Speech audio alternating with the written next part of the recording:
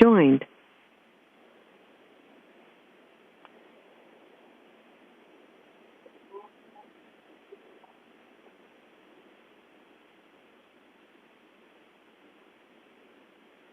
Joined.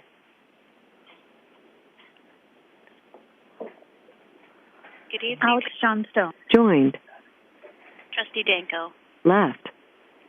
Maria Felix Miller. Joined.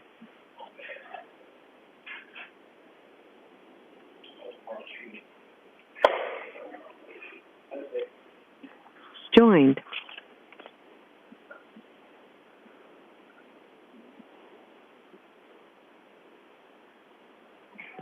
I wish I'd use my earphones. Then I don't have to quite hold it like this. I have my earbuds downstairs.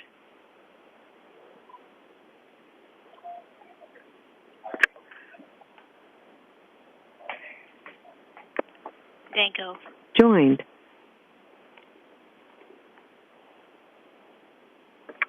Good evening to those who have joined in. I know that I just got disconnected. Joined. So if that happens this evening, please just call back Joined. and join us as soon as you're able.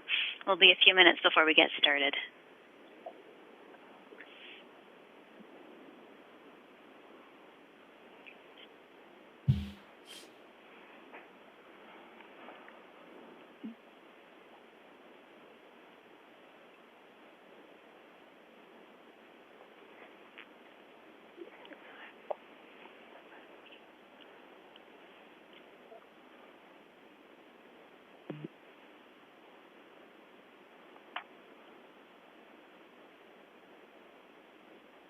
Okay, good evening, everyone. We are live streaming from the Education Center, but the majority of us are on our teleconference, so I'm going to call the meeting to order and start with our land acknowledgement.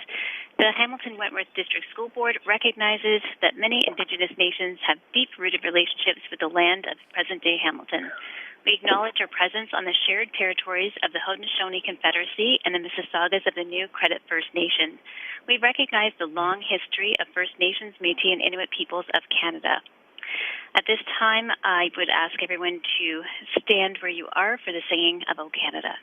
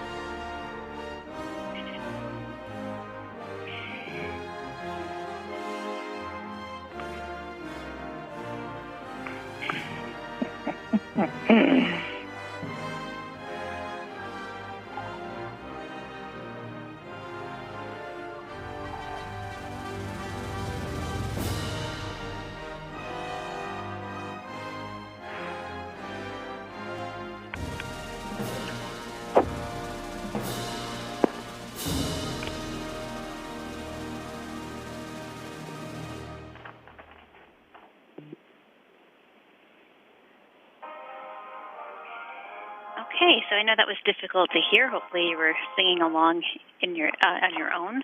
I'll just remind everyone to make sure that you are on mute. At this time, I'm going to start with the meeting roll call and statement of norms. So in our room at the Education Center, we have Trustee Officer Miller and Director Figueredo so that we can live stream, but due to the stay-at-home order, trustees are all on the teleconference. Going through the roll call for trustees, Trustee Archer, are you present? Present. Thank you. Trustee Buck? Present. Thank you. Trustee Dees? Present. Thank you. Trustee Galindo? I'm present. Thank you. Trustee Johnstone? Present. Thank you. Trustee Miller? Present, thank you. Thank you. Trustee Mulholland? Present. Thank you. Trustee Pakin-Miller? Yes, I'm here. Thank you. And Trustee Tutt may be a few minutes late, but I will check in. Trustee Tutt, have you been able to join us yet? Okay, we'll wait for Trustee Tutt to come in. Student Trustee Hessler? Present. Oh, goodness, sorry, thank you. You're present, and I missed Trustee Bingham on my list. Trustee Bingham, present? I have electronic. Thank you. Sorry about that. We have regrets. Student Trustee Zakar?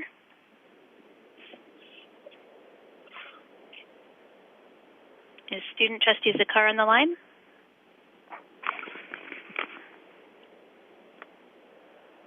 Okay, not hearing that, and I do have regrets from Sagawanagal-Rolet-Segi, our other student trustee.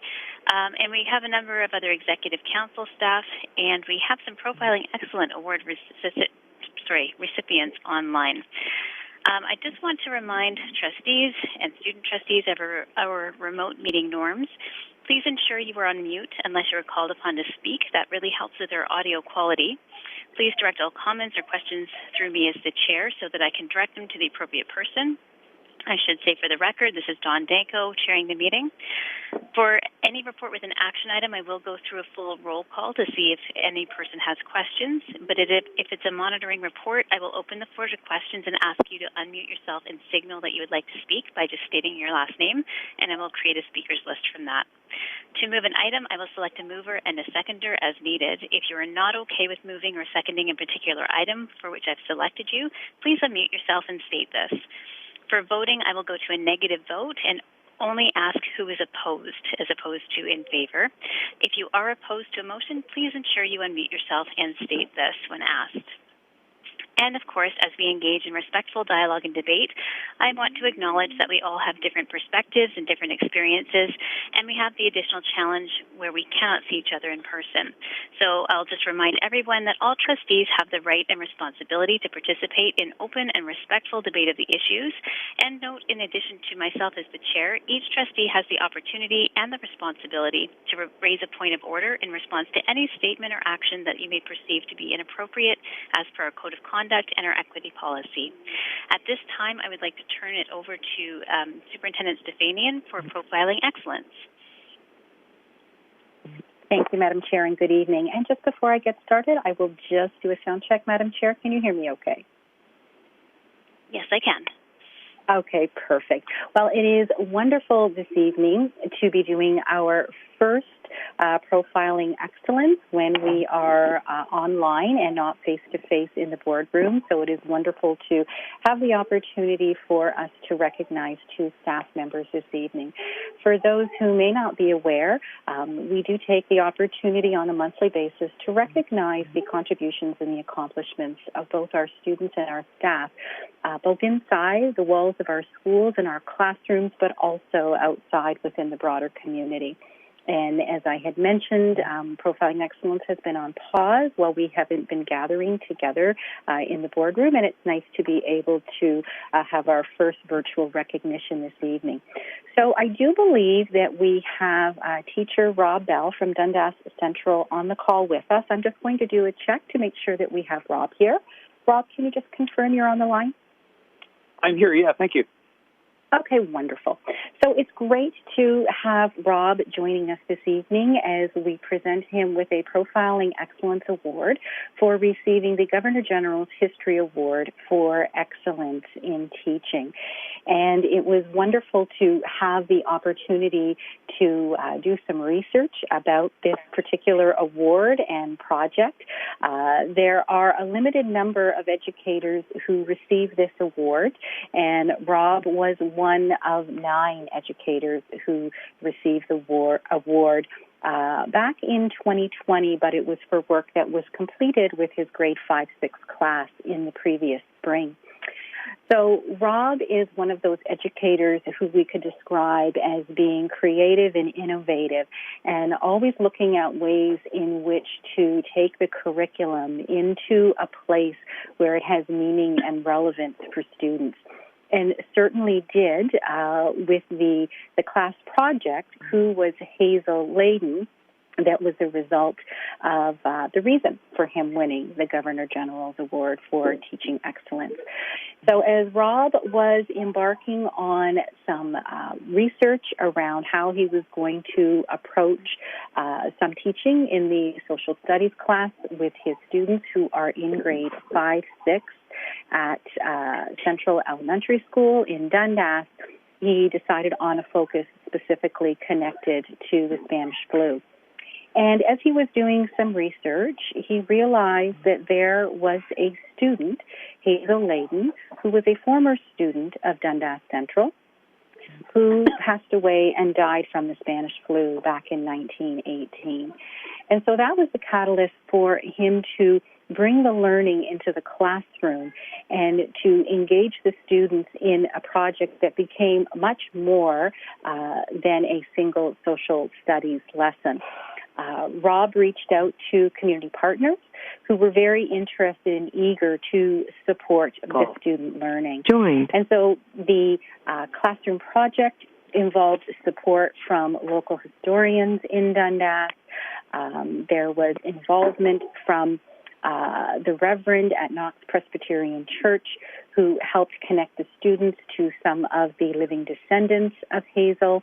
McMaster University, together with their Children and Youth University initiative, became active partners, as well as the Dundas Museum and Archives. And together, the students were able to learn about Hazel, learn about her experience, learn about Spanish flu. And if you were to Google Who Was Hazel Layden, what you will see online is a culmination of the amazing work of the students.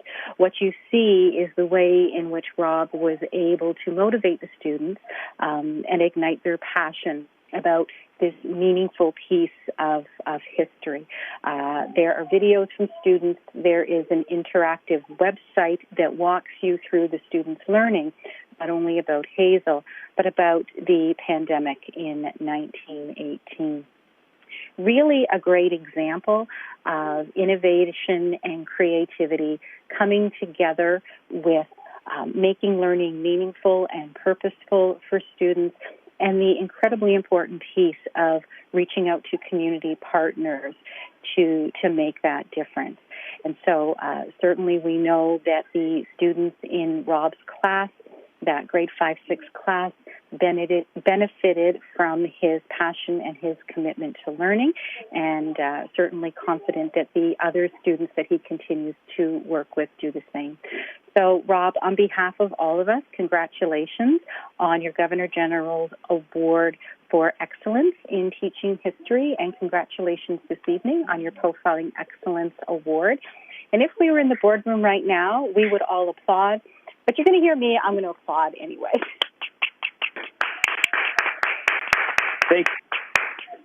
Thank you very much. Much appreciated. Thank you. Up next this evening, we have another amazing HWDSB educator to meet. So I'm going to check to see if we have Linda Cowan on the line this evening. Yes, I'm here. Okay, wonderful. Good evening, Linda, and I'm glad that you can join us. So we are recognizing Linda this evening for an incredible milestone. Recently retired from, I'm going to say, Eastdale School, although I know Linda has had a long career in education. Linda has retired after completing 7 decades of teaching within Ontario, but also within the Hamilton-Wentworth District School Board. Absolutely a huge accomplishment, and we are recognizing her this evening with a Profiling Excellence Award for an outstanding career in education as a teacher. Linda began her career in teaching just outside of London in 1967. When she moved to Hamilton, she taught in a number of our elementary schools, including Richard Beasley, Holbrook, King George, Dr. Davy, and Fairfield schools. After her first retirement, She then spent some time continuing as an occasional teacher. And as someone who is described as colleagues as being an educator who is enthusiastic, caring, passionate about the students in her classroom, always going above and beyond and being a colleague who can be relied upon, it's not surprising that after her first retirement, Linda decided that she wanted to return and continue to contribute through the role of an occasional teacher.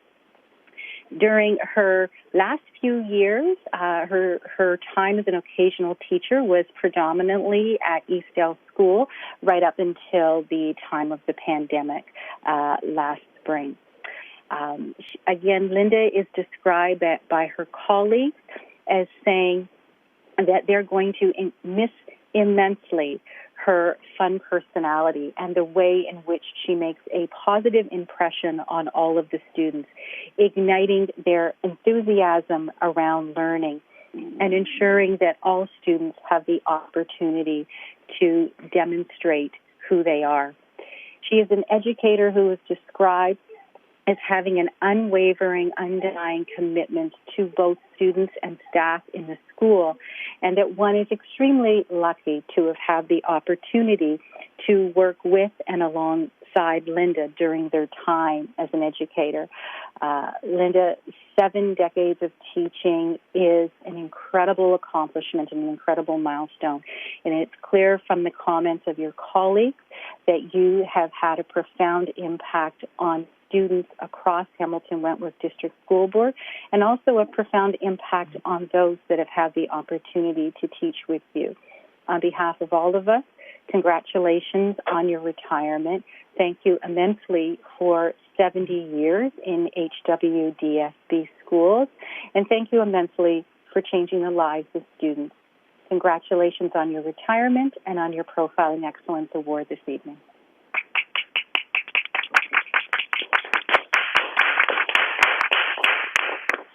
Thank you very Madam much. Chair, The that honor concludes to Profiling receive Excellence. the award.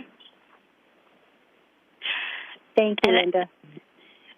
Thank you, both Linda and Rob. While we would absolutely prefer to be able to celebrate your dedication, your passion for education, and your achievements and awards in person, thank you so much for your outstanding work and for joining us tonight. We are thrilled to be able to celebrate you even if it is virtually. Okay, at this time I am going to move along to the next item in our agenda. Item 5 is approval of the agenda. So I will ask Trustee Archer. Nicola Giannetti. Left. Seconder, Robert Trustee Bingham. Left. Are there any amendments or questions for the Left. agenda? I'll just repeat that. Any amendments or questions for the agenda? Hearing none, is anyone opposed to approval of the agenda? And I will note, thank you that Trustee Paul Tutt is with us now. I'll just double check. Student Trustee Zakar, are you here with us tonight? Okay, we may have Student Trustee Zakar joining us a little bit later, so no one is opposed. The agenda is approved. Again, noting Paul Tutt is here, and we only have Student Trustee Hessler with us tonight so far. Item 6, declarations of conflict of interest. Has anyone, or does anyone need to declare a conflict of interest? I have not received any in writing. Hearing none. Item 7 is confirmation of the minutes from January 11th, 2021. I'll give trustees a moment to get to that section of your package. And can you please unmute yourself if there are any corrections?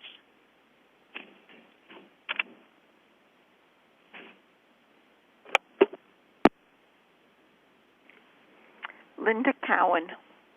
Left. Okay, not hearing any corrections to the minutes for January 11th. We'll move along then to reports from Trustee Special Committees, starting with our Policy Committee report. Trustee Miller, would you like to bring forward the report? Yes, thank you. And the report for the Policy Committee, which took place on January 6th, record-breaking in terms of its short length. The committee reviewed only one policy recommendation with regards to property disposition.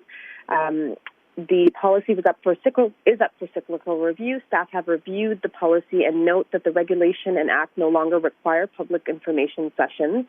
However, staff are recommending that the HWDSB continue to host these public consultation sessions as we have done in the past.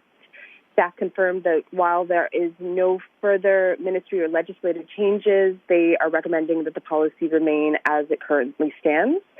And on the motion of Trustee Buck, the policy committee recommends that the property disposition policy be approved as it was presented. And with that, I'd like to bring forward the report. Thank you. Thank you, Trustee Miller. I'll have Trustee Galindo second that as a committee member. At this time, I'll go to questions. This is an action item, so I will go through the roll call starting with the beginning of the alphabet this time. Trustee Archer, do you have any questions? Nothing at this time, thank you. Thank you. Trustee Bingham? No questions, thank you. Thank you. Trustee Buck? No questions, thank you. Thank you. Trustee Dees? No questions, just glad to see that we'll be keeping public consultation on it. Thank you. Trustee Galindo? I don't have any questions. Thank you. Thank you. Trustee Johnstone? No questions, thank you. Thank you. Trustee Mulholland? No questions. Thank you. Trustee Paikin-Miller? No questions, thank you. Thank you. Trustee Tutt? No questions, thank you. Thank you. And Student Trustee Hessler? No questions. Thank you. Thank you. And I'll just echo the comments that we heard. I also appreciate that we are maintaining our public sessions, even though they are no longer required. I think that is so helpful for the community to stay informed and be aware of changes that are happening with our properties. So at this time, is anyone opposed to the approval of the report?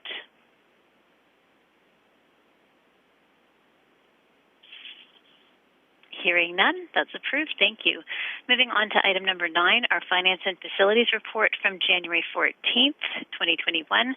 Trustee Johnstone, can you bring forward that report? And I'll just help everyone to note that it is on page 9-1 of your package. Thank you, Chair Danko. With that, I look forward to bringing forward the report from January 14th. Trustees will note the first action item is item A, key parameters and assumptions to guide the 2021-2022 budget development. Each year, key parameters and assumptions are identified and are the basis to begin the development of next year's budget, which needs to be approved by June 2021. Key steps and timelines were presented, as was the preliminary budget assumptions related to enrollment projections, revenue, and expenditures. And so that was on the recommendation of Trustee Danko, that the key parameters and assumptions to guide the 2021-2022 budget development be approved. And I'll just note for trustees that were not able to attend, there was a discussion around whether or not to hold consultations. As last year we did not, due to, in large part due to COVID, but because of the unique situation that we are in, it was felt that it was important, extremely important that we go back out to the public to get input on our budget. So just to provide a bit of the context there, item B, which is also an action item, that the 2021-2022 board budget priorities for the budget consultation process. So at the December 14th, 2020 Finance and Facilities Committee meeting, members reviewed the budget development process and agreed to continue the consultation process on the board budget priorities. Staff presented the report and reviewed the suggested priorities. The public consultation will commence January 27th, 2021, and will close February 24th, 2021. On the motion of Trustee Danko, Finance and Facilities recommends that the 2021-22 board priorities for consultation proposed be approved. So they are in alphabetical order: improving student achievement, mental health and well-being, student revitalization, special education, and 21st century learning. Trustees may note, if you weren't able to attend the finance and facilities discussion, that the items are slightly named slightly different than what they were in the past. However, that is more a renaming of some of the items. If you go into the actual report, Joined. from earlier this month, you'll note that all of the definitions do remain the same. So trustees would have that Trustee to look at as just going to interrupt. Sorry, can everyone make sure that they're on mute? There's just some background noise that's making it difficult to hear. Okay, thank you. Go ahead. Continue. Thank you, Chair Danko. Finally, I'll move on to the monitoring items. So item C, interim financial report, November 30th, 2020. The interim financial status report as presented is based on information available and assumptions as of the November 30th, 2020. Budgets to actual trends are reviewed in order to forecast the board's August 31st, 2021 year-end position from a financial, staffing, and enrollment perspective. As the report shows, enrollment is down and staffing has increased. Operating grants have increased as a result of some of the PPEs, and there has also been corresponding increase in expenditures. GSN revenue has increased due to a one-time COVID-19 stabilization funding. As a result, staff is projecting an in-year deficit of $5.9 million at the end of the year. As with all of the forecasts, as new information is received or as assumptions change, the resulting interim financial reports will be updated accordingly. And that completes my report. Thank you. Thank you, Trustee Johnstone. So that's a motion to approve the report by Trustee Johnstone, seconded by Trustee Tutt. I'll go to roll call in reverse alphabetical order for questions, starting with Trustee Tutt. Any questions or comments? No questions, thank you. Thank you. Trustee Pekin-Miller? No comments, thank you. Thank you. Trustee Mulholland? No questions. Thank you. Trustee Miller? Hi, thank you. Just one question regarding the first action item. So through the discussion of the 2021-2022 budget priorities, I'm wondering if I could get some clarification. I see that the second area of focus would be mental health and well-being, and I'm wondering if that area would be where we would be able to allocate resources or funds for the recommendations coming out of both the Safe Schools panel that we'll be listening to later tonight, but also potentially the community supports that we will be identifying through the work with the working group to replace the police liaison program. Thank you, Trustee Miller. I'll start with the director. So thank you through the chair to Trustee Felix Miller. That is correct. Whatever feedback you receive regarding that priority of mental health and well-being, and where you will find in our annual operating plan under positive culture and well-being is where we find our Safe Schools strategy and the report coming this evening. So you are correct with that assumption. Through the chair. Thank you. Any follow-up, Trustee Miller? No, thank you. I appreciate the clarification. Thank you. Trustee Galindo, any questions, comments? I don't have any questions, but I do want to echo the amazing work by staff so far this year. I'm thankful for all the work. That's all. Thank you. Thank you. Trustee Dees? No questions. Thank you. Thank you. Trustee Buck? No questions. Thank you. Trustee Bingham? No questions. Thank you. Thank you. Trustee Archer? Nothing at this time. Thank you. Thank you. Student Trustee Hessler? No questions. Thank you. Okay, so at this time we have the report on the floor. Is anyone opposed to approving the report for finance and facilities? Hearing none, we will move along to reports from legislated committees. Item 10 is our Parent Involvement Committee report from January the 12th. And I'll let everyone just move along in their agenda or their package to 10-1. Left. Trustee Buck, would you mind bringing forward this report? Not at all. Okay, so the Parent Involvement Committee met on January 12th, 2021, our first meeting of the year. Our first session was with Superintendent Bill Torrens as he talked about teacher-led remote learning. He provided a PowerPoint presentation on teacher-led remote learning at HWDSB. He provided an update on both the elementary and secondary programs and ministry expectations. We next had Sean McKillop, Manager of Communications and Community Engagement, provide an overview of the communication protocols that were established by HWDSB this fall. Parents in the committee had the opportunity to provide feedback.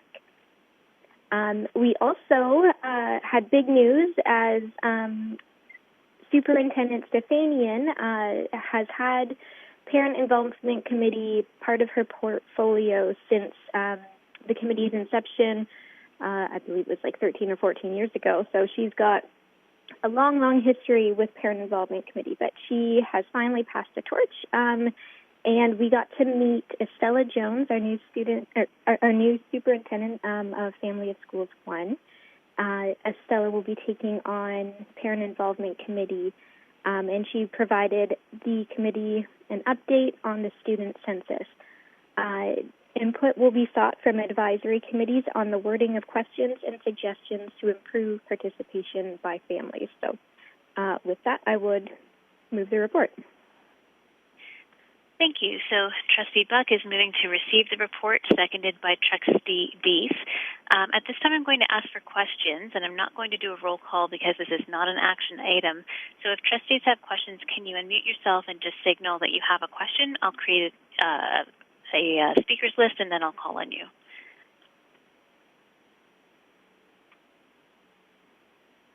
Okay, hearing none, then is anyone opposed to receiving the Parent Involvement Committee report?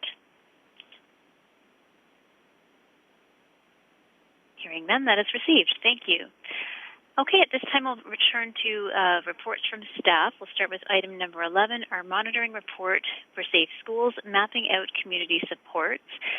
Trustees will see that report on 11-1, and I believe there's also a PowerPoint presentation that was sent to trustees this evening that you may wish to open if you're able to help guide us through this. So I'll turn this over to the director. Left. Thank you. Through the chair, just confirming you can hear me? Yes, we can. Okay, thank you.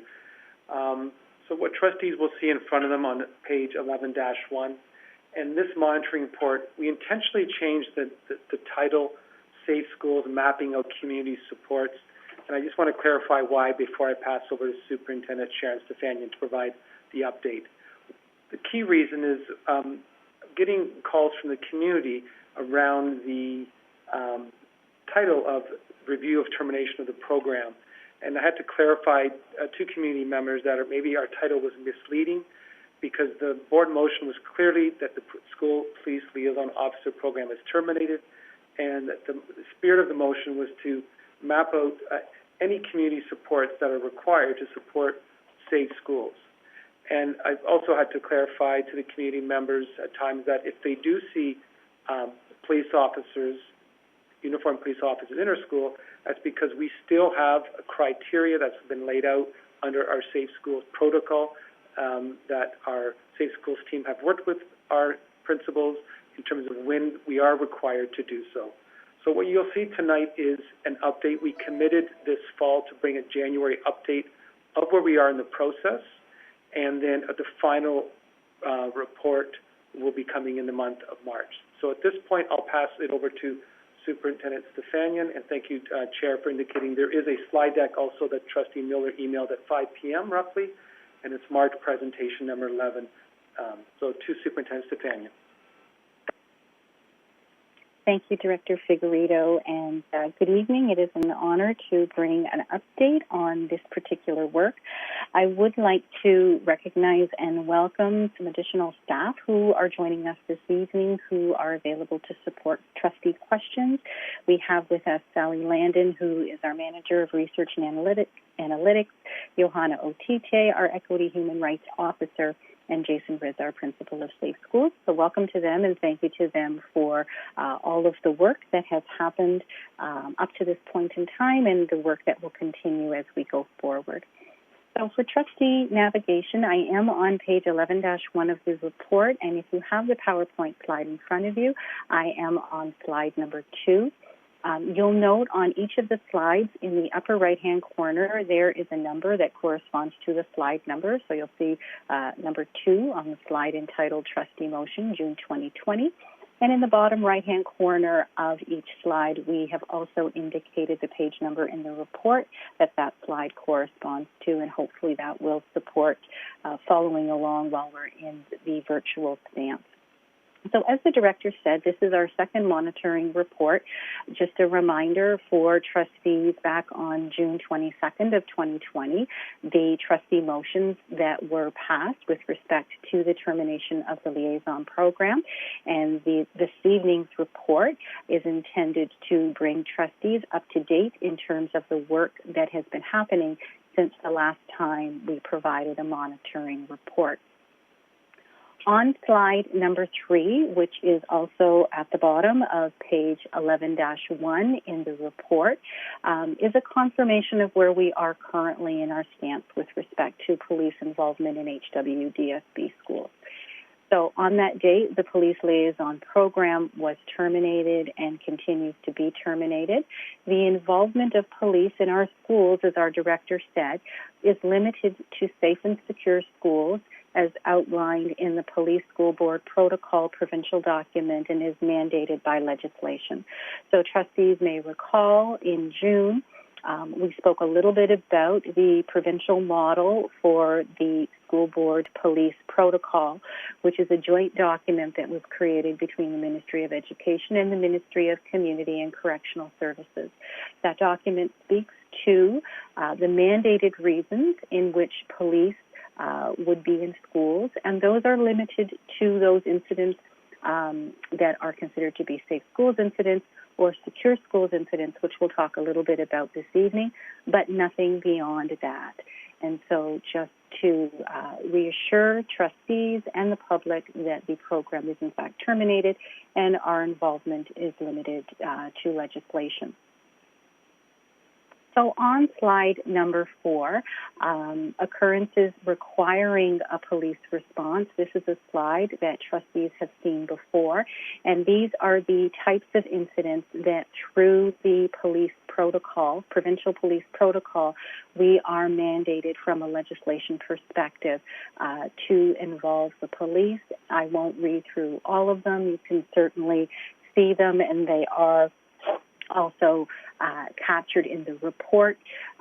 These would be, as an example, criminal harassment, sexual assault, physical assault causing bodily harm requiring treatment by a medical practitioner, hate or bias-motivated occurrences, extortion, non-consensual sharing of intimate images as some examples. And again, these are mandatory.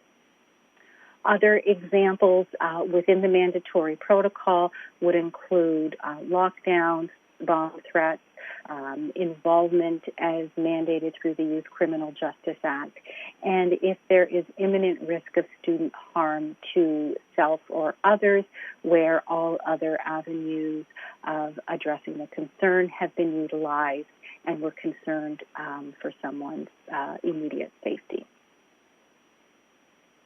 So moving on to slide number 6, and this is page 11-2 in the report. What we've done is in the report we have provided trustees with an overview of all of the activities that staff has undertaken since June of 2020.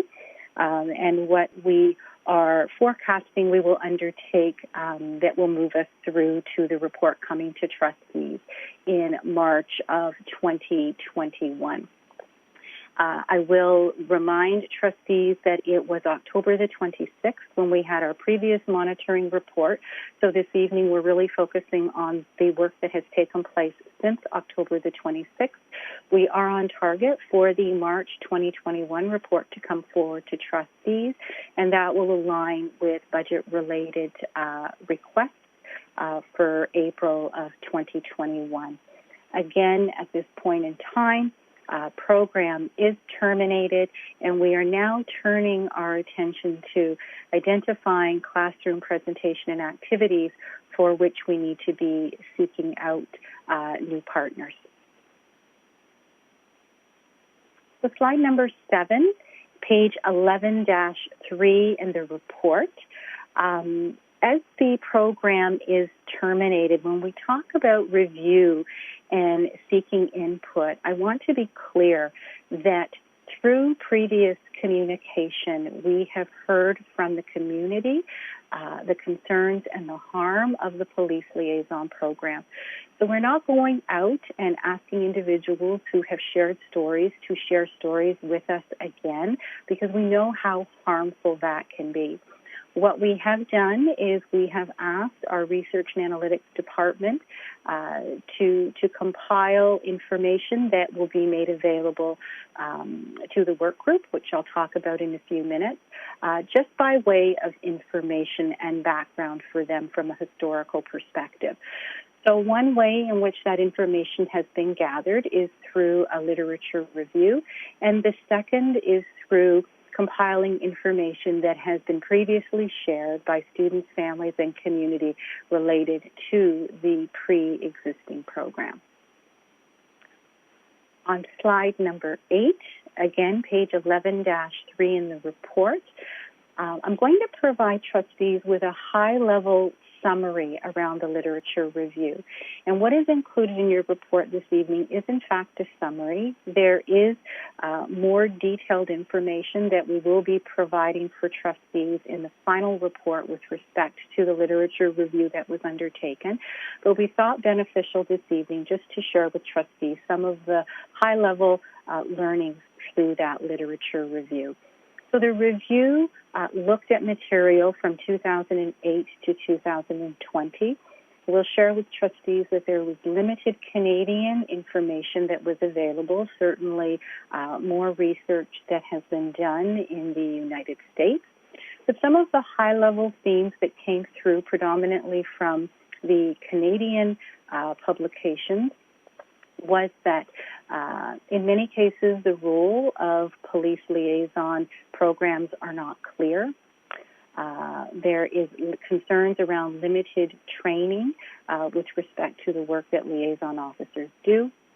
Programs are often not monitored and don't have clear outcomes associated with them. Student perceptions were mixed, with Black, Indigenous, racialized, and students with special education needs feeling targeted, and that the recommendation that police involvement should be limited to serious criminal behaviors, crises, and emergency planning in schools only. Moving on to slide number 9, and this is on page 11-3 and 11-4 in your report. As I had mentioned, research and analytics did a review of previous information that had been received with respect to the police liaison program. And you can see high level, again, as a summary. The concerns that were highlighted included harassment, over-monitoring, sense of fear, fear of violence, sense of threat, fear of violence, anxiety, and discomfort by Indigenous, Black, and racialized students, concern around racial profiling, verbal abuse, and physical harm, and seen as an entry to the justice system and a lack of monitoring and training. In the correspondence that came into HWDSB, there were some high-level themes around actions. Actions included eliminating the program and protecting students, and I have June 2020 on the slide because that was the decision to terminate the program. Again, some high-level actions spoke to the importance of student voice and engagement. And what I've provided trustees with in the PowerPoint is we have taken those actions and we have reviewed our equity action plan, which, as we've spoken about in the past, is a living document that we do update. So we have gone back to the plan to look for where the actions that we heard from the community were essential, were included in the plan, and if they weren't included in the plan, ensuring that we were making them, either including them or making them more explicit if they weren't clear. So student voice and engagement, curriculum, content, and material, again, part of our equity action plan, staff training, part of the equity action plan, student learning, part of the equity action plan, and hiring more diverse staff, which is part of our equity action plan, and the employment equity action plan. Again, I'm sharing that very quickly. When trustees receive the final report in March, there will be more information there. Again, we are sharing it from the perspective of providing that historical context. But again, the program is terminated. So moving on to slide number 10, and this is page 11-4 in your report. So these are other actions, other work that staff has undertaken since the time that we were together in March. So in November, we launched our Safe Schools Learning Hub that was released to principals and vice principals. It is an online learning space that is intended to be a one-stop shop for everything connected to safe, secure, and inclusive schools. It is a place where principals can go to do some targeted learning, but also to find resources. It's not a place that is static, but a place that is continually changing with new resources being added.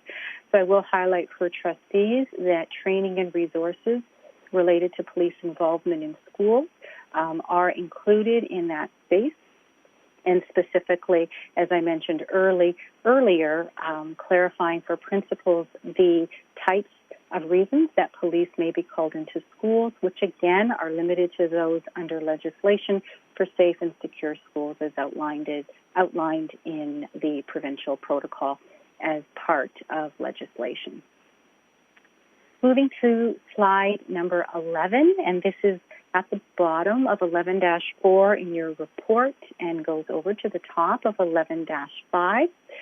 We also recognize that one of the areas in which police continue to be involved in schools is with respect to secure schools processes. Secure school processes are the processes that are connected specifically to lockdowns, hold and secures, shelter in place, and bomb threats. We recently, in November, updated the process connected to secure schools to ensure that we were making students and families aware of when uniformed police officers would be in school. This was a practice that many schools had in the past, but we felt that there was a need for a consistent approach across all of our elementary schools and our secondary schools. So the involvement of police in secure schools drills does continue.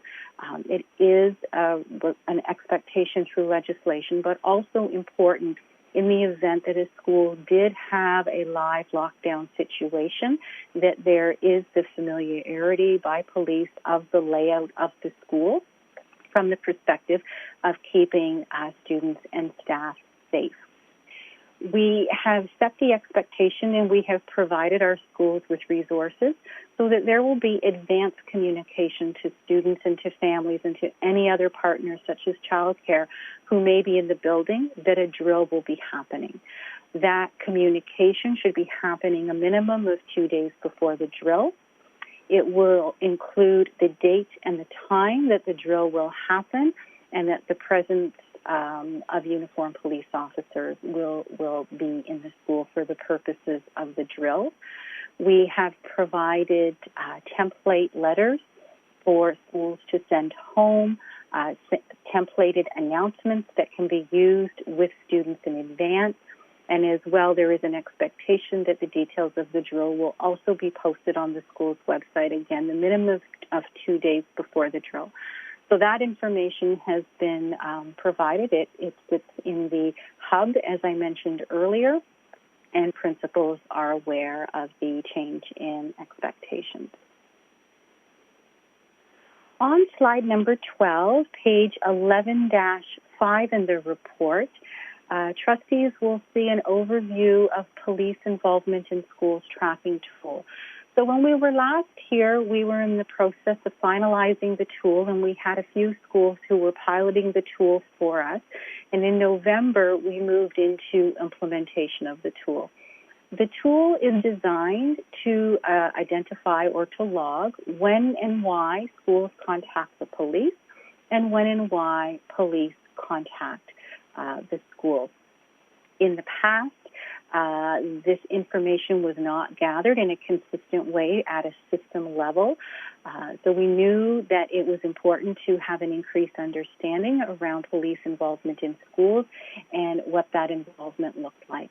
So what you're seeing on page 11-5 and also on slide number 12 is an overview of school requests to the police, of police requests to the school, and to community requests of the police.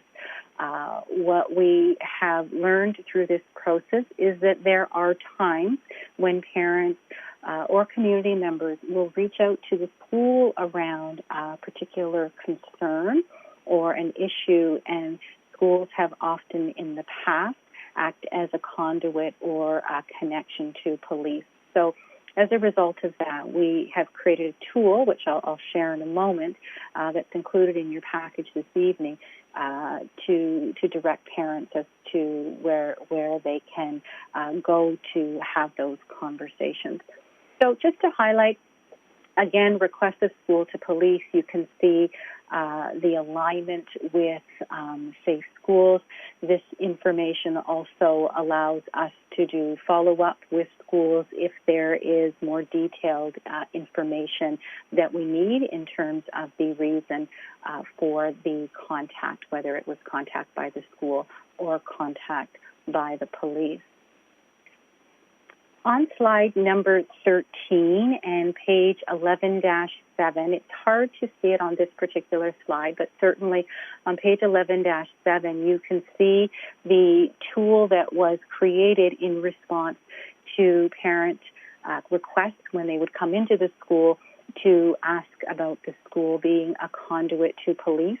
We felt, again, it was important to have consistent messaging for our administrators. So the front side of this document, it looks like a postcard. The front side of the document speaks to police involvement in schools and when police do come into schools, the reasons for it, as we've talked about earlier, by legislation, safe schools and secure schools.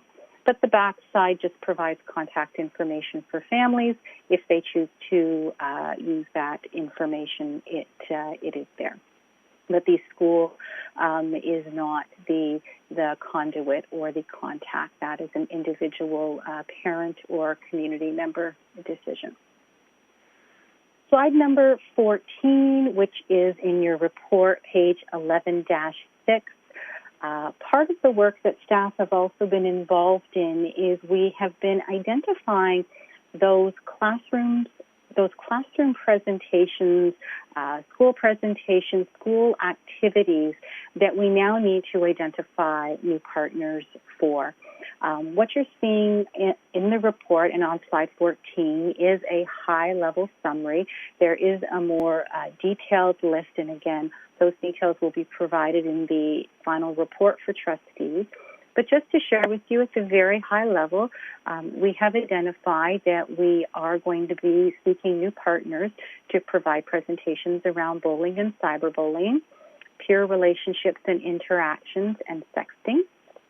We also know that we have heard from the schools that some of the resources where we'll be looking for new partners include restorative practices and support, direct assistance with student behavior, long-term implications, and direct principal support or legal advice. And as I said, those are the top three in the areas of presentations and resources, and the more fulsome list will be provided in the final report. So as we have been through a process of identifying the presentations and activities that require new partners, we now need to turn our attention to working with community on the identification of those new partners. So slide number 15, which is page 11-6 in the report, speaks to the working group that we have established. The working group consists of members from our HWDSB Human Rights and Equity Advisory Committee, as well as from our HWDSB First Nation, Métis, and Inuit Advisory Committee, and includes a combination of community members, parents, and students from those two advisory committees, and their work will be supported by staff, including our Staff Safe Schools Ad Hoc Committee. And as I said, those individuals form the working group. So the working group is going to be that core group who are coming together to review the information that has been gathered. So again, from a historical perspective, understanding previous program, the information that I shared earlier. They're going to validate program and support gaps based on the information gathered to date. So I had just shared with trustees that there were a number of presentations that we're seeking new partners for, a number of resources that we're seeking new partners for, and this group will be validating those based upon information that's been gathered to date. Key part of the work of the working group is going to be to develop and implement the plan to consult with community on two key pieces. So as we are reaching out to identify new partners, we want to ensure that we've given attention to two things. The first is, how are we providing programming or support in a way that is safe, supportive, and inclusive to all students, especially those who are Indigenous, Black, racialized, students receiving special education support, and students who identify as Two-Spirit and LGBTQIA+. We want to ensure that as we are reaching out and we are working with new partners and new organizations on providing these supports within our school, that we're doing it in a way that is supportive, particularly to those who have been historically harmed or underserved by education. And the second is the criteria that we need to consider when we're selecting the partners or the groups or the organizations who are going to be doing this work. So extremely important part of the process. So the working group, the collection of individuals who I identify from Human Rights and Equity Advisory and our First Nation, Métis, Inuit Advisory are going to be the individuals who are determining what that process will look like and what outreach will look like to other community groups by way of informing those two key questions. Now, as we're reaching out to inform around those two key questions, there's a couple of different ways in which we're doing that. So on slide 16, which is page 11-6, first we have what we would call as our more targeted consultation with specific groups. And these groups would be meeting individually, independent from other groups. So the first, of course, we know in doing this work, we need to be centering the voice of our students, and we need to hear from our students as we are looking for new partners to do this work. What must we be considering to ensure that ultimately the support or the program is delivered in a way that is safe and that is inclusive? So we do have some existing student voice structures already. We have CC Rose, which has representation from our Indigenous student population, and we have Student Senate. We also have structures within our secondary schools. We have our Black Youth Mentor program at Bernie Custis. So again, being very targeted and purposeful in outreach to gather student voice and to put student voice centered within the work. We've also reached out to a number of community partner organizations that we have identified based on their expertise in supporting Indigenous, Black, racialized students receiving special education supports and students who identify as Two-Spirit and LGBTQIA+. We have had a fantastic response, huge appreciation to the organizations who have responded to the invitation to come around a table to support this important work and to provide their perspective based upon the work that they have been doing already within the community. Then we'll also be working with our board advisory committees, and I won't go through the list as trustees are very familiar with them, as well as our legislative committees, CEAC and the Parent Involvement Committee. So those will be the targeted consultations around the key questions that I had shared earlier. And then we'll be looking at broader community input, certainly from both staff, from the perspective of students, parents, certainly staff as well, around those key questions through the thought exchange. On slide 17, which is page 11-6, again, just highlighting the consultation the focus of the consultation. How do we ensure that as we are selecting new partners for this important work, provide the programming in a way that is safe and supportive and inclusive? And also, what type of criteria should we be looking at in terms of making decisions around the partners and the groups and the organizations who will be supporting the activities that are happening in our schools? That moves us to slide number 18, which is back on page 11-2 in the report. It is the timeline chart, and I will share with trustees that our next steps include reviewing alignment of the recommendations that trustees are seeing this evening within the context of this work. So we are ensuring alignment and connection. Continuing into the month of February, conducting the consultation on how to address the gaps and select new partners. As I had mentioned earlier, the attention to targeted consultation as well as more global consultation through the thought exchange. In March, the final report will come forward to trustees, and in April, any budget-related requests connected to the implementation will also come forward. I will share there is a note in the chart in the report that there is the Police Liaison Program has not received any funding from HWDSB. There are no funds that have gone from HWDSB to Hamilton Police Services for the Police Liaison Program.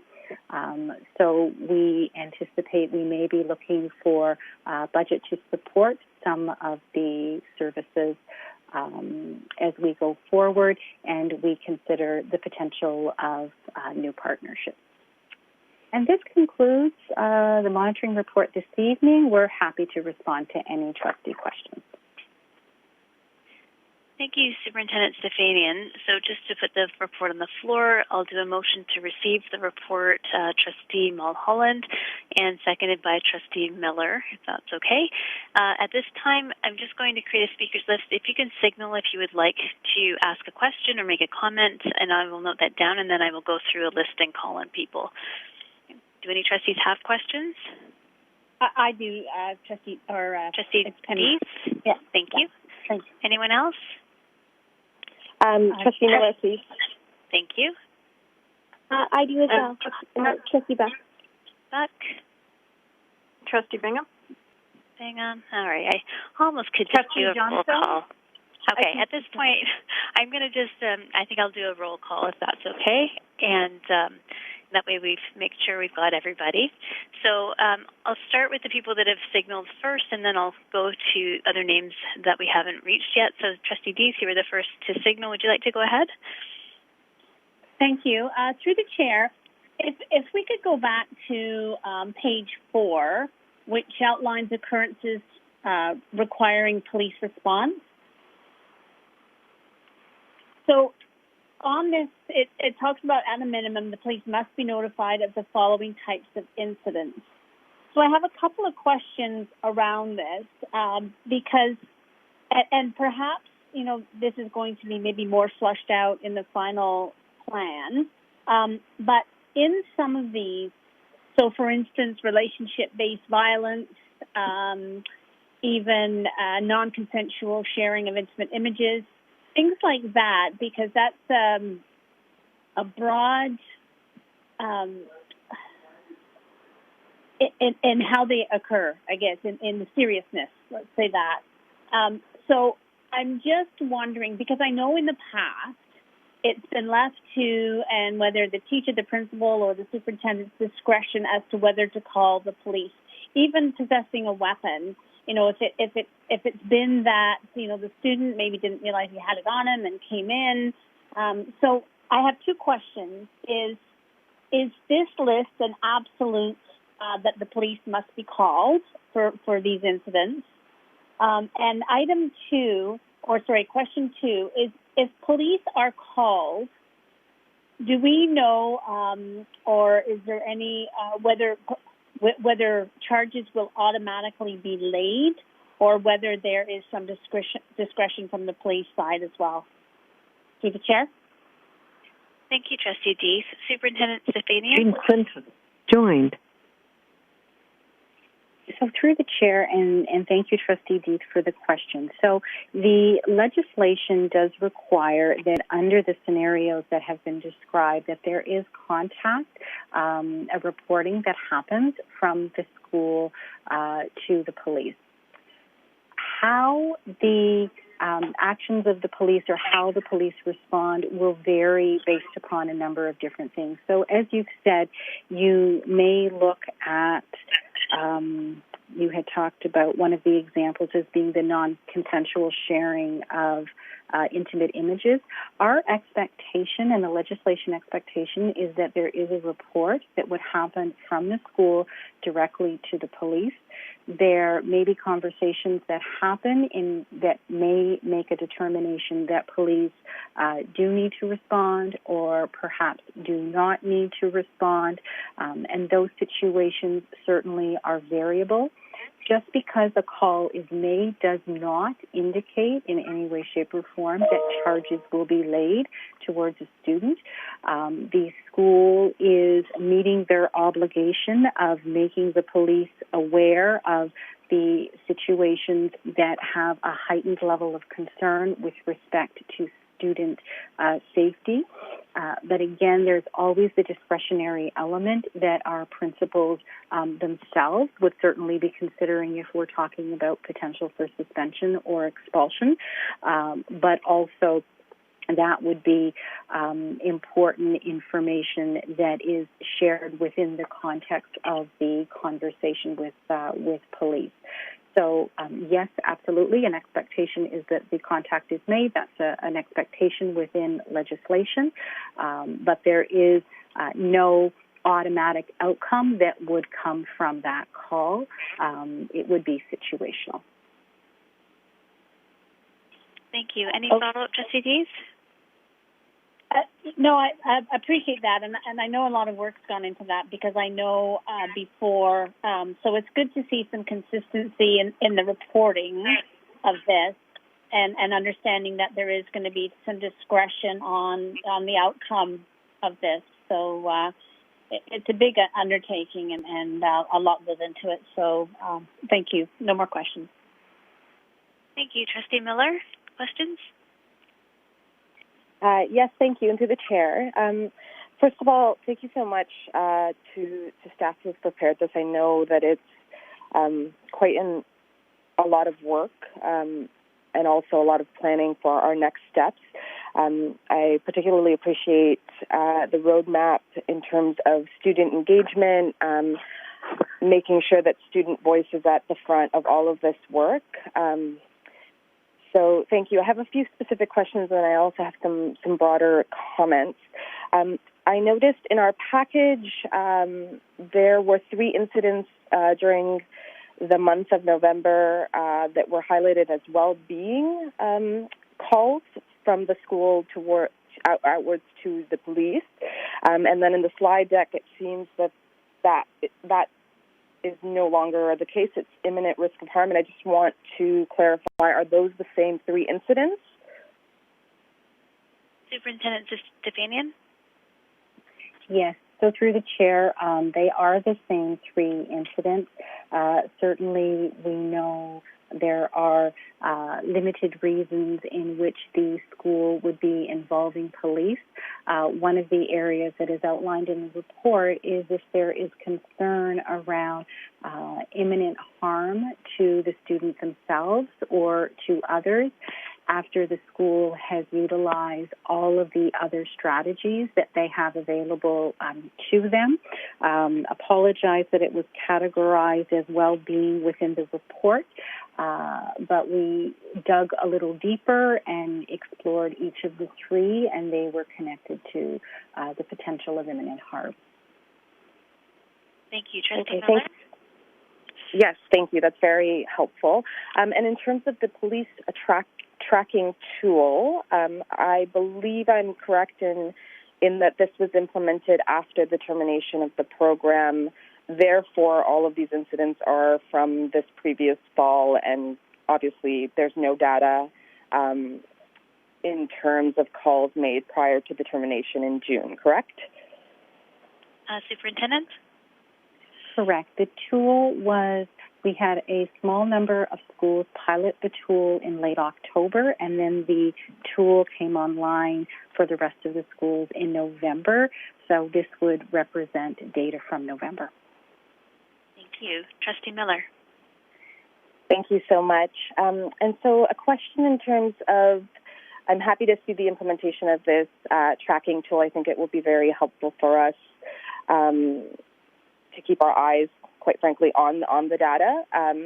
Will we be monitoring in any regular way where calls are being made, how many calls are made at a school-specific site, who's making the phone calls from schools to police, and how many police to school requests we are receiving? Superintendent? Yes, so thank you for the question. Great question. There is extensive data that goes with the summary that you were seeing presented in the report. So we are looking at the data classified by school. We track who made the call to police. We track whether it's part of a mandatory call, a discretionary call. If it's a call that is categorized as other, we look for a detailed description on the reason and the rationale for the call. We will, as we go forward, include this information as part of the Safe Schools data that we provide trustees with annually through the Positive Culture and Wellbeing report that goes to program actually next week in February. So this will be included on an annual basis. As Executive Council, we've also been having conversations around the key Safe Schools data sets that we want to be making available to Executive Council on a regular basis, again, for the purpose of monitoring our work connected to Safe Schools. Thank you. Trustee Miller. Thank you. And just a follow-up specifically to that, I know that as part of this school tracker, there also has been training specifically to our school administrators, to our principals around, where exactly a call is appropriate, when a situation is an emergency. But will bias training and anti-racism, anti-oppression training be included in that aspect as well? That training as well? Thank you. Superintendent? Yes, and again, thank you to the trustee for the question. Yes, absolutely. We recognize the importance of anti-racism, anti-oppression, and anti-colonialism training through the process. The team that we have that is doing the work is ensuring that multiple lenses are applied to the learning. In the report that is coming forward to program on Tuesday of next week, if I have my date correct, I think it's Tuesday of next week, we actually delineate some of the training that our administrators have been involved in this year, specifically with attention to anti-racism and anti-oppression learning and the role of racism and bias. So absolutely important that that is integrated and part of the work of Safe Schools. Thank you. Any follow-up, Trustee Miller? Yes, thank you, and thank you to the Superintendent for all of those details. I just want to highlight one comment. So I know that this work is very difficult, and the amount of steps and the amount of consultation that is needed makes it, extra complicated. I will just share as a more broad statement that I'm a bit concerned with the fact that we don't have any, or actually, I do appreciate that it was captured at the beginning of the report that, that the community have reached out, that folks had shared stories of intimidation, stories of feeling threatened, stories of anxiety around police presence in schools, what that has meant to our Black, our Indigenous, our LGBTQ plus communities, our marginalized communities, and our communities from different socioeconomic backgrounds. But I'm at a bit of a loss with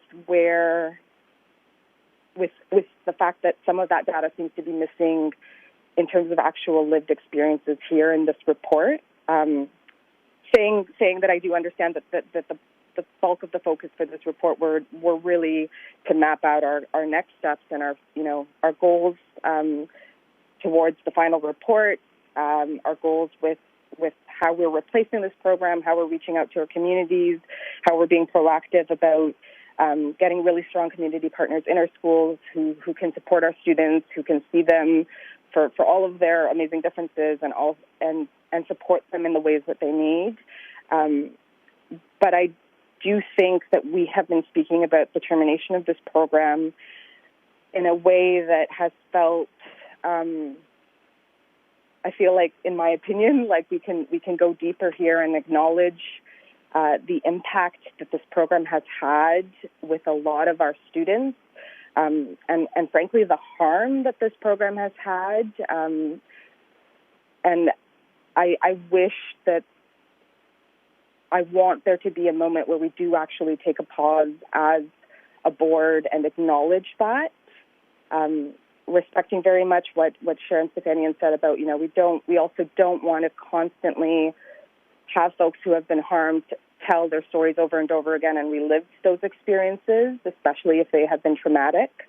But I do feel that it would be beneficial for healing in our communities, but also for growth at this table, for us to take a moment and really acknowledge that this program existed and that this program was not positive for a lot of our students, and I hope that sentiment can be carried through the work, but also the discussions at this table. So I'll leave it there because I know there's a lot of folks want to speak, but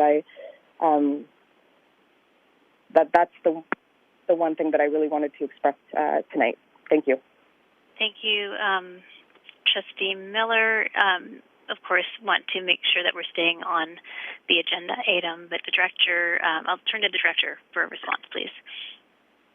So through the Chair, thank you to Trustee Miller. Let me begin as the Director who has full responsibility of the program to first say acknowledge that the program that's been here over 30 years clearly we heard from equity-seeking groups, our Indigenous community, our Two-Spirit LGBTQIS+, that the program itself, whether intentional or not, was causing harm. And I think the literature reviewed that Sharon Stefanian provided sort of mimics what the lived experience has been for our students. Our job as staff was to acknowledge that, understand, and I think the trustees made a clear decision to acknowledge it by terminating the program.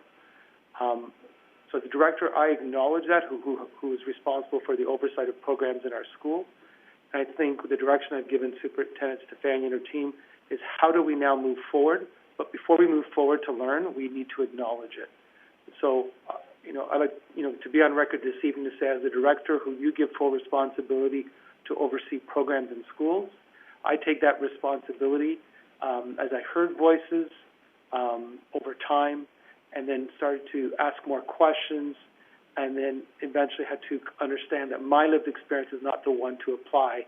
It's the lived experience of the equity-seeking groups who are very different, or Indigenous community, very different in terms of the historical legacy of police. However, I acknowledge that we still need safe schools, and we still need our protocols in place and our legislation requirements, but we need a really important tracking mechanism so we know why we're calling the police. Is it for safe school requirements? When? What are the outcomes? And a consistent application of that across our schools. So I actually appreciate your comment around the data piece is critical, and a consistent training around that, especially with an AR/AO lens. So thank you through the chair. Thank you. Going on to our next speaker, Trustee Buck. Thank you very much, Madam Chair. On slide 14, we have listed presentations and kind of an overview of areas where we're going to need community partners to be addressing issues that previously had been addressed by, in large part, by the Police Liaison Program. I would like to request that we have an addition in that list of three. We've got three, the first being bullying, cyberbullying, second, peer relationships and interactions, and then third, sexting. Is it possible for us to add a fourth? And I would request that it be human trafficking. And the reason I bring that up is Hamilton in particular actually has a high rate of human trafficking, as much as 2 times the national average, as described by Stats Canada. So I believe this is a very relevant topic, particularly for our city, and just looking to staff through the chair to see if it's possible to make an amendment there. Superintendent Stefanian. Thank you. And through the chair, I agree completely with Trustee Buck. The slide 14 and the report are speaking to the top 3 areas in each of the categories of presentations and resources. But human trafficking is on the broader list that will be addressed by the working group as one of the areas that we need to identify a new partner for. So it is absolutely on the list. So thank you. Thank you, Trustee Buck. Any follow-up? No, just a big thank you that's something that staff was already aware of and looking into. I think that was something that we weren't actually really even addressing even this time last year. So very hopeful that we'll be able to get good community partners in who can help to address and help build up students' repertoire of safety measures, just particularly as we're looking at internet safety. I think that's an integral part. So thank you very much. No further questions. Thank you. Moving along to Trustee Bingham. Yeah, thank you. Through the chair, my concern is around the funding that will be brought forward hopefully in April. One is that in bringing it in April, would it be able to be put through with our budget this year, like as we're working with the budget. But more importantly, what kind of funding would the ask be? I'm sort of heading in the direction of, is it a certain amount of money and we'll see about fitting what we can into that budget? Or is there going to be some specifics that we'd be able to say we're having this happen and this happen and this happen, and therefore the budget for all of it would be very specific, and that would be what they were asking for? I just wouldn't want a small amount to come in and have to say, no, we can't do all of these things. We have to choose one or two when it's the safety of our students that we're talking about here. Thank you. Thank you, Trustee Bingham. I'll start with the Director. Thank you, through the Chair, to Trustee Bingham. Thank you for the question. My expectation is that through the budget process, yes, it's still in time in April, as trustees don't finalize and approve the budget till June. But my ask would be that it's very specific, so trustees know what kind of funding is required to support the resources, presentations, and partnerships required. And so I want it very specific versus here's what we ask for, and then we'll then figure out what to do. We want it to be driven by data and to be driven by the learning we've done through this. In addition, later on tonight, you'll have a different presentation. It'll also be broader around safe schools from our review panel, and there may be more asks here through the recommendations being discussed later of not maybe the local trustees, but also from the ministry as well. So more to come with the presentation later this evening. So through the Chair. Thank you. Trustee Bingham, any follow-up? Follow-up. So will we have one more kind of update before we have the actual final report so that we can have a better idea of where this is headed, possibly? Director? Okay, so through the Chair, the next update, final update is in March, I believe, which will be ahead of the budget time.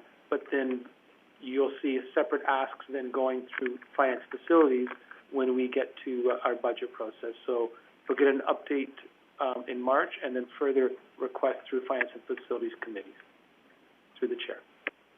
Thank you. Trustee Bingham? Okay, that's great. Thank you so much. Thank you. Next on my list is Trustee Johnstone. Thank you. Through the Chair. First off, I just want to thank staff for all the work that is currently underway. It's wonderful to see all of the various groups that are being included, and to see more of motion from the spring beginning to be realized.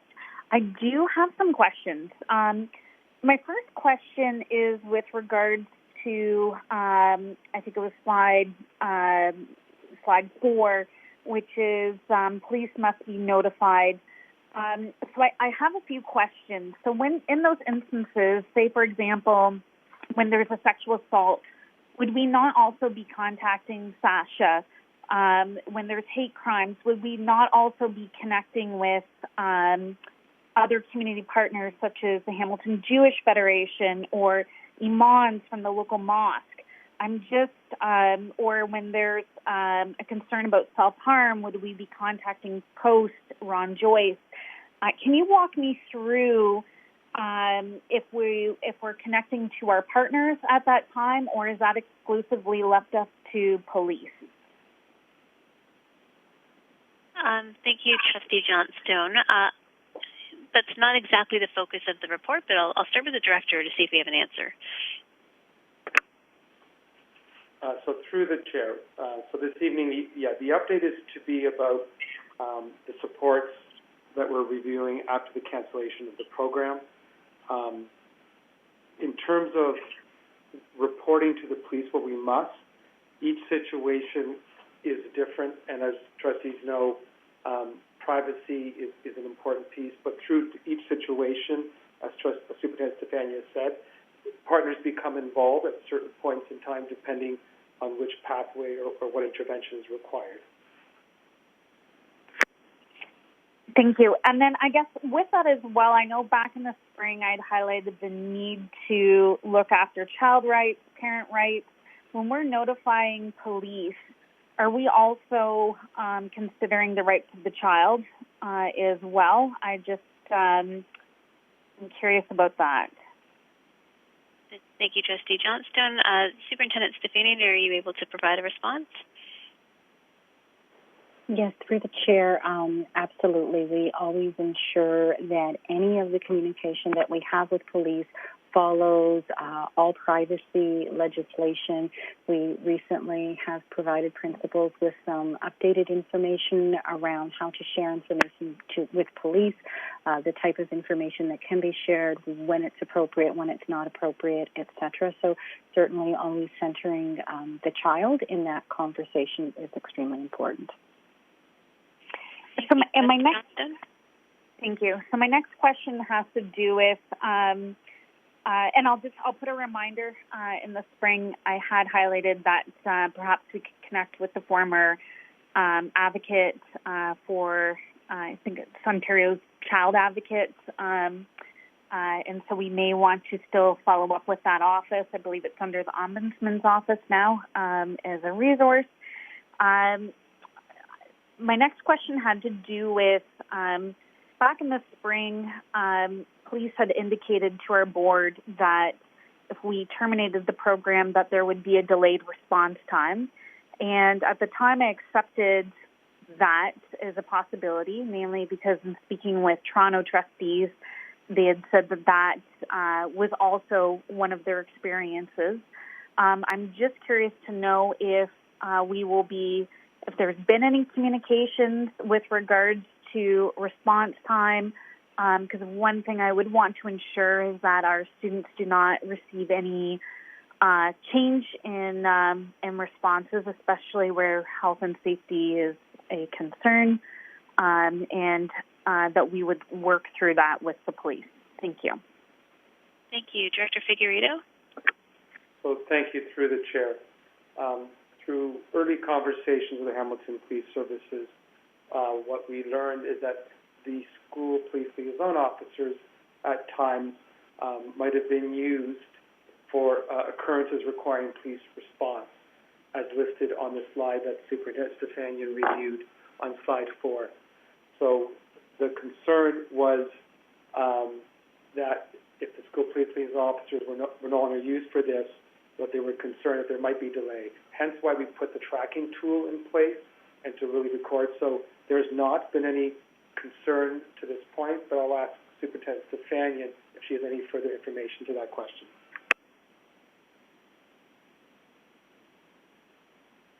So thank you for the question. And no, we certainly have not seen a delay in response time.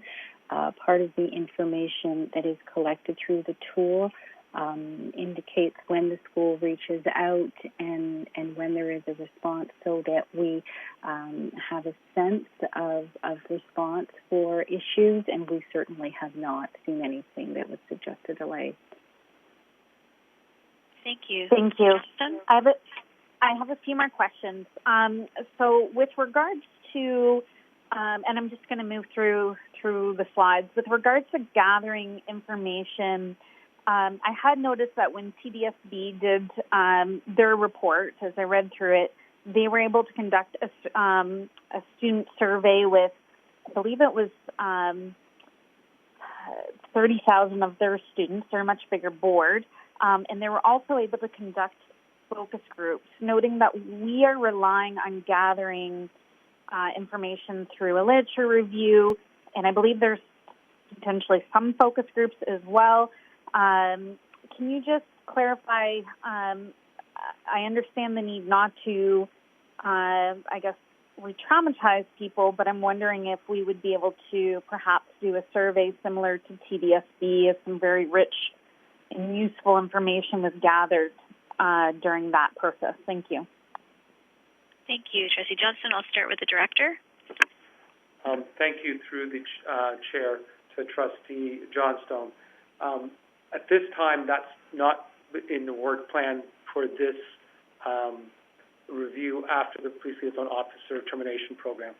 However, this was also occurring at the same time that we, as a board, were doing the province around a broader review of bullying prevention intervention with the independent review panel, and that review had a broad focus around safe schools that also gathered thousands and thousands of students through the survey consultation, and those will be shared later on this evening.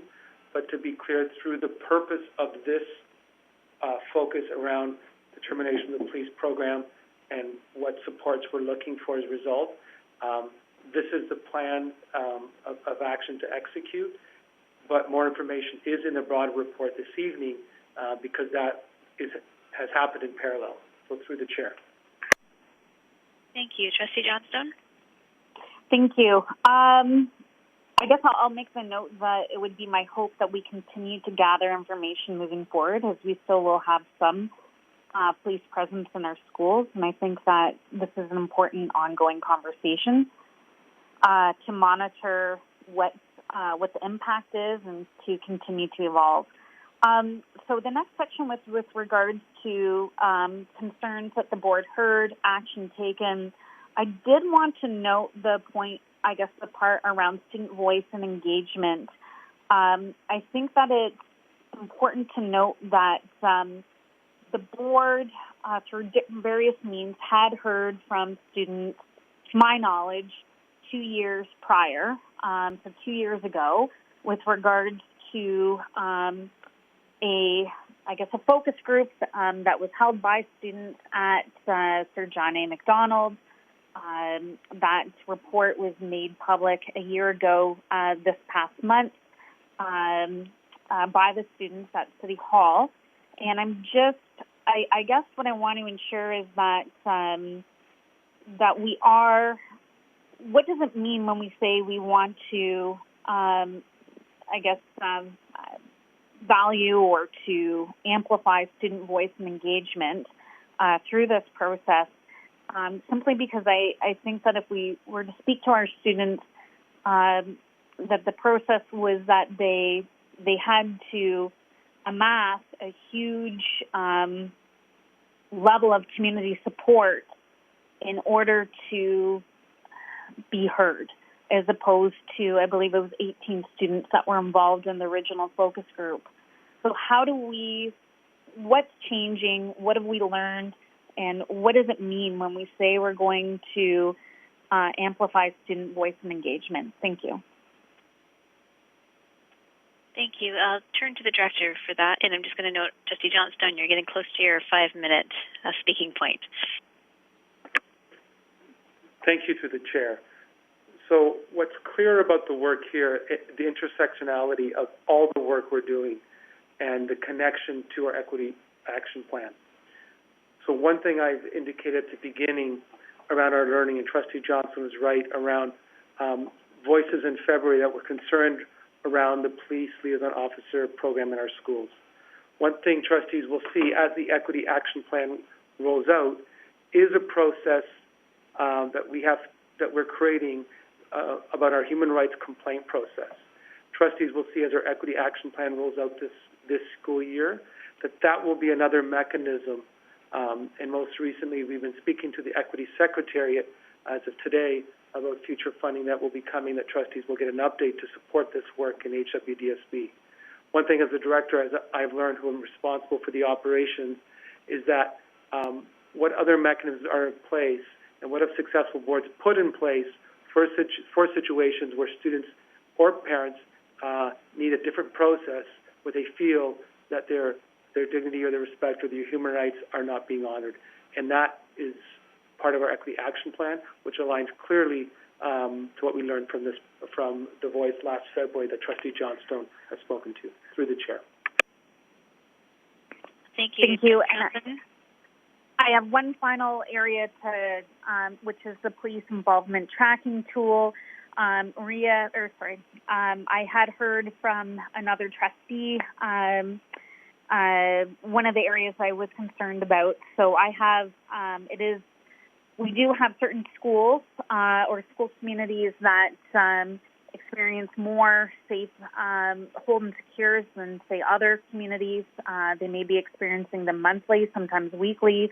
I'm wondering if we are tracking, if we're offering debriefs when those occur, one. And then I'm also wondering, with regards to police requests for investigations, do we have to give access? Why would it not happen outside of school hours? Again, kind of looking at child rights, parent rights, when police are requesting access to our schools and to our students. And I think just looking at tracking information, are we looking at tracking more, I guess, identifying information in terms of gender, race, religion, the area that the requests are being made from, just so we have that important information so that we can be more reflective and more, I guess, culturally competent moving forward, and so that we can make better policies for all. Thank you. Thank you, Superintendent Stefanian. Sorry, I was on mute. Thank you to the trustee for the question. Absolutely, the tracking tool is a work in progress, and certainly as it begins to become populated, we are finding that there are additional pieces of information that would be helpful for us to know, and so we are looking at regular updates to the tool in order to be able to add some of that additional information that it would be helpful to add. Really appreciate the trustee's question around police requests of the school, specifically with respect to investigations. One of the resources that we have provided our principals with that has been created through our privacy office are guidelines to support administrators around disclosing personal information to police. The trustee is absolutely correct. If there needs to be an interaction, whether it's the school calling the police or the police calling the school, and is there a way that that interaction can happen outside of the school day when there aren't students who are in the building? So, for example, when we are planning for the process around a lockdown, arrangements for perhaps the planning to happen when there aren't students in the building. Of course, the drill would happen when students are in the building with the notifications, etc. But where possible, ensuring that the involvement happens when students aren't in the building. The other piece, though, is supporting our principals in understanding where and when and what type of information can in fact be shared, guided by legislation and by privacy. So there may be times when it's legally required because there is a search warrant or a production order, but there are other times when there may be information that's requested of the school, and it may be that it is perhaps may expedite processes for police services, but that's not appropriate for schools to be sharing information for that reason. So we have created some additional tools to support our administrators around that, so that they are only sharing information when it is appropriate to be sharing information, and ensuring that they are adhering to all of the legislation around privacy. Thank you. So I'll just go through the rest of the trustees and student trustees in reverse order. Student trustee Hessler, I don't want to always have you at the end, so do you have any questions or comments? Yes, I do. I have a couple questions and comments. So thank you. And through the chair, I had a question specific to the amount of student voice kind of involved in the creation of this decision and these plans. So specifically, on mentioned on page 11-16 for student supports, it's CC Rose students, and if I remember correctly, they also mentioned a mentorship program at Bernie Custis. However, it's important to keep in mind the situations that we're talking about here. Like, it's a lot of touchy situations that people don't want to talk about, or they have that trauma associated with them. So really the voice that's being heard in these decisions are the people that are brave enough to come forward with them. So, and on that reason alone, there's a lack of student voice involved in this, and a lot of the student voice isn't being heard simply because people don't feel accepted and they don't feel like they can bring that issue forward. To echo the point of Trustee Johnstone of having this incorporated into a student survey, I think that would be a great idea and was one of the ones I had jotted down while listening to this presentation. I would recommend that it would be incorporated into the Positive School Climate Survey, just because that survey is given to all the students throughout the HWDSB, and students are familiar with that survey, so it is a bit more comfortable. The director had mentioned earlier it being incorporated into kind of a safe schools like survey. However, I feel this doesn't capture student voice to its fullest, because it's, again, the people and students who are brave enough to come out to those situations in the first place. So I guess my question is, would this issue and the experiences that students are having with police, could this be worked into the Positive School Climate Survey? Thank you. I'll just start with the director. So thank you to the chair. To the student trustee, there was, I think, about 9,000 responses to the student climate survey that the review panel did independently with the support of Dr. Tracy Valancourt and Dr. Deb Pepler around safe schools. And there's information that surfaced broadly around how students feel safe, and that information was also gathered through that. I think the second piece, I think Superintendent Stefan should highlight in the plan here, I believe there's also a thought exchange consultation in part of the plan, but I'll ask her to speak to that piece, which will also give students who might not feel safe to come to a focus group to have their voice heard anonymously. To Superintendent Stefanian. Thank you, Director Figueredo, and thank you to the trustee for the reflection and the suggestion. Absolutely agree. The opportunity to be face-to-face, certainly in planning, we will ensure that there is sensitivity and safety nets in place for students. And of course, it would be optional, but we do have a thought exchange planned, which will allow the opportunity for students to be able to provide their perspective remotely. Thank you. Student Trustee Hessler, follow-up? No follow-up for that specific question. Thank you for your responses. My next question on page 11-16 again. Under resources, could a definition be provided for direct assistance? A definition be provided for restorative practices and support, just because that seems very broad, and I'm not quite sure what that would encapsulate. Thank you. Superintendent Stefanian? Thank you to the trustee for the question. Great question. So restorative practices and support really summarizes the interest in having support around safe schools situations where you have an individual who has been harmed, and what types of processes, in addition to, I'm going to say, we know there are the legislative practices of suspension and expulsion, but this request was really more around the fact if you have two individuals where there has been someone harmed or there has been conflict, potentially ongoing conflict, what may we be able to look at supporting schools in terms of strategies and approaches that can bring the parties together where it's appropriate to bring the parties together to actually bring resolutions together in order to be able to move forward. Certainly, that's not an appropriate approach in all situations, and in fact, in some situations, it can be harmful. But looking at other strategies that schools can utilize when there is student-to-student conflict.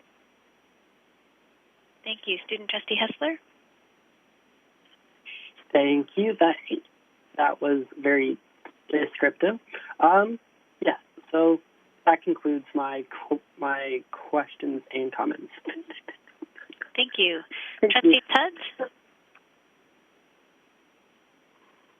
Thank you, Madam Chair. I mean, the one question that I have through you to Superintendent Stepanian is I wonder if any thought has been given to providing supports to any student who's come into contact with the police after the fact. So, for example, I don't know very many students who may know that they have a right to remain silent, or they have access to free legal programs in the city, or the fact that they don't want to speak to the police officer, or they'd like their parent present during that investigation. So I wonder if any thought has been given to that, and if it hasn't, you might want to consider it going forward.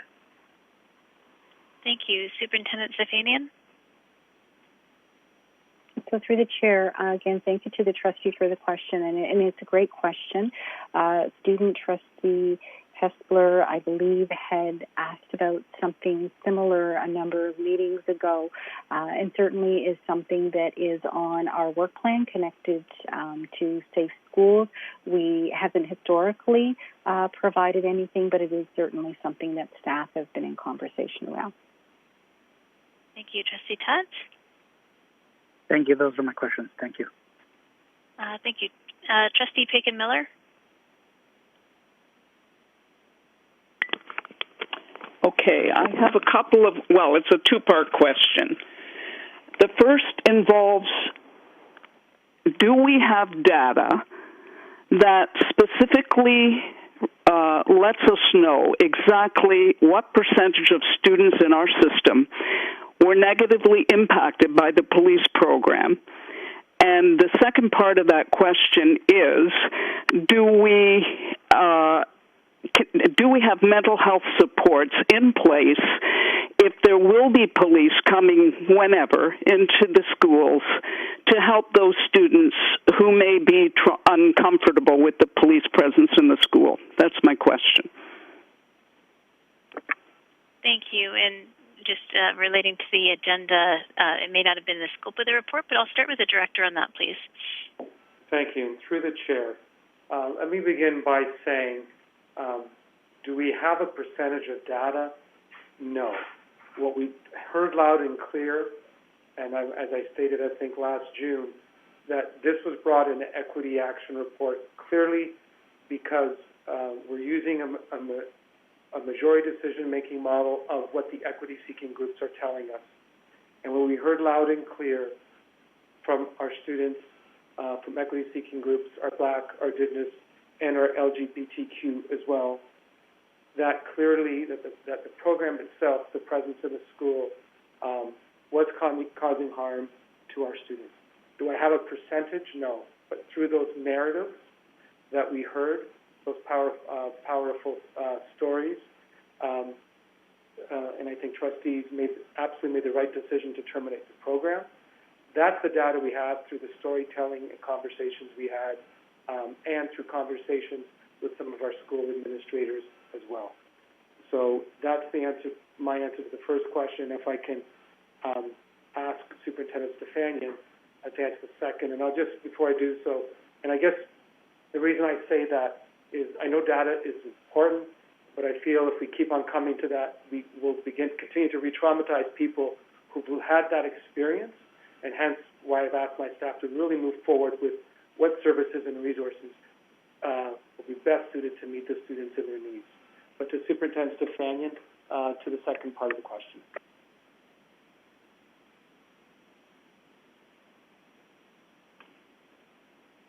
Sorry, I was on mute. Thank you to the trustee for the question, and I completely agree and support the director's comments with respect to the data piece. Second part of the trustee's question, I think that the role and the scope of involvement of the police within schools is very defined, absolutely incumbent upon our school administrators together with our classroom staff to ensure that we are sharing with our students when police will be in schools, the reason that they will be in our schools as we've talked about them this evening, and making it very clear and transparent. Where there is the ability for police to be in the school, outside of the school day, recognizing the harm that police presence can cause, and that certainly would be the approach that we would expect our schools to take. If we have students who are harmed by the process of police coming into the schools for those areas that are legislated through safe schools or secure schools, absolutely important that school administration is made aware of that. As our director had indicated, we will have a process in place as part of our equity action plan where students or families are able to submit concerns or complaints that they have if they have been harmed in some way. But certainly there are the other resources that we have available to support students as well, as including our social work support. So, but certainly that piece of communicating in advance and ensuring that students are aware is absolutely a critical part. Okay, thank you. Thank you. Any further questions, Trustee Bacon? No, that's fine. Thank you. Trustee Mulholland? No questions. Thank you. Trustee Galindo? Thank you, Madam Chair. I appreciate it. Just adding on to what some of my colleagues have already mentioned, I do appreciate the continual efforts by staff to offer clarification on a lot of the misinformation that's out there when it comes to understanding what it actually means, what the original motion actually means. Now, while mapping out what safe schools is in coordination with community partners to make sure our schools are safe, I think that's an important thing that I appreciate staff is continually working on. This process does remind me of the African proverb, it takes a village to raise a child. And in this context, it also takes a community to make sure that children have a safe and positive space to learn. So I think that's very much the work that we're doing, and I continually appreciate that.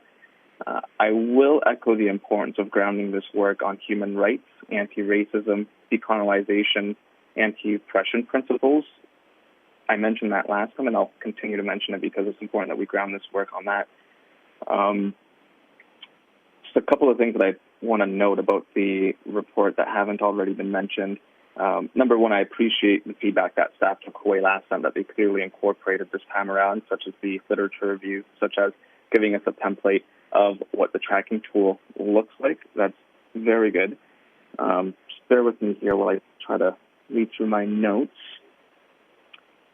It's unfortunate that we didn't have the tracking tool before, but I think this will be helpful moving forward because Hamilton Police Services didn't actually have a tracking tool either for the visits that they made to our schools. So absent of that, it's important that we keep track of that data.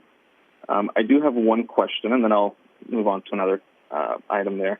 For staff, what is the anticipated impact this review will have once completed on our partnerships process? Now, I'm looking at this in terms of the process that community partners have to go through to enter into a partnership agreement with HWDSB. I'm thinking about the 5 steps required to partner with our school board. Will the conclusion of this Safe Schools report in the spring, I guess, will it trigger a policy review, or is it something that would be operational and wouldn't require some kind of policy review? Thank you. Director, can I get you to start with that one? So thank you, through the chair.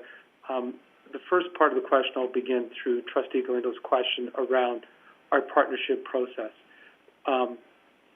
if we have many partners already who've been already have partnership agreements with the board who have gone through the five-step process. However, at the end of this, if there are new partners that have identified, they will be prioritized around partnership agreements. And if some of those partnership agreements require funding to implement supports, then that will come through the budget process. So I hope I answered the first part of that question. So that's how we'll operationalize it. And to the second part of the question, anything else to add, I'll ask Superintendent Stefanian to add through the chair.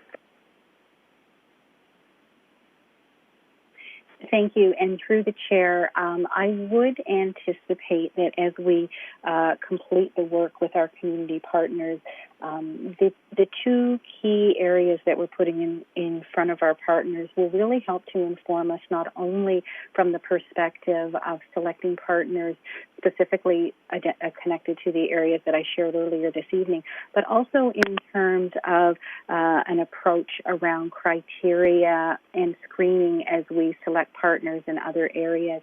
We know, as our director has talked about this evening, our commitment to equity and our commitment to safe schools. And as we're bringing partners with varying perspectives and those who have done extensive work with individuals and groups who traditionally have been oppressed and marginalized, what we learn from them in terms of how to provide the programming and support in a way that is safe and supportive and inclusive, and the types of criteria we should be looking at when we're making those decisions certainly would permeate beyond what we're talking about here this evening into looking at ways in which we select other partners. So I would see it having applicability beyond the work we're talking about this evening. Thank you. And just, Mr. Director, do you want to add anything further? No, I don't. Through the chair. Thank you. Okay, thank you. Back to you, Trustee Glendo. Thank you. Through the chair, I appreciate that response. I do just want to comment on how I'm looking forward to the consultations that will be taking place in the next few weeks through the working committee. I do want to echo some of the comments raised by my previous trustees around the importance of student voice around that table, because it's really students that should be driving a lot of the discussion around what the results will look like come the report in the next few months. So I did just want to echo that. And Madam Chair, the piece that stands out the most from this monitoring report is the literature review on the school resource officer and police liaison officer programs. If there were any reservations I had when we had this discussion last June, it was around the lack of academic data and literature that supported the inevitable outcome of our motion. And some of the stuff in this literature review that's on page 11-3 blows my mind. Again, I'll just quickly repeat one of the highlights here. It says it was recognized in the Canadian literature that the role of police in schools should be limited to serious criminal behaviors, crisis, and emergency planning. And it goes on and on to really support the board's decision that we made in June. Madam Chair, I think it's really important that we share this information with our provincial partners. So if you'll entertain this for me, I'd appreciate it. I'd like to propose a motion to trustees that the chair of the board write a letter to the Ministry of Education, including Carol the Minister Pakin-Miller. of Education, Left. including the Minister and the Education Equity Secretariat and the Ministry of the Solicitor General, including the Minister, requesting that they conduct a ministerial review of the provincial model for a local police and school board protocol. That document is the provincial foundation that lays the groundwork for the relationship between local school boards and local police services. So this letter essentially would be, it would capture the data that we have in this literature review. It would capture the process that we've been following right now, highlighting the need for more funding and more work to be done in the community. But more importantly, clearly highlighting the need that the ministry and the government should conduct a review of this process so that potentially they can reform what the police relationship looks like across the province. I've actually taken the time to write out an entire motion, and I'm happy to read it if the chair would entertain this motion. Trustee Galindo, if it's all right, can I come back to you on that so that I can finish the speakers list on the report? Mm-hmm. Okay. Works for me, and in the meantime, I'm going to send it to Trustee Officer Miller. Thank you.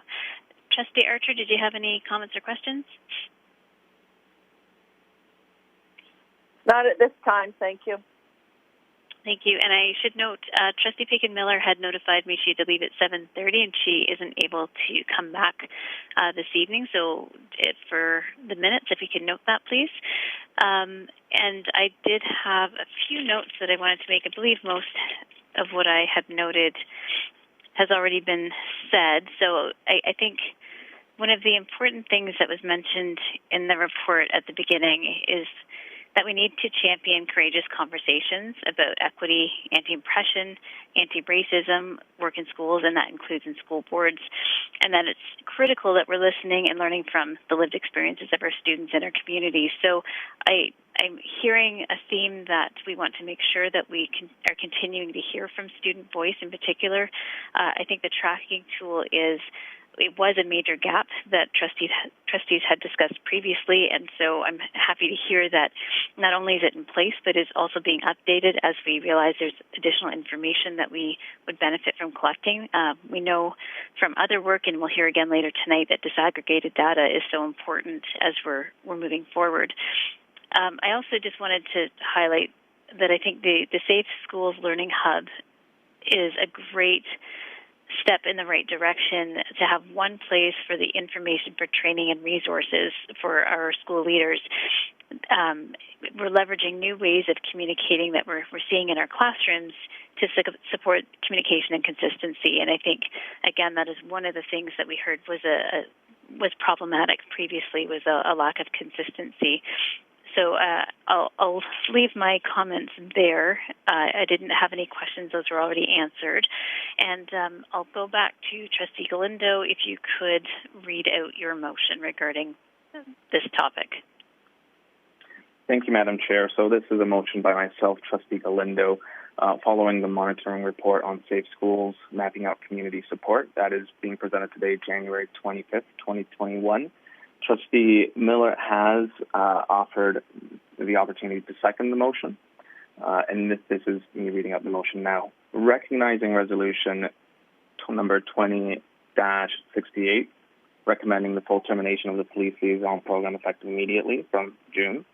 Recognizing resolution number 20-69, that staff review and gather input on the police liaison program as well as alternative supports and programs, and that staff identify gaps with respect to students, staff, and community to identify next steps for developing a replacement program and report back to trustees.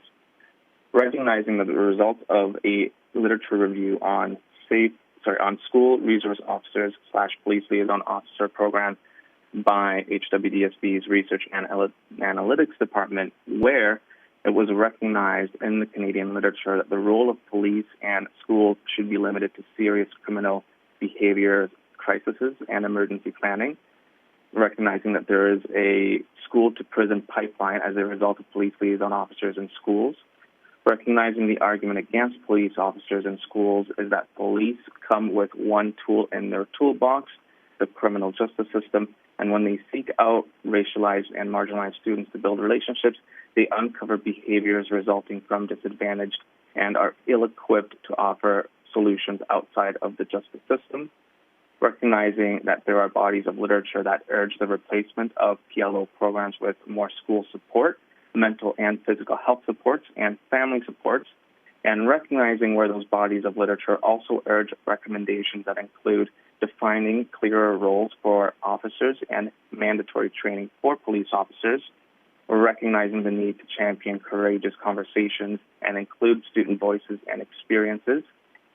And finally, recognizing the need to address potential gaps in our system and the financial and institutional supports needed by HWDSB as it develops its Safe Schools protocol and meets the needs of students and the community in the 21st century. Be it resolved that the chair of the board write a letter to the Ministry of Education, including the Minister and the Education Equity Secretariat, and the Ministry of the Solicitor General, including the minister, requesting a ministerial review of the provincial model for a local police/school board protocol to consider the replacement of PLO programs across the province with more school support, mental and physical health supports, family supports, and financial supports for school boards to expand equity and safe schools support with community partners and more robust data collection requirements, noting the need to more clearly define the role of police officers and provide additional training for officers that includes working with Black, Indigenous, Latinx, LGBTQ2+, and marginalized youth, offering behavioral management, child development, and communication techniques, as well as disability awareness. Whew, that was quite the mouthful. I'm going to send that to Trustee Officer Miller in a few moments. I didn't have an opportunity to send it out to trustees as I just finished typing it up. I would welcome any questions from the board. Thank you, Madam Chair. Thank you, Trustee Galindo. And if you could add perhaps two-spirited. I'm not sure I heard that when you were reading it. Trustee Miller had offered to second it. Is that okay with you, Trustee Miller? Yes, that's correct. Thank you. Would you like to speak to your motion, Trustee Galindo? No, I think the motion speaks for itself. Thank you, Madam Chair. Thank you. Trustee Miller, did you have any comments? I will simply echo that I believe that the conversation that we've had and the learning that we're doing at this table goes well beyond this table and well beyond our schools. I do believe that we have seen similar situations and similar data come out from different school boards across this province, as highlighted by some of the comments that Trustee Johnston has made earlier this evening. And I do believe that these conversations have been happening within the social justice community, within a lot of community partners. There has been much mobilization from many community groups who have been advocating both for their own children and the safety of themselves in our school institutions. And I think it would be wonderful to take this as an opportunity to highlight the work that we are doing, but also bring a provincial focus to this conversation because it is very important. Thank you. Thank you. I'll just go through the roll call to see if there are any questions or comments regarding the motion. I'll start at the top of the alphabet this time. Trustee Archer? I'll just make a quick comment. This is not in print, so we cannot read through this. We are just hearing the motion at this time, yes? That is correct. Any trustee could make a motion to defer to a future meeting if you wanted more time to actually read through it. I would like that, yes, because it's hard to hear when you're not there, but there's two trustees that are aware of the motion, and from what I understand, the rest of us are just hearing this now. Okay, so I guess that's a motion to defer to the next meeting. Just give me 1 second.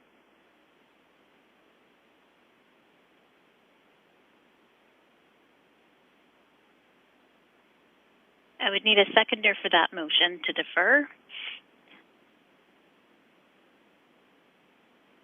I will second that. Okay, seconded by Trustee Buck. Yeah. So just let me double check my governance. 1 moment. So we would be looking to defer it to February the 8th. I'm just going to go back to the mover. Would that be acceptable to you? I know, Trustee Galindo, you just mentioned that you just finished writing it and it was a mouthful. So I'll mention two things. It's my understanding that because there's already a motion on the table, we would have to vote on that motion first before we would consider another motion. On top of that, though, the second comment I'll make is that this motion is simply capturing what is in this report, this monitoring report that staff has given us tonight, and putting it in letter form that we can then send to the Ministry of Education and the ministry in charge of policing. That's all the motion is. I'm just going to conference with the trustee officer. One moment, please.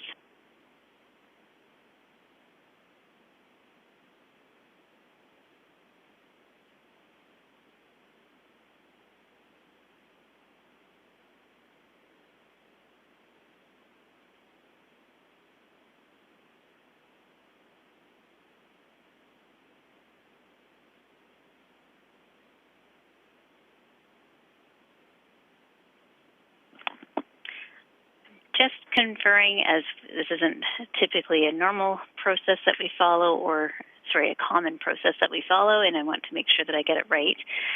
Trustee Galindo, is it possible to send your motion to trustees?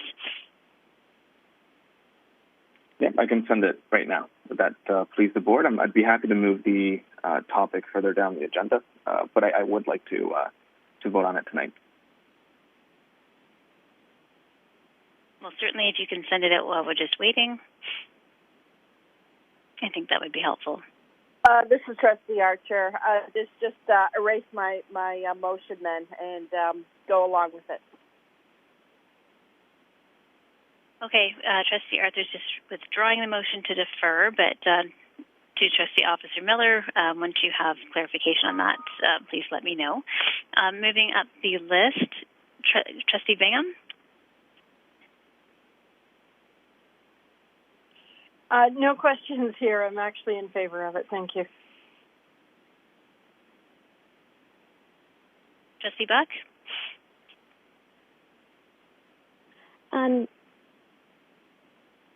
Sorry, I'm just collecting my thoughts. There was a lot contained in... Trustee Archer. Left. Oh, sorry. There was a lot contained in the wording of the motion, and while I understand that we are able to put motions forward in the middle of a meeting without prior notification, I struggle with that because I like to process it and know the wording and exactly what I'm agreeing to. So that's why I need to be opposed to this motion right now. No questions or comments further than that. Thank you. And there was a note that the mover was willing to move this further down in the agenda to give people time to consider it, noting we have a number of other items before us still this evening. Trustee Deef?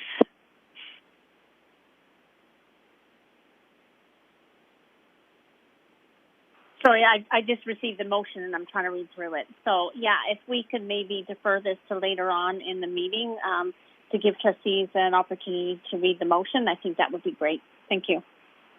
Okay, so we are in order to either defer to another meeting or to a later time this evening. Trustee Deese, it sounds like you wanted to make a motion to the effect of deferring this to later this evening. Yes. Yep. How about after item 14? Yes. Yep, that would be fine. Okay. Looking for a seconder to defer to later in the agenda following item 14. That's Trustee Galindo. I'll second that motion. Okay, thank you. I'll open it up to questions to defer to later this evening. Does anyone have a question or a comment? Yes. Student Trustee Kessler? Yep. Can I just ask that the motion be sent to myself as well? I don't believe I received it. Absolutely. We'll make sure that happens. Any further comments or questions? So on the motion to defer to later in the agenda following item 14, is anyone opposed? Trustee Mulholland. Trustee Mulholland, you're opposed? Thank you. Is anyone else opposed? Hearing none, that passes, so we will note that on our agenda for after item 14, and please let Trustee Galindo know if you didn't receive the email, but I believe I see it has come through and it's been sent out. Thank you. With that, on this report, we would be looking to receive the report that's been moved and seconded. So is anyone opposed to receiving the monitoring report on safe schools, mapping out community supports?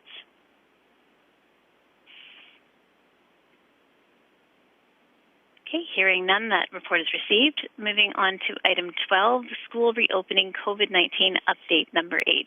Trustees will note there isn't any copy for this. I believe there was a PowerPoint presentation sent out earlier this evening that you can refer to. Turning it over to you, Mr. Director. Thank you. Through the chair. Trustees will see in the slide deck that was sent to all trustees by Trustee Heather Miller. Trustee Archer. Joined. Slide deck number 12, which is a school reopening COVID-19 update. You turn to slide 2. This update has changed the format. As trustees know, in the fall, we were giving monthly updates that were quite large but critical and important. A lot of that information I will discuss as next steps, where they will flow into other committees and other reports. What you will see this evening is feedback and response. I will be asking Associate Director Peter Sovereign to do the first section. I will then give an update on the provincial themes that are emerging from the Director, conversations with the Ministry that are occurring weekly, CODE being the Council of Ontario Directors of Education, and then the last slide I'll talk about next steps in terms of where further information will be flowing to other committees and other reports with other key Jean Clinton, left. So I will ask Associate Director Peter Sovereign to begin on slide number 3. Thank you, Director, and through the chair, I too will just do a quick sound check that you can hear me. Yes, we can. Okay. So again, I will reference the slide numbers for ease of following along. So on slide 3, 12-3, just to highlight that in December, Research and Analytics did undertake another thought exchange survey with our families. And just want to highlight here some of the very high-level themes that emerge for both elementary and secondary schools. So I'll begin with elementary schools in terms of feedback and then some of the next step actions that we wish to highlight this evening. So in terms of the feedback from the remote learning program, we did hear through this joined. We did hear that through this thought exchange, parents feeling that the digital and communication skills were certainly being learned and that students in general were enjoying working in the online platforms, although they would like more opportunities to interact with their peers and with their teachers. Parents did continue to ask for fewer applications, also made some comments around the devices and applications malfunctioning and slow internet speeds causing some issues with the remote learning program. Attendance was brought up, and this is something that we are addressing in terms of attendance being at the point in time that attendance is taken during the day, and that could it be later on. Could attendance be taken later on so as to avoid any connectivity type of issues? And lastly, I think it's important to really highlight that overall, through the thought exchange, those who did participate expressed gratitude for teachers, for their patience, for being supportive, and for being helpful in terms of providing these learning opportunities in the remote learning program. I'll go to the next slide, so slide 4, 12-4, and some of the themes that emerge for those families whose children were attending in person prior to the break. So overall, parents did express that students' mental health, their routines, their learning experiences were positive. that students expressed being quite happy of being in schools, being able to see and interact with their teachers and their peers in person, that it seemed that by and large, students had been following safety protocols and understood what those new enhanced protocols were. It was noted again that changes in teacher assignments and or students changing during in-person changes were disruptive, and that there was some concern expressed from parents about any further disruptions during the next transition period. Again, those families whose children attend in person expressed overall gratitude to staff, and it was also noted that communication was certainly improved from in comparison to the spring. So during the fall compared to the spring. I'm going to go to slide 5 and just highlight some of our next steps in terms of the elementary school transitions. The process is currently underway and is still planned in terms of the resumption to in-person learning. Johanna? Left. On February the 11th. However, if the ministry should extend the full remote learning, the timelines would be adjusted. Based on the feedback that we did receive through Thought Exchange, the upcoming transition is again going to strive to meet parental requests with as minimal disruption as possible. So to that end, you'll note in the slides that a couple of points. The transition will be staggered. Students who were currently learning in person prior to the break and requesting a switch to the remote learning program will be able to do so once we go back to in-person learning.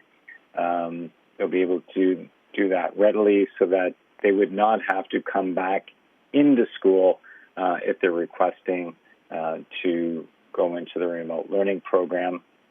Those who were in the remote learning program prior to the break requesting for in-person will be able to do so, space permitting, as we've always stated, and this will occur during the week of February the 22nd.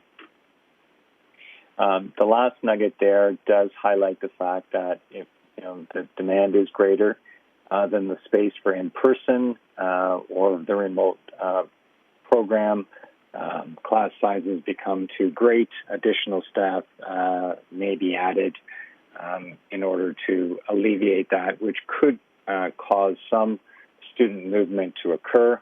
And again, this is all space dependent in school for the in-person.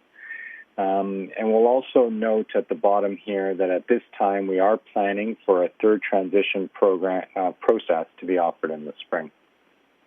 We'll go to slide 6 and just highlight some of the feedback and next steps for secondary schools, very specifically around the rotational model that secondary students certainly did express continuing concerns about their grades and the progress that they're making and the impact this may have for their post-secondary experience. There was mixed feedback in terms of those students indicating that the lack of personal interaction, leaving them to feel more isolated, while others expressed relief, that the learning remotely has meant not attending in person and, in fact, not feeling bullied at school. Students stated wanting more physical types of activities and fun school spirit type of activities, and to that we have been engaging our advisory committees to offer more of those as we move into the next semester. Some students did indicate that 4 courses was challenging, and in particular, we did hear that some subject areas didn't lend themselves as well to the remote learning, namely chemistry, physics, math, and art. Students did express some frustration with access to their teachers and the turnaround time for assignments. And parents did indicate that having more regular contact with teachers, finding out earlier if there were any challenges with a student falling behind or was struggling would be appreciated, as opposed to waiting for a reporting period. But again, the last nugget here on this slide, I think, does capture a theme of gratitude for the teacher's ability to adjust to all of the changes. As we had indicated, heading into the fall, that in secondary school in particular, with the rotational model, this had never been undertaken, and some of this feedback certainly acknowledges the tremendous work that's been put into making the best of it this fall. I'll go to the next slide, which is slide 7, and just provide a few highlights around next steps for semester 2 based on the feedback that we have received. Semester 2 begins next week. However, the return to in-person learning is not set to occur until at least February the 11th, pending the Ministry of Education's further direction, in which case semester 2 will begin with regular classes of 75-minute periods on a daily basis. So while we will move to the rotational model once in-person returns, up until that time, students will experience 4 classes of 75-minute periods on a daily basis. In other words, very similar to what they would have experienced prior to moving into the adaptive mode prior to the pandemic. So learning remotely, but in 75-minute periods on a daily basis. Something else that we did here, and then we're making an adjustment to in semester 2, is that even once in-person learning resumes within the rotational model, that contact with students will occur daily, whether they're attending in person or whether that their cohort is learning at home on that particular day. So regular daily contact with students is something that we will be implementing. To support that, professional learning and other supports to improve that experience, both for the days that students are not in person, but also for the afternoon sessions where students are learning remotely. And finally, support and sharing of practices to create more opportunities for virtual clubs, extracurricular experiences is something that is ongoing and will continue. So with that, Director, I'm going to hand it back to you for the next section. Thank you. Through the chair, as trustees see on slide 12-8 or slide 8 of 10, on this slide I'm providing a high-level update of the themes that in conversations we're learning from the ministry and through conversations with public health, provincially and locally. Item 1 is a theme that's emerged as we're thinking of returning to keep our eye on, is that the outbreaks or positive cases happening in the community, many of them are occurring in workplace lunchrooms and break rooms connected to the adults in workplaces. So that's a good reminder as we enter, around the reminders we have to put in place. People are fatigued and are becoming complacent, so that's a theme that we will be focusing on. In addition, the ministry has said when boards open up, a confirmation of enhanced daily screening requirements for all staff and for secondary students starting February 11th if we return, and for visitors, but also mask requirements, which our local board had already done for K-3, but enhanced mask requirements for outdoors if 2-meter distancing can't be maintained. Again, we're working with our local public health and our coterminous board around those enhanced daily screening requirements and further information will come to our staff and community prior to us reopening. In addition, mental health resource and support, what's being shared provincially, the partnership with School Mental Health Ontario, mental health resource kits and toolkits being provided and updated, as well with our local Linwood Charlton Hall. Left. Linwood Charlton Hall, which is also our local lead agency, providing additional resources through public health and our local community. In addition, the ministry has updated today again around emergency childcare for essential workers. That also includes staff in the education sector, and it's been communication has been sent to boards today to verify that and enhance that it's not only for staff who have to provide direct instruction to students who are coming in who have special education needs and their needs can't be met remotely, but for any support staff who are required to support and attend in person in schools. So that's been extended. Internet connectivity and access to devices continues to be a broad theme in the province. We are fortunate over 5 to 6 years ago, we already had a plan for wireless connectivity in our district, plus increasing our broadband and our width. But you'll see we're proud that to date over 25,000 devices have been distributed to students, that including our students who are in secondary one-to-one, including our elementary remote program, and including people and parents who've added requests that are still coming in who've pivoted to remote from in-person. We're still monitoring that, and there's an ad hoc committee that continues to monitor those requests that are changing on a weekly basis. Vaccination plans being discussed for our education sector, especially in Phase 2. It's been announced. Our trustees also wrote a letter and passed a motion.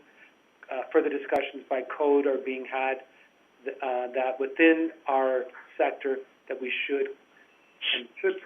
must prioritize staff who have to provide direct contact and can't maintain that 2-meter distance to provide programming for our students, especially our students with pervasive special education needs.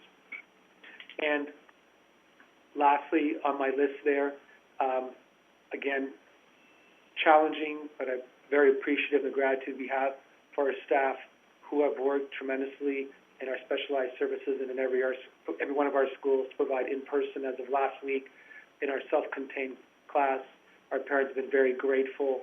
About 330 students are attending daily from our self-contained class, and students from our independence rubric who have pervasive needs, who are not in self-contained classes, but are integrated. About over 100 of the students are attending on a daily basis in the programs that we have put in targeted schools. So those are high-level themes that are occurring across the province and discussions. Keep on going down my slide. I'm sorry, it's 2 more bullets. Further discussions around the ministry around remote learning option. What will September 2021 look like if we're not in a pandemic or we're out of this pandemic? Around parent choice. We'll be exploring a little further at our program committee around this discussion around remote learning and what does that look like in HWDSB, and trustees will get an opportunity to engage in that conversation next week at program committee. But the directors keep on asking the ministry, the sooner we know what ministry's intentions may be, the better we can do planning. And again, the theme of timely communication to school board chairs and to school board directors. We are still responding to information that's going out to media before directors and boards, and what makes that challenging for us. We pride ourselves on our local communication, informing our parents, and at times when we're getting inquiries, we don't have the full information, or the ministry memos come later that evening or the next day, and so we do not have all the detail. We continue to advocate, I know, through chair teleconferences with the minister and directors with the ministry around the importance of us having that information in a timely manner. And in terms of the next slide, trustees will see on slide 9, board planning for 2021-22 school year is a theme where directors are staying focused and advocating to the ministry around timeliness of announcements. We are reaching that season as we're doing our own budget consultation. So we continue to ask through code and through chairs to the minister around funding announcements. Can we expect them in a timely manner? What summer programming options will be provided this year so we can begin to plan in terms of funding options like we did last summer. We're asking if we can expect that, especially around any concerns we might around any kind of gap closing. Modes of learning, we know that we have to always be prepared for all three scenarios: in-person, adaptive, and complete remote.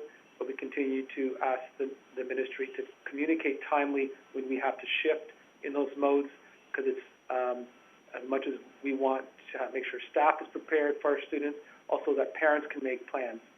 So we advocated again, if February 11th is going to change, if we can know sooner than later, so everyone can plan accordingly. And also around timely of announcements is also critical in funding announcements, so we can continue to honor our collective agreements and terms and conditions as we go through our budget process. The ministry has indicated to still honor the timelines in our collective agreements, especially when it comes to staffing. But we know the anxiety it creates, especially in a very challenging year, if we have to make decisions in our budget process without knowing our full funding. It does force us to be conservative in our budget decision making, and at times making decisions that we have to reverse once funding announcements are made. So we've been hoping and advocating that there's soon and later than later, hopefully in March, so we can make those key staffing decisions. And my last slide is to highlight the next steps for monitoring progress. So what trustees will see, and I've spoken to the chair about this, is in different committees where different data sets trustees have been requesting that we monitor. So for example, in program committee in February or next week, under the Positive Culture and Wellbeing Report, updates around positive case updates, social work referrals, student attendance rates, and et cetera, will be part of that report. Again, the impact on staff, Human Resources Committee does provide quarterly updates around the total attendance support program report. So staff attendance and absence rates impacted by COVID-19 will continue to be updated there. Our student achievement report at program committee in March, we added another meeting in March to really look at our student progress and on early reading and our graduation progress. We've initiated some student success strategies since the midterm marks came out, but we're going to provide an update on that to trustees at program committee. 21st Century Learning, trustees had some questions around what is the future of remote learning. We have some questions and thoughts to share with trustees, and also around devices. That will be on device and choice of device. That will be shared at program committee next week, February. And again, budget reports will go to F&F committee ongoing, anything regarding our deficit budget because of COVID-19 and any other COVID-19 related costs. Those updates will continue to go into those board committees, into those reports as a more effective way of monitoring through our governance model. So through the chair, happy to answer any questions myself or any members of the team. Thank you. Thank you, Mr. Director and Associate Director Silverin. I'll go to trustees for questions. I know we've had a few departures and returns because I got cut off and had to call back in. So I'm going to just do a roll call to see if there are questions so I can also check who's still with us. I'll go in reverse order. Trustee Tutt? No questions, thank you. Thank you. Trustee Pekin-Miller had to leave. Trustee Mulholland?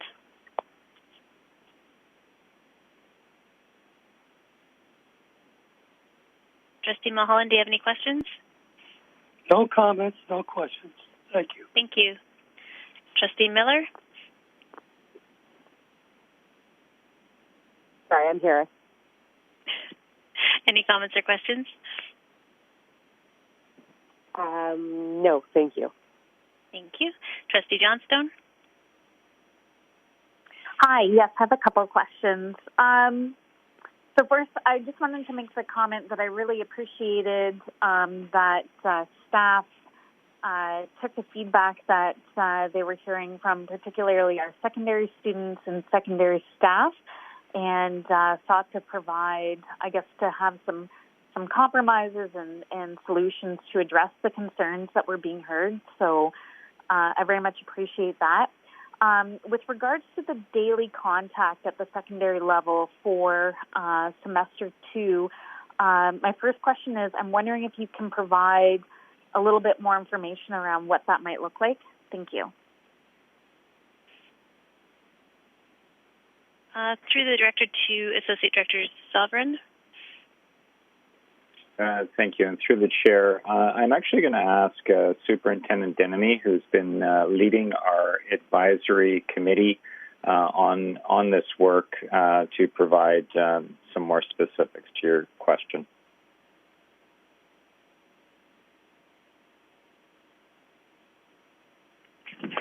Thank you. And through the Chair, just a quick sound check. Can you hear me? Yes, we can.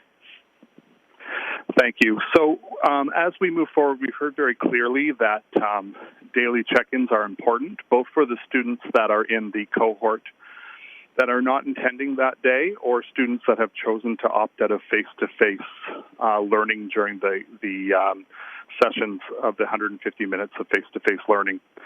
So as we've worked with our partners, our teachers, and our principals, we are looking at asking educators to check in for at least 30 minutes a day with all students within their class for that 150-minute period in the morning when we're in the rotational model.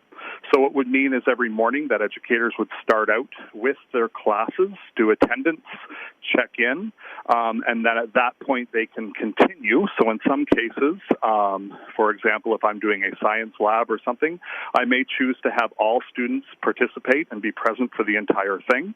Or if we're doing work sessions in individual guided areas, I may set my students up, send them off to work on different areas, and work with small groups.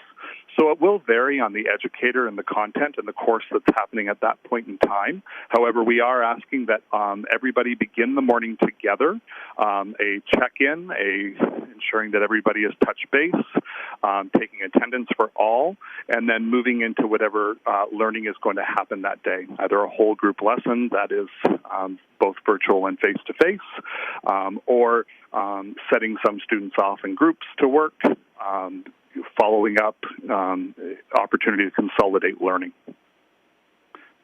Thank you. Trustee Johnstone? Thank you very much for providing those details. And certainly helps to, I guess, mimic the regular school day a little more by bringing everyone together. With regards to mental health, and again, I sincerely appreciate the additional supports that we're looking to provide. I'm wondering if we are collecting data on, I guess, on these supports and specifically, and I realize there will be a wide variety in terms of the requests and what, but I'm wondering if there would be, if we're going to be tracking themes, and then also if we would be collecting any kind of identifying information such as gender, race, sexual orientation, etc., if that information would also be collected, just so we can have a better understanding of what our student needs are. Thank you. Thank you. I'll start with Director Figueredo. So thank you through the Chair. Further information will be coming next week to Program Committee around our social work referrals and how they have trended since our last full update to board. And I think Trustee Johnson's second question, critical question around what's coming through the action plan is around our student census and our race-based identity for students. So what we're seeing right now is we don't have a systemic way to gather data that begins to disaggregate based on race or other identities. So our student census this spring will be key. So then we can look at things throughout the year, not just for social work referrals, but for student learning and achievement data, for safe schools data. Is there a disproportionate number of students in certain data sets and why? So that won't be possible now, but will be once we get through our student census data as part of our equity work.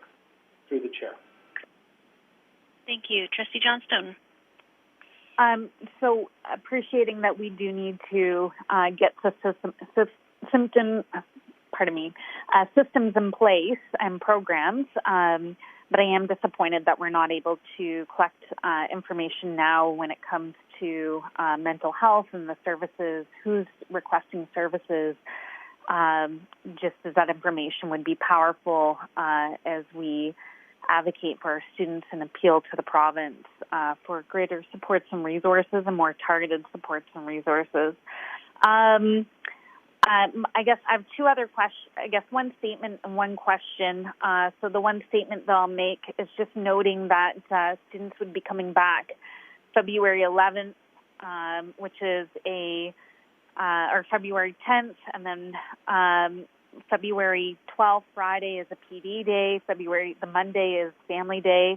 So it's just an awkward timing that the province has chosen to have students return, as they'll basically have one school day before they have an extended weekend. So I just wanted to note that.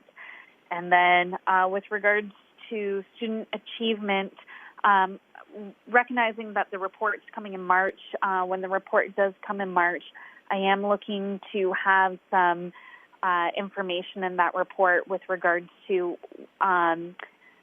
providing additional supports, resources, and anticipating student needs for the fall, recognizing that we'll likely have more students returning for that fifth year. We may have more students who would like to, improve their marks, or so just looking at those student needs for the fall, keeping an eye on graduation and supporting our students in their learning, particularly to our board's goals with graduation rates, mathematics, and literacy. Thank you. Thank you, Trustee Johnstone, and I know that certainly board chairs have highlighted the challenge with that date for the ministry, but I'll just turn to the director to see if there's any additional response. Yes, thank you to the chair and to Trustee Johnstone. Absolutely, we will bring data that starts to indicate any trending we're seeing, how we've responded at the end of semester one, what the impact has been, and then again, once that data is brought to program, further information then based on the data that we're receiving even past March will then be coming to finance and facilities during the budget process. But a trend we're hearing now is potentially that students who might be returning for a fifth year, one thing we flag, fifth year, who might be concerned that they might not be ready for post-secondary. One thing we did flag last year to the province is that after, I believe, 34 credits, students who do return, if they have more than 34 credits and have already met the graduation requirement, we were funded at a different rate. Last year, the ministry did waive that and funded us at the same GSN rate, even if they had 34. That is something on our radar to advocate again, because there could be an influx, and we want to make sure that all students are funded at the same GSN rate once they have 34 credits or more. So, through the chair. Thank you. Trustee Galindo. Thank you, Madam Chair. I do not have any questions at this time. Thank you. Thank you. Trustee Dees. Thank you. And through the chair, I just have a couple of questions, but I'll start with a comment, and that's the, what's been said here is sort of the feedback I'm getting from parents as well. The gratitude for the teachers and the going above and beyond, and looking for less screen time. So I know because I've seen in the newsletters and some of the schools giving alternatives. So my first question then would be around that less screen time. Is that something that we're trying to give them opportunities, for instance, maybe just listening in during a part of it or something? Is that something that's happening to address some of that? Through the chair. Thank you. I'll start with the director. Thank you to Trustee Deep. Another theme that's emerged that we're hearing through chairs and directors around the policy program memorandum 164 around synchronous learning. And we are hearing some concerns from some families. Yes, a huge improvement from around the amount of time we're actually connecting direct teaching or being synchronous, but there's been some concern around the amount of time, especially our younger learners are expected to be on video or face-to-face. Ministry said they would be open to any kind of feedback to that PPM. But I'll pass to Associate Director Peter Sovereign in terms of how we've operationalized the policy program memorandum, because we did hear that feedback around the number of hours of being on live screen. So Peter, please. Thank you, Director, and through the Chair. So I'll begin just at a high level to indicate that, yes, we have heard this feedback, particularly when it comes to the younger grades. And I will ask Superintendent Torrens to provide an overview of what we've done in response to our youngest learners in kindergarten in terms of reducing the amount of time or need to be in front of the screen and have an alternative. So I'll turn it over to Superintendent Torrens. Thank you, Associate Director Sovereign, and through the Chair. Yes, certainly we have heard and responded to the concern around screen time. Certainly for our youngest learners, kindergarten students specifically, the policy and program memorandum only asks for 180 minutes of synchronous time within the school day. We frame that as connected time, which means that it does not necessarily need to be live in terms of being on a screen as much as being connected to the educator. We've also, as a program division, developed resources that can be used at home and led or facilitated by a parent or a caregiver to, again, continue student learning, but not necessarily need to have that in front of a screen. Thank you. Thank you. Trustee Dees? Thank you. And I know parents are appreciating that and ways, like I said, to cut down on screen time. The other thing I wanted to ask about is I saw there was talk about the return to some extracurricular activities and clubs. I know that need for, for engaging students through their passions and interests and engaging them. And I'm seeing a lot more, from Hamilton, from partners, even beyond from Halton, online virtual opportunities. And I'm wondering if there is an opportunity to connect students to some of these opportunities that we are seeing.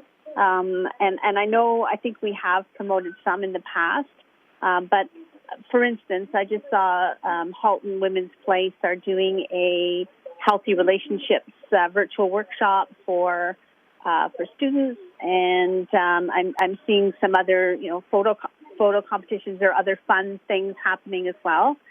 So I'm just wondering if there is an opportunity to sort of gather these things and give students some of these, because the world has suddenly shrunk, and some of these things that, maybe not have been in their community now, is coming right to them through virtual. So whether there is an opportunity to expand some more sort of interest-based opportunities.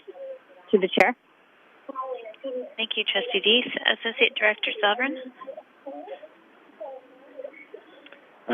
Thank you, and through the Chair. So as I had indicated, our advisory team, led by Superintendent Denemy, has certainly been looking at expanding all possible opportunities for extracurricular activities, clubs, and such. But one really interesting and specific one, I'll actually turn it back to Superintendent Torrens, which I think will be of interest, just to highlight another example that isn't one that is school-specific but is broader than that. So, Superintendent Torrance? Thank you, Associate Director Sovereign. And through the Chair, yes, HWDSB secondary students engaged in technological education will have an opportunity to participate in the Ontario Skills Competition this spring. This is more of a co-curricular rather than necessarily an extracurricular activity, but because the competition will be held remotely and can be supported, we believe, within our current enhanced public health measures, we've been able to provide this opportunity to our students to participate. The competition happens later in the year, as I mentioned, in May, and we're really excited to provide this opportunity to our students.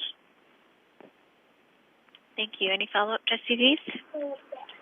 Yeah, I mean, that's wonderful. I think, as we know that there's students that, engaging them, sometimes, there's a way to engage them through their passions and interests. And so if there's opportunities to do that, I think it's, if we can connect them, that's great. The last question I had was, it's in regards to mental health, and hearing the daily check-ins is great. I'm just wondering that during these daily check-ins, are teachers asking, are asking those questions like, how are you doing? Just kind of doing a bit of a mental health check with the students? Thank you. Associate Director? Thank you. And through the Chair, I'll just begin by saying that we certainly entrust our teachers to engage and form those relationships with each and every one of their students in the way they feel is most appropriate. But perhaps I'll ask Superintendent Denemy if this specifically came up when it was being discussed at the advisory. Thank you. And through the Chair, as the advisory discusses, we're really looking for many things, and that's the daily connection piece, ensuring that students are connected and feel connectedness with the classroom and feel connected with their peers and as well as their teacher. So, I echo a lot of the pieces that Associate Director Sovereign just outlined, that we do entrust our educators to be connected and checking in regularly with their classes, following up, and then opening lines of communication for individual check-ins if needed. Thank you. Trustee Dees? Thank you. I just know, normally in a classroom setting, I think teachers, tend to see little nuances or changes in behavior. It's easier to see, kind of face to face, and some of those things, like I said, new and students may not be opening up or talking about it unless prompted. So I'm just hoping that we are kind of including those prompts and helping teachers to make those prompts. So, but that's it for my questions. Thank you. Thank you. Trustee Buck? Just one comment. A big thank you for the reports that will be coming to committees so that we can really get into the meat of all of this. Thank you for thinking of that. And, that's it. No further questions. Thank you. Trustee Bingham? No questions, but I do want to say thank you to all staff, right from the top all the way down to the bottom. Like, everybody is working so hard. But I also want to say thank you to the parents and the students who are really trying to work within parameters that we're still trying to figure out, but at least we have a better grip on it this time round. So no questions, but thank you all round for everybody. Thank you. Trustee Archer? No comments or questions. Thank you. Thank you. Student Trustee Hessler? Yes. Thank you, and through the Chair, I'll try and be concise. I do have one comment. I think it would be interesting to add to this report protocols surrounding homecomings and graduation ceremonies just because grade 12s this year really haven't had that experience, and it's quite clear that they're not going to be able to have a typical prom or home or dance. So I was thinking if the board could put together a COVID-friendly model, it would also take the stress off of the students and teachers that are trying to plan these kind of events at their school within the COVID restrictions. So if that could be added to the report, that'd be great. Thank you. Over to the Associate Director. Do we have plans for sharing updates and goal setting and planning for grad, homecoming, prom type activities this year?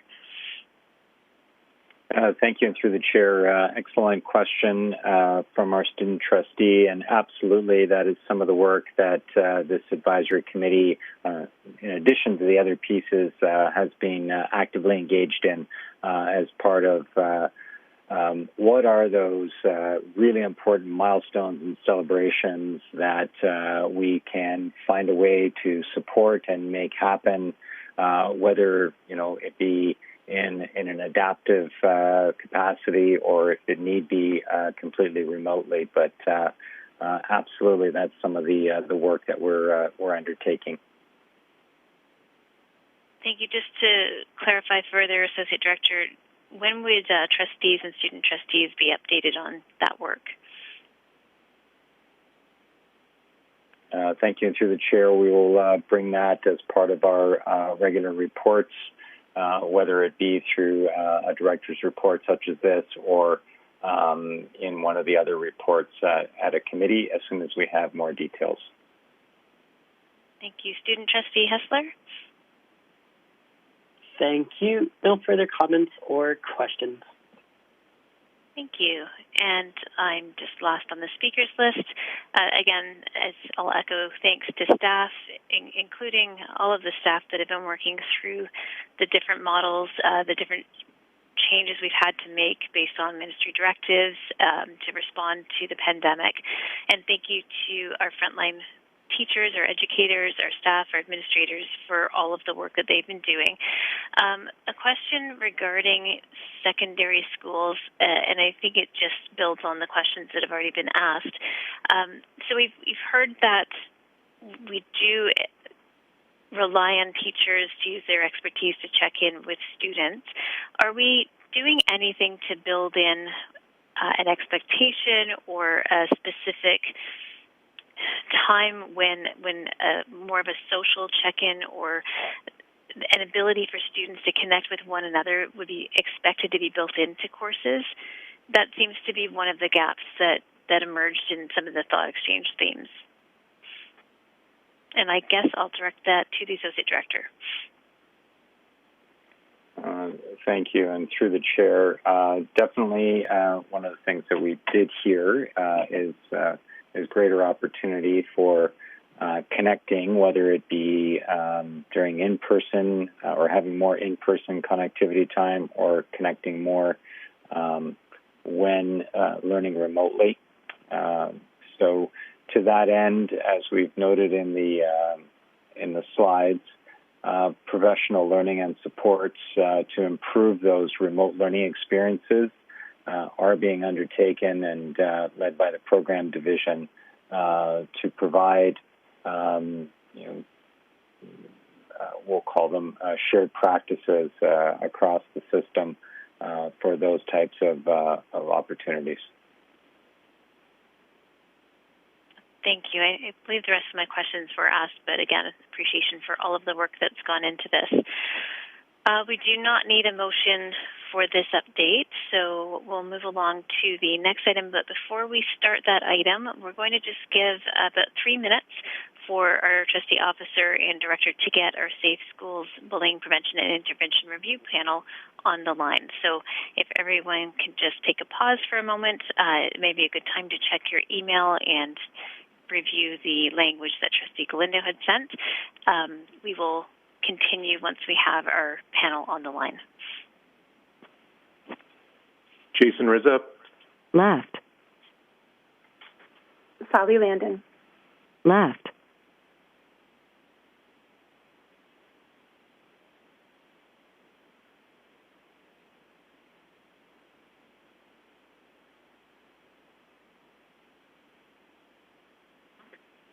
Jean Clinton. Joined.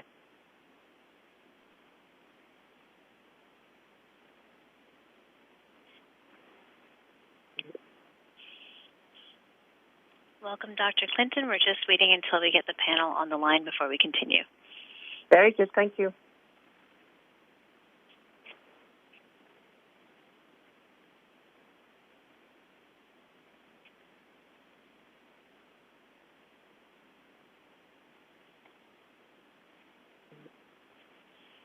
Kate Batener. Joined. Brenda Flaherty. Joined.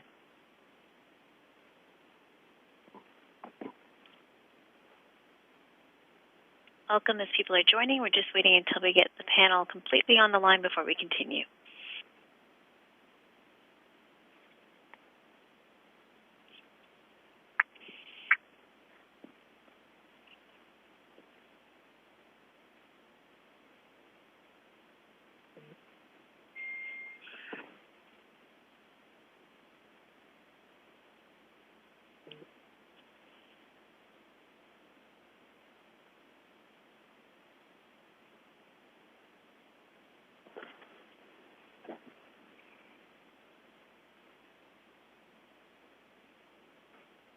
Gary Warner. Joined.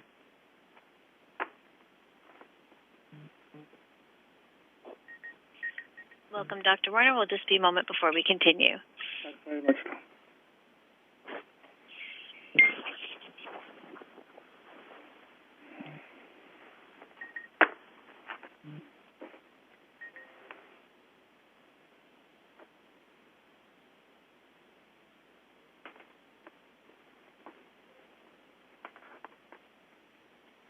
Okay, so I hope everyone's back and paying attention. Thank you for that short break to make sure we had our Safe Schools panel on the line.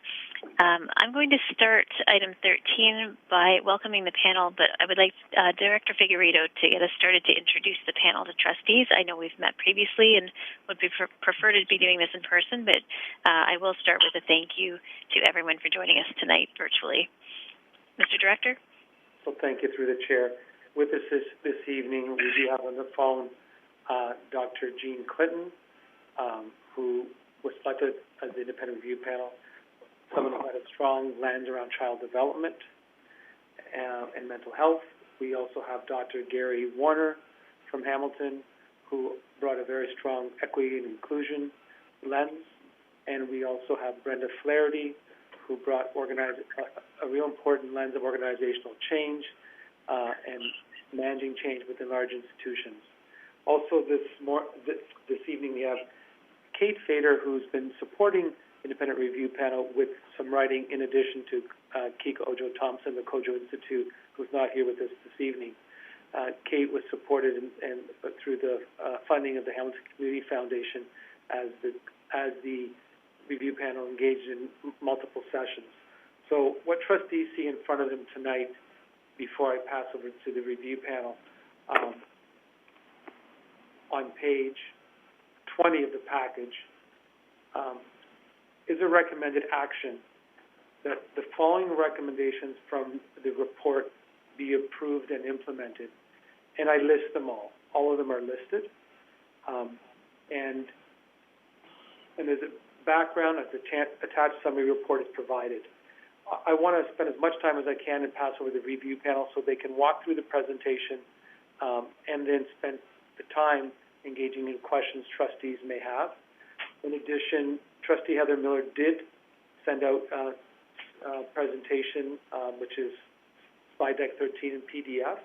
If trustees would want to follow there, the review panel will be walking us through that, but the full report is also on our website, and in addition, a community consultation version was also created, a condensed version.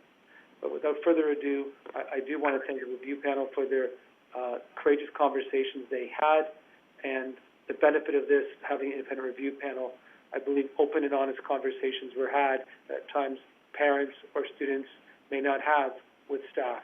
And that's the benefit of doing a review and an audit, so you can unpack your blind spots and move forward and continuously improve. So I thank the review panel who have gone above and beyond with the multiple community engagement sessions and engaging with our experts, Dr. Kathy Short, Dr.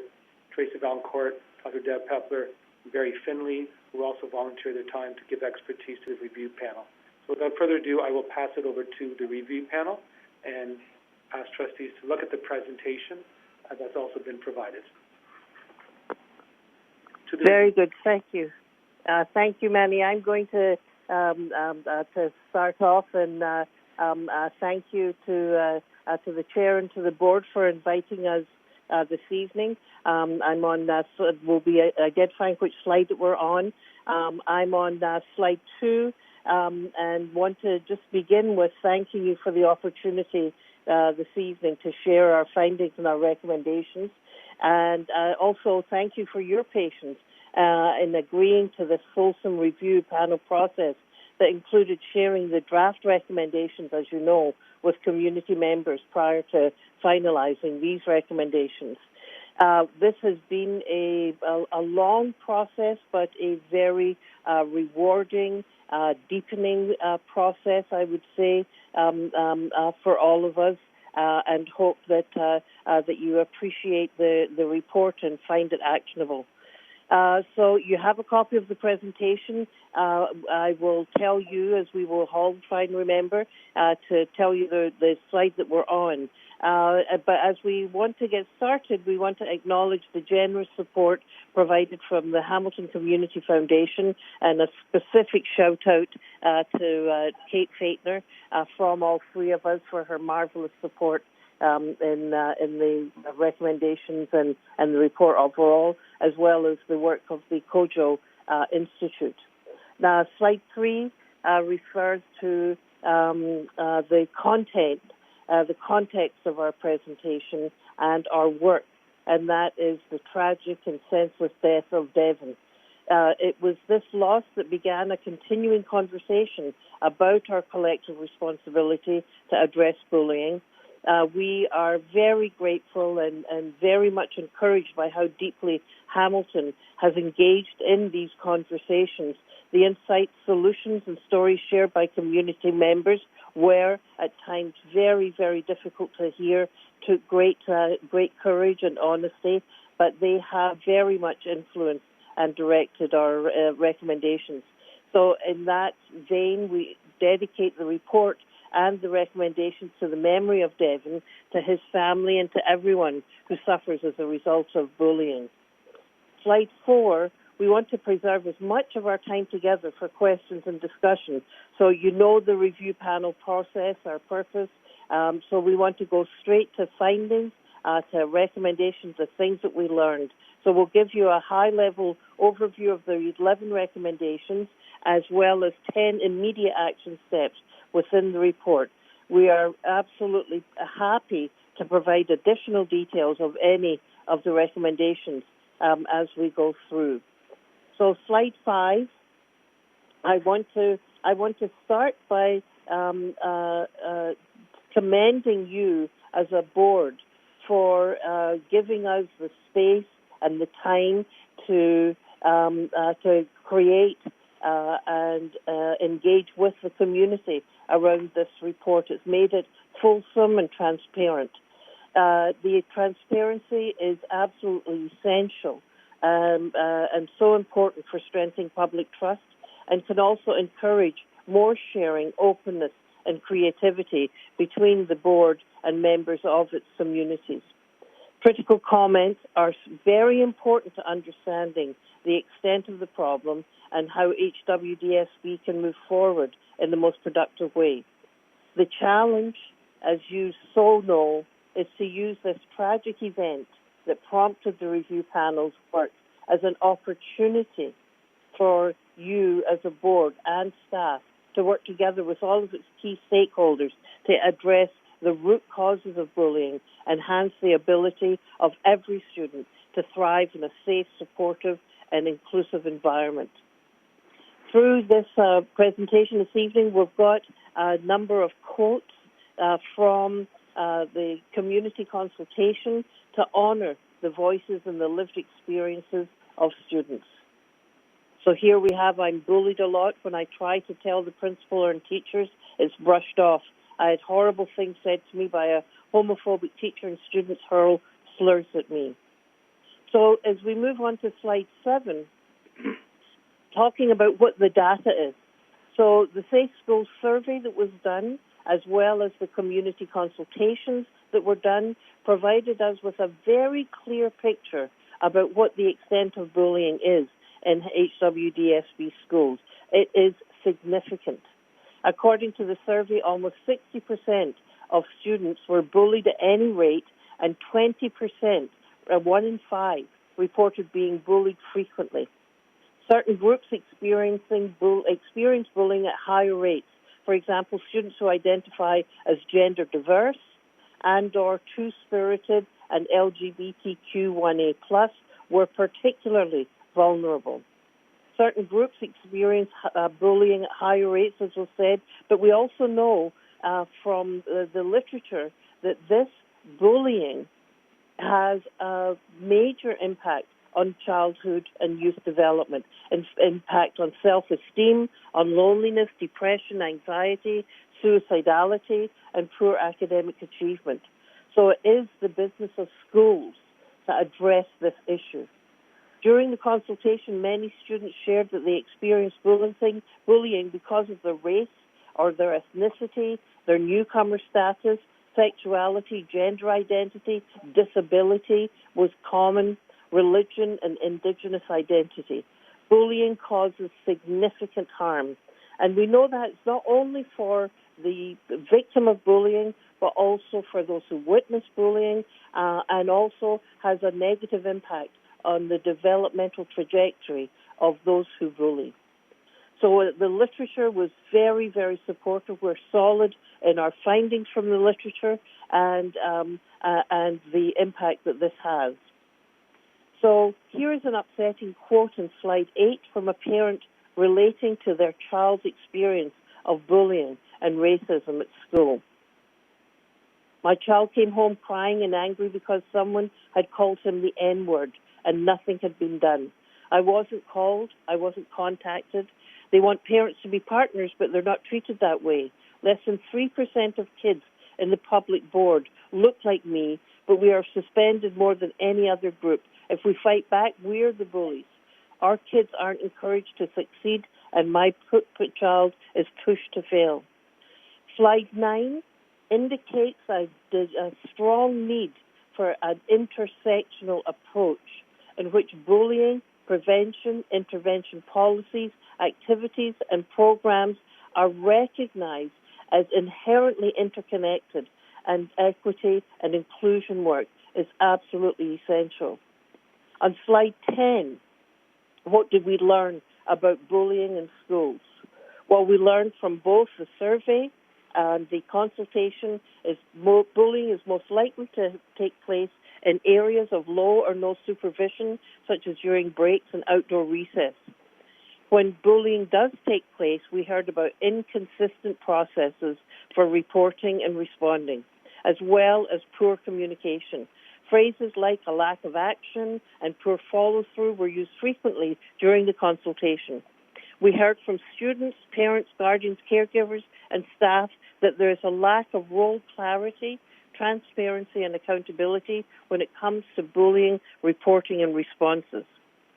Many staff recognize that they play a critical role in bullying prevention and intervention. They want to be involved, but they spoke of not always knowing how to best respond, how to respond appropriately when they witness an incident of bullying. Staff want practical, targeted training and knowledge. Additional barriers to effective response by staff include curriculum expectations, poorly matched leadership skills, multiple competing priorities, and inability to effectively utilize community-based expertise and resources. Everyone spoke of the need for more and better mental health supports in school, both to prevent bullying and to respond after bullying incidents. We found, slide 11, we found throughout the process students are very insightful in knowledge about how to make things better. Asking students about bullying and listening, using what they say is so critical to the work that lays ahead for the school board. And just a word on student voice. It's not just about hearing the voice of students, but it's also about including students in decision making. So we want to hear their voice in those many ways. Slide 12. Bullying is a systemic issue. Through our consultations, we also learned about several organizational and systemic issues that make it difficult to effectively prevent and respond to bullying. People want to create a culture of caring at school, but there are many times when a culture of fear prevents people from reporting or taking action. HWDSB is missing clear and prominently stated commitment to bullying prevention and core organizational values that would help and will help to guide decisions and behaviors. People and groups in the Hamilton community have lots of experience and skills to share, but they find it difficult to work together, to get inside, to be with some of the school and HWDS staff. Schools, community groups and programs that address bullying also need more resources, specifically dedicated people, time and funding. These resources need to be culturally appropriate, of high quality, and distributed equitably. One of the parents who participated in a community consultation put it well when they said, we have to move from protecting the brand to protecting the student. Slide 14. Our process included a review of the research literature to help identify best practice. So we are very clear in knowing what the international literature says is best practice when it comes to bullying, prevention, and intervention. And these are the following, the characteristics of that intervention. The best outcomes are obtained from intervention programs and processes where you've got different approaches for low, moderate, and high-risk situation. A tiered approach, a multi-tiered approach is called. For example, the KIVA, K-I-V-A program from Finland. The best programs also are school-wide and address the social environment, the culture, and the climate with clear anti-bullying policies. The best programs are the ones that collect data to monitor, is this working? Is it accomplishing what we want it to accomplish? That is monitoring progress. Engaging families is crucial, and they are integrated very deeply into the work that PrevNet recommends, as well as the KIVA program. And they are based in evidence. The examples, KIVA, the WITS program, the Roots of Empathy, and Fourth R as examples. Slide 15. We also learned what does not work to prevent and address bullying. And this shows that programs that include zero tolerance and only conflict resolution are not shown to be effective. Programs that encourage youth to fight back, not effective. Programs that are led exclusively by youth without supporting adults, not effective. One-day, one-off awareness-raising events, also not found to be effective. So, slide 16, we have known what works with respect to bullying prevention and intervention for a long time. What we do know is that Canada still remains low on the outcomes in terms of bullying, whereas other countries like Finland have changed the statistics. So we've known what's worked for some time. Evidence-informed tools and approaches have been available to school for 15 or more years through PrevNet. There's been mixed uptake of these evidence-based tools and resources, and there seems to have been a loss of focus as well as a loss of dedicated people and resources over time. So over to Gary to talk about now, slide 17, what we are recommending. Thank you, Jean. So what we are recommending. So slide 18. So in developing the recommendations, a number of themes emerged across the community consultation sessions and key stakeholder conversations. These themes provided a foundation upon which the recommendations are built. And these are the guiding principles which you see before you, and I'll mention just two of them. The importance of providing a high-quality experience in the context of healthy relationships and with an equity lens to ensure excellent outcomes for every student. And I will also emphasize the systems focus, the importance of seeing bullying as a system-wide phenomenon, and therefore requiring a focus on changing the climate, not just dealing with individual incidents. But all of these principles have the root and guided our recommendations. So, slide 19, the organizing framework for our recommendations. We use this image of nested concentric circles with students at the center as an organizing framework for our recommendations. The students who experience bullying, the students who perpetuate and perpetrate bullying, and the students who witness bullying, they all exist together within the school community. And within the school community, bullying is influenced by a range of relationships, of settings, and social forces, some of which are outside the school. These include peers, parents, educators, school boards, the wider communities, and government. So our recommendations aim to address each of the layers or circles.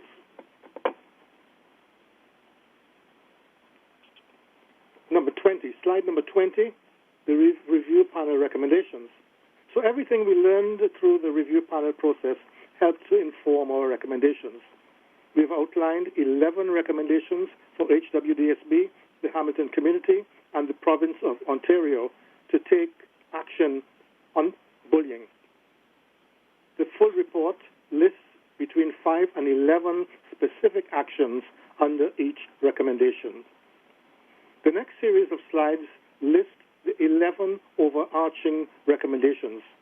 We can elaborate further on any of these recommendations during our conversations. So, our recommendations at the student level, the first one, increase student ownership and seek out and listen to student voices. Recommendation number 2, for parents, guardians, caregivers, involve them in bullying prevention and response in meaningful ways. In the interest of time, I'll go over these fairly quickly. The next slide 21. There are 5 recommendations at the school level. They are recommendation number 3, to develop multi-tiered supports and programming. I might mention that this includes establishing a dedicated Safe Schools lead position. Recommendation number 4, support schools so they can establish their own bullying prevention and intervention plans. Recommendation number 5, examine special education practices from a student-centered learning perspective, including self-contained classes. Recommendation number 6, review policies and procedures from an equity, anti-racism, and anti-oppression perspective. And number 7, ensure that the policies and procedures are followed consistently. The following graphic in recommendation number 22 shows the multi-tiered system of supports going from the high risk to the medium risk to the low risk. The various levels of support that are needed for dealing with bullying. So over now to Brenda, who will walk you through the remainder of the recommendations.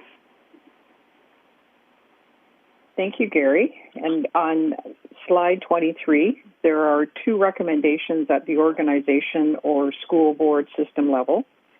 And since we've learned from our experts that bullying is a relationship problem, It requires solutions that are focused on establishing and maintaining healthy relationships throughout the organization. And that's why we have these two recommendations. One, setting the foundation for cultural caring, and number 9, strengthening the leadership skills needed for culture change. So if you move to slide 24, you can see that we have one recommendation each at the community and the ministry level. At the community level, work with a wide range of community partners, and at the Ministry of Education level, we are asking the Ministry of Education for support. And I'll get into that in the next couple of slides. So you can see on slide 25 that given your role as governors of the school board, we thought you might want to take a closer look at the recommended action steps for the 2 school board system level recommendations.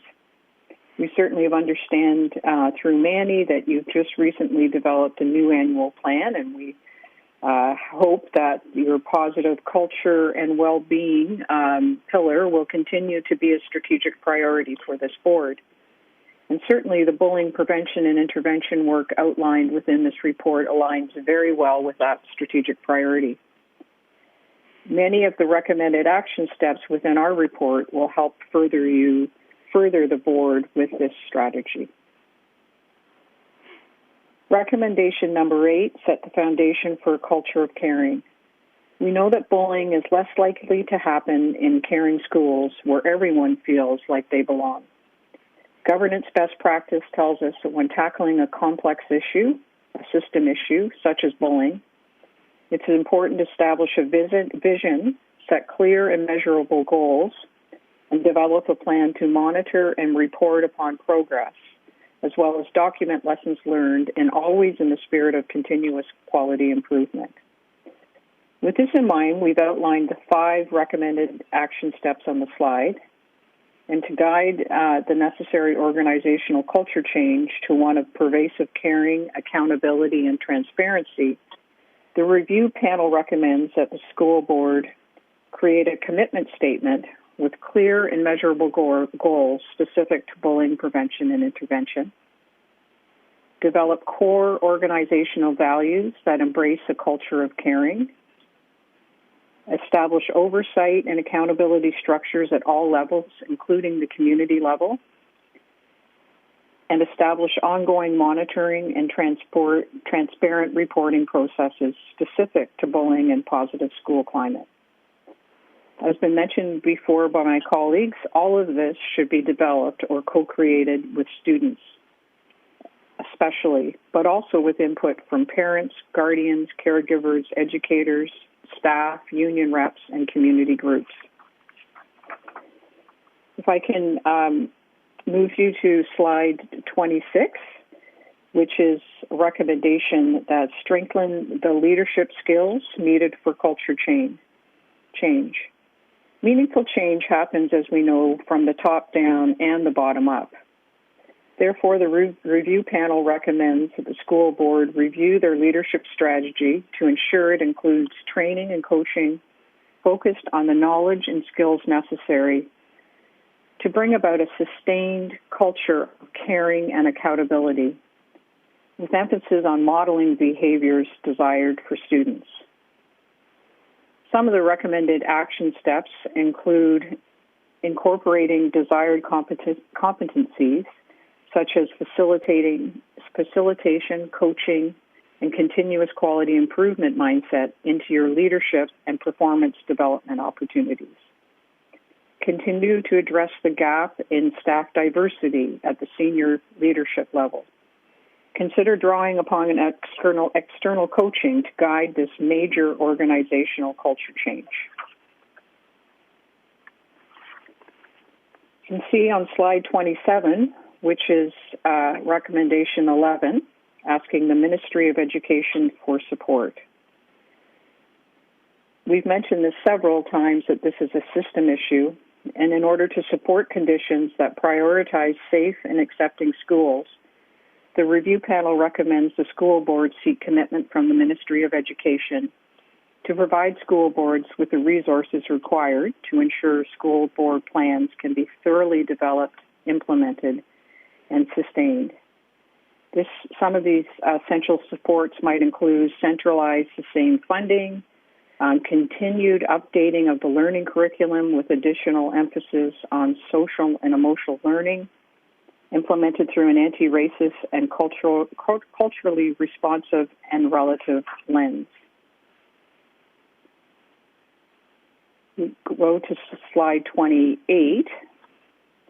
We have some immediate actions in addressing bullying, and it will certainly require ongoing dedication and hard work across the school board. Planning how these recommendations will be implemented is, of course, the collective school board responsibility. But it's essential that this work take place with the input and involvement of students, parents, guardians, caregivers, educators, staff, and key community partners, as well as the Ministry of Education. We certainly understand that some of the review panel's recommendations will take longer to develop and implement, especially those where the work requires meaningful input from or involvement of all members from the broader school community. However, some of the work can get started right away, especially the action steps that involve establishing the processes and structures to support a systemic approach to dealing with bullying. With this in mind, we've highlighted 10 immediate action steps, and I'll just highlight a few. For sure, to begin with, we would like you to consider to reflect upon these report findings and recommendations and share them widely. We'd also, and I'm asking that you would make a commitment and develop a commitment statement specific to bullying prevention and intervention and the right of every child to have an education that is free from violence and discrimination. Establish timelines and clear targets. Establish those core organizational values that ensure a culture of caring and respect. On slide 29 are the remaining immediate actions that we recommend the school board take as soon as possible. You can see number 7 and number 10 are of particular relevance to you as governors. We've spoken about data, of course, and certainly community-led independent committee.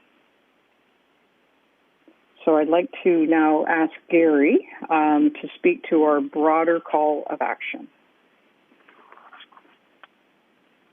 So this is slide number 30.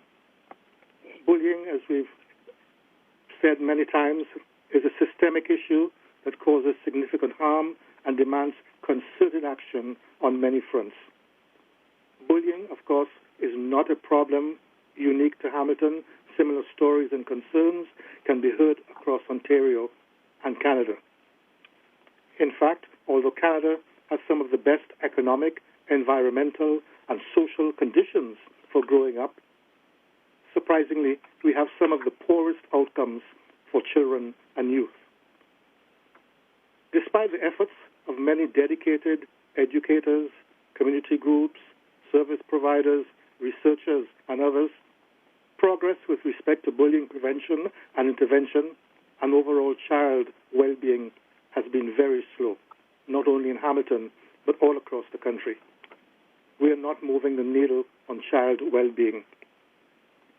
You understand well that the review panel's primary mandate pertains to bullying prevention, intervention, reporting, and responding. But it is important to acknowledge the broader systemic issues that perpetuate bullying and hinder efforts to ensure the healthy growth and development of our children and youth. So it is time to shift gears. It is time to transform and reimagine education with new ideas and approaches.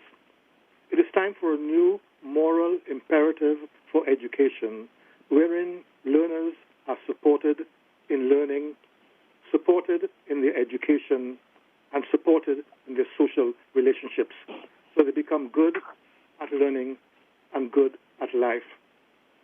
It is time for an educational system where socio-emotional development, equity, and mental health and well-being are seen and treated as learning priorities alongside educational achievement outcomes.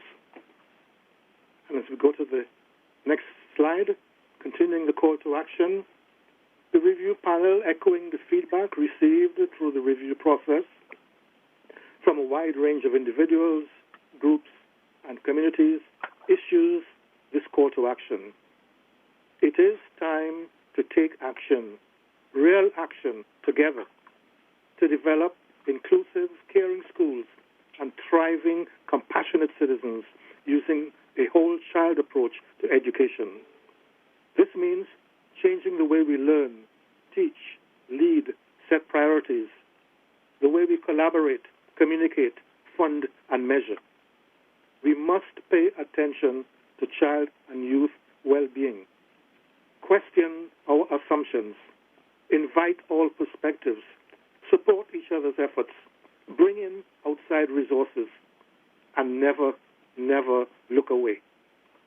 So we call upon all Hamiltonians, students, parents, guardians, caregivers, school staff, unions, board employees, trustees, community members, community groups, researchers, as well as all levels of government. We call on all of you to contribute, all of us, to contribute to these changes as part of the village it takes to raise a child. And now over to Brenda for our wrap-up. Thank you, Gary, for that call to action. And if I could refer you to slide 32, you can see that effective bullying prevention and intervention requires action at all levels. And this graphic provides an overview of our 11 recommendations as well as the broader call to action. As you move forward as a board and take time to reflect upon the findings and recommendations and what they mean for you and the school board as an organization, we'd certainly like you to know you're not alone. We're offering to continue to support the work on a voluntary basis. We propose returning to you and senior leadership every 6 months for the first year to 18 months to share the knowledge we have gained through this review process, and return again to talk about any progress made with respect to implementing panel recommendations. This concludes our overview. We as a panel want to thank you for listening and the opportunity. It was a privilege to participate in this community engagement on such an important issue. And we'd be very happy to answer any questions you may have about our findings or our recommendations. Thank you. Thank you so much to the panel for this presentation and the way that you've brought it forward. We can't thank you enough for this critical, the thorough work that's been done. I do want to just start us off by adding a few additional thanks, not only to the panel members, Dr. Clinton, Ms. Flaherty, Dr. Warner, for your incredible work over this past year. Thank you to the expert advisors, Barry Finley, Dr. Deborah Pepler, Dr. Kathy Short, and Dr. Tracy Valancourt for supporting and evaluating the work. Thank you to Kojo Institute for supporting the consultation sessions, providing expertise on equity, diversity, inclusion, as well as contributing to writing the report. And thank you to a number of staff who have supported the coordination for this work over the past year. I just want to name a few. In our communication and community engagement staff, our manager, Sean, Rob, Amber, Gustavo, were all actively involved. In our research department, Sally, our manager of research, was also very actively involved. Leslie Carrier from the director's office supported the coordination of the project. And we had a number of equity and safe school support staff who were available to review and to work with the panel on questions. But thank you for bringing this forward in a way that provides a clear call to action, clear action steps, and also just helps us to really focus in on work that needs to be done. So at this time, I will turn to trustees for questions, and I will go through the list starting at the top of the alphabet this time. Trustee Archer, did you have any questions or comments for the panel? I have no questions. I just want to thank you for the report. It was very direct and to the point and well appreciated. Thank you. Thank you. Trustee Bingham? No questions, but again, it's a huge, massive thank you to everyone involved and very clear steps as to where we should be taking this next. And thank you for volunteering to come back every 6 months for the next 18 months to be able to make sure we're on track, to make sure help. That is huge in my eyes. That is absolutely huge. So thank you so much to everyone, including all of the community who participated as well. It's been a massive undertaking. Thank you. Thank you. Trustee Buck? Yes, thank you, Madam Chair. I did have a couple of things. My first would be a question more for staff. Just looking at the sheer size of this report and the recommendations, we're talking about a system shift, and that is huge. We have so many people on our staff and so many students, and this will take time and commitment from everybody to be a success. And I think that's what everybody wants to see. But that is going to require a lot of work. So I'm thinking about how is it that we can, well, hold on, I wrote it down better than I'm going to remember. So when we're looking at the size of all of this and the amount of hours it's going to take into that extra training and building the skill sets of our staff, are there any barriers that we're anticipating to implementation, and maybe what are those barriers and how are we addressing them right now? Thank you. I'll turn to the Director, Director Figueredo. Thank you through the Chair, and thank you, Trustee Becky Buck, for that question. I think the most important challenge when managing any kind of complex change is I always go back to the Cotter model of managing complex change. Is there a clear vision? Do we have the skills? Do we have the resources? Do we have the incentives? And do we have the implementation plan, the action plan? What staff is going to do, if approved this evening, is come back to trustees in the spring with an implementation plan. In addition, there will be advocacy to the ministry as well. But there are always two important resources that we have to look at. And one is time, but the other one is having dedicated staff to support this. What I've learned through implementing change is that something this important can't sit on the side of someone's desk. There has to be a full commitment of resources provided. And as you can see in the recommendations, that in the full report, the review panel is asking the ministry to support a full Safe Schools lead like they did in about 12, 13 years ago. And so that's going to be key, that we need the lead at a school and a lead at a system level primarily as the first step. As you know, our system portfolios are shared by superintendents. And the Safe Schools, we have to shed the light on it, but we also have to make sure it's connected to our equity work, our mental health strategy, and hence why it's front and center in our board annual plan under positive culture and well-being. So whatever we put in the annual plan as we prioritize is what we resource and is what we monitor and what we measure. We'll be back as I unpack this report. I'll be back in the spring with the implementation plan with the team, and I'll identify what challenges there will be to implement it. But number one is ensuring that there's resource allocation at a system level for someone to have a full commitment to overseeing this work, and hence that will be some of the advocacy we will be doing. And the review panel has already begun with me, with the Ministry of Education, and further advocacy, I'm sure, is forthcoming to the Ministry, because we will be sharing the full report to the Ministry.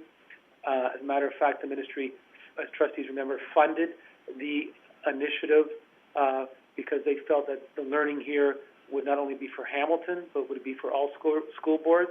So as a result of that, we said we would take a leadership role in our community, in our sector, and we hope that the Ministry's commitment to continue to lead resources necessary to move this change will continue. So that I'll ask trustees to stay tuned as we bring an implementation plan from this report, if approved this evening, in the spring. But at this moment, the resource to support this is going to be the most critical one at the provincial level and at the local level as well. Thank you. Through the chair. Thank you. Trustee Buck? Thank you so much for that explanation, Mr. Director. Looking forward to that report coming to us in the spring. I did have two other things. The first, maybe just a comment. Actually, you know what? Not a comment. It's a question. So, recommendation number 4 was to support schools to establish their own plans, including specific training. So, when I read this, it to me sounds like we're saying each individual school, the panel is suggesting, should kind of like be creating the framework at that school level. What in my mind, it goes to that first day of school when you're getting to know your teacher, they're getting to know you, and they pull out that big giant piece of paper with the lines on it, and you go through what are your classroom rules. So kind of in that same vein, are we looking at like what are our school rules as we look to be better citizens and better caring people to one another and coexisting in this space?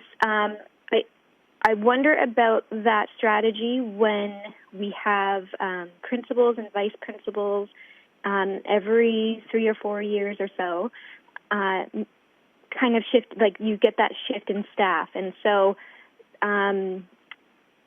is that kind of what the vision is from the panel, that we would be kind of setting the tone at the individual school, or maybe just a little bit more of an explanation on that for me, please?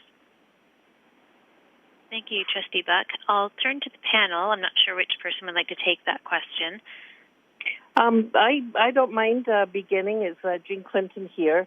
So I think what we know is that the whole school approach is essential from the evidence. And that means that each member of the school community needs to be participating in saying, what does a healthy school look like for us in our context?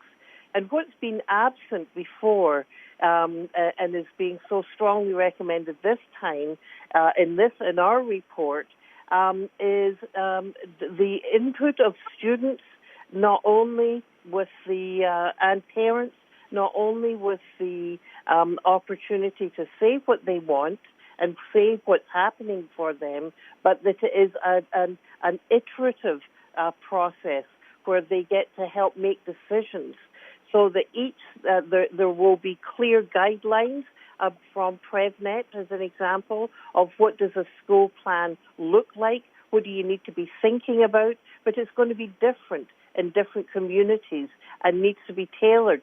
And people need to say, this is a place that we have created this, and it's a place of caring and belonging, and this is how we go about it here.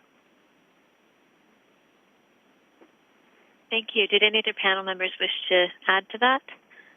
I think Gary Warner here. I think the only thing I would add to that is that, because Trustee Buck talked about maybe, principals moving. If you have within the school a well-developed structure and commitment, in the form of, an anti-bullying parent staff community team. For example, if you have all of that in place at the school level, it means that what you're doing is you're trying to create at that level this pervasive culture of care, and that the leadership, obviously, of the principal is critical. But this does not depend only on the leadership of the principal. It depends on everyone. It depends on maintaining that culture within that context. So it is really crucial that in addition to the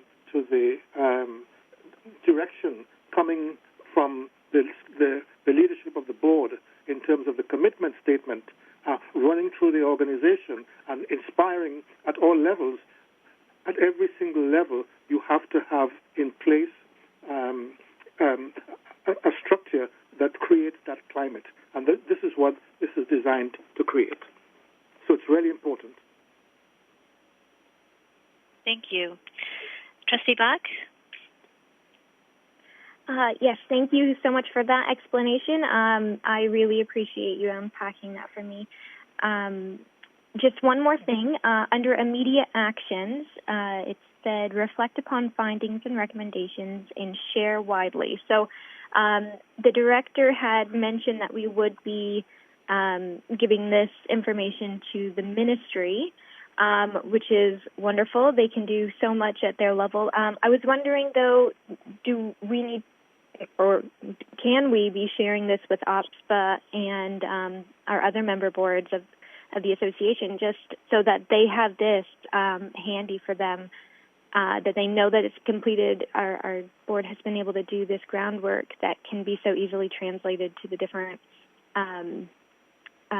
unique circumstances that each other board finds themselves in. Thank you. And we don't necessarily need a motion to do this, but I'll turn to the director for a comment. Thank you. Through the chair. Just so if trustees are all aware that once approved this evening, this is a public report already, but once approved, I will be sharing this with all CODE, the Council of Ontario's Director of Education. They're aware of this report is coming, not just for Hamilton, but for the entire province. And then we will be setting up meetings subsequent to this with the Ministry of Education and the Safe Schools Division to further unpack the recommendations and our implementation plan and what support we might require as well. So we want to lead this on behalf of the province. And of course, since this report is public, it can be shared with, of course, the trustees associations as well of other associations as well, through the chair. Thank you. And as chair, I can certainly take the lead on sharing that and don't need a motion for it, but an excellent suggestion. Anything further, Trustee Buck? Nothing at this time. Thank you all so much for all of your hard work. And, just really excited to see where this can all go. You have a good night. Thank you. Trustee Dees? Thank you, and through the chair. And, again, this is thank you to everybody. And this has been an incredible process and very enlightening. I have a few questions. So, first of all, I'll direct this to staff. Understanding that we do need time to unpack it and create an implementation plan, but also knowing, that we do have some things in place. We've long established that we about healthy relationships and also caring adults within the schools and things like that. So I'm just wondering, are there sort of 5 things or some things that we can do immediately as we're waiting for sort of the bigger implementation plan to come next spring? Thank you, Trustee Dees. I'll start with the director and then turn to the panel for further comments. Director Figueiredo? So thank you through the chair. Actually, I think the panel in their full report have also listed items that for immediate action, as short-term actions we should be taking. So that's the first thing that we're going to unpack immediately in terms of are there any gaps in terms of those immediate actions and then the long-term plan. But the panel might want to speak to what they're recommending as as the short-term actions to take. And I'll just start. I think the most important first step is in reflecting on your findings and sharing. Brenda Flaherty. Left. Oh, perhaps another panel member can jump in. I've had the same connection problem tonight.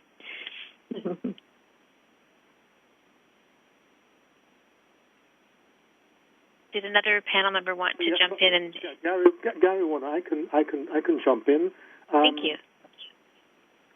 So, in terms of the immediate actions, I think that beyond sharing the report and its findings, Brenda Flaherty joined. Okay, here's Brenda again. Creating a lead position. I think starting to work on that and to figuring out where it fits. Within the system would be one way to start. But Brenda was speaking, so I'll hand back to her. Thank you, and my apologies. It just stopped.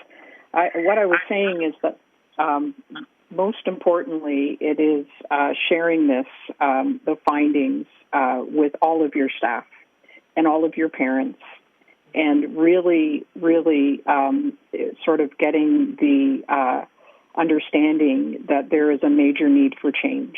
And to me, that's really the most important next step. And I heard Gary talk about the lead position, and that lead position is important. However, it's more important that all of the leaders see this as a priority for implementation. I completely concur with Manny that you can't do it without that lead position, because there needs to be board-wide initiatives that need to be developed. But that lead person prepares the leaders for change. And so that is a very important next step. And certainly as a board, you could move quickly on your commitment statement, and although that needs to be done and co-designed, and also your values. So there are tangible next steps that you can move forward on. I would also add, sorry, I couldn't find my unmute button the other second. The other thing is, I think that we want to make sure that that the great work that you are already leading and Manny is leading continues. This is not to say toss out what you've already been doing, but the initiatives, say around the caring adult, the pilot project around the nurturing safer schools, the social work intervention, are just so very, very important. So in some ways, as Brenda says, taking the message out to everyone is also infusing a message of hope that you are, in fact, moving along in the right direction in terms of a positive school culture. And I think that's really essential for you as a board of trustees to say, we heard, we're acting, and we're supporting what's going ahead. That's my opinion. Thank you. Trustee Dees? Thank you. And that's great. My next question is probably to you, Dr. Jean Clinton, is because I'm aware of your work around healthy relationships and the work that you've done in Halton. So Halton adopted as a region, they adopted sort of the healthy relationship framework. And I'm just wondering, in the work that you've done, because you've highlighted that it's a relational issue, and so I'm just wondering, in the work that you've done, I know in Halton and probably lots of other communities, if they have seen an impact on their bullying, if they have seen, you do highlight some of these programs which are great, but I'm just wondering with looking at Halton next door, knowing that they've been focused as a region, training, all the different sectors in this, whether there has been any impact at all. Oh, I think that's a terrific question, and thank you for it. I do not have the numbers at my fingertips in terms of what's happening in Halton to know, is it making a difference. What we do know from other countries who have shifted their bullying statistics is that it is through a relational lens, that through creating cultures of caring, addressing the fact that as a group norm we don't bully, that's where you get the massive change. We know, so that's at the broad base. We also know from the research evidence very strongly about programs like WITS, like the 4th and like with my fondest program, Roots of Empathy, actually makes a difference, bringing down aggression, bringing down bullying, and the things that help you perceive have relationships and see the other not as othered, but like me, makes a very big difference. But you've piqued my curiosity again to figure out and connect with Halton to see exactly what data they're collecting at this point in time. Thank you. Trustee Dees, anything further? Thank you. And just sort of my final question is on 13-32, where you sort of lay out all the different layers of this that we are working on. And in your report, and eye-opening, you reported on, where Canada ranks in the world, and it's, disappointing and worrisome. And so I'm just wondering, that we've got up to the Ministry of Education, which is provincial, but is this something we should be, looking, and I'm not sure, what this looks like, but looking to the federal government for some accountability on where we're ranking on this. I'll turn that to the panel. Can I avoid a rant and say absolutely? We have a huge paradox that we do so well economically as a country, and yet we are at the bottom of the well-to-do countries in terms of student well-being and satisfaction with life, with obesity, with all kinds of different things. And it would be magnificent to have a board and even collect with other boards to be saying we need to do something about this for all of our children, not only at the provincial level, but also at the federal level. And so, one of the things that we've mentioned is something like a royal commissioner a commissioner for children. But I think if we have the collected voices that say we're not going to, we can't possibly have our children suffer like this, because if our children are the barometer of how we do as a society, then we're not doing so well. So absolutely, advocacy, promotion of this all the way up. The call to action is trying to garner that. Thank you. Trustee Dees? Thank you, Dr. Jean. And again, you have all of you have my utmost respect, and look forward to continuing the work on this. And thank you for all your insights. Thank you. Trustee Galindo? Thank you, Madam Chair. I'll keep my comments brief. There's not much that I haven't said before that I can say again. And with that, my colleagues asked some very good questions as well. As I reflect back to when this work all started, what that work actually looked like, what it looked like to have a pandemic disrupt the entire work, but then to finally see it be fulfilled and be reported tonight is something that I know my colleagues and I have been looking forward to for a very long time. And with that said, one of the things I'm most excited about is the data. I'm a big supporter of data.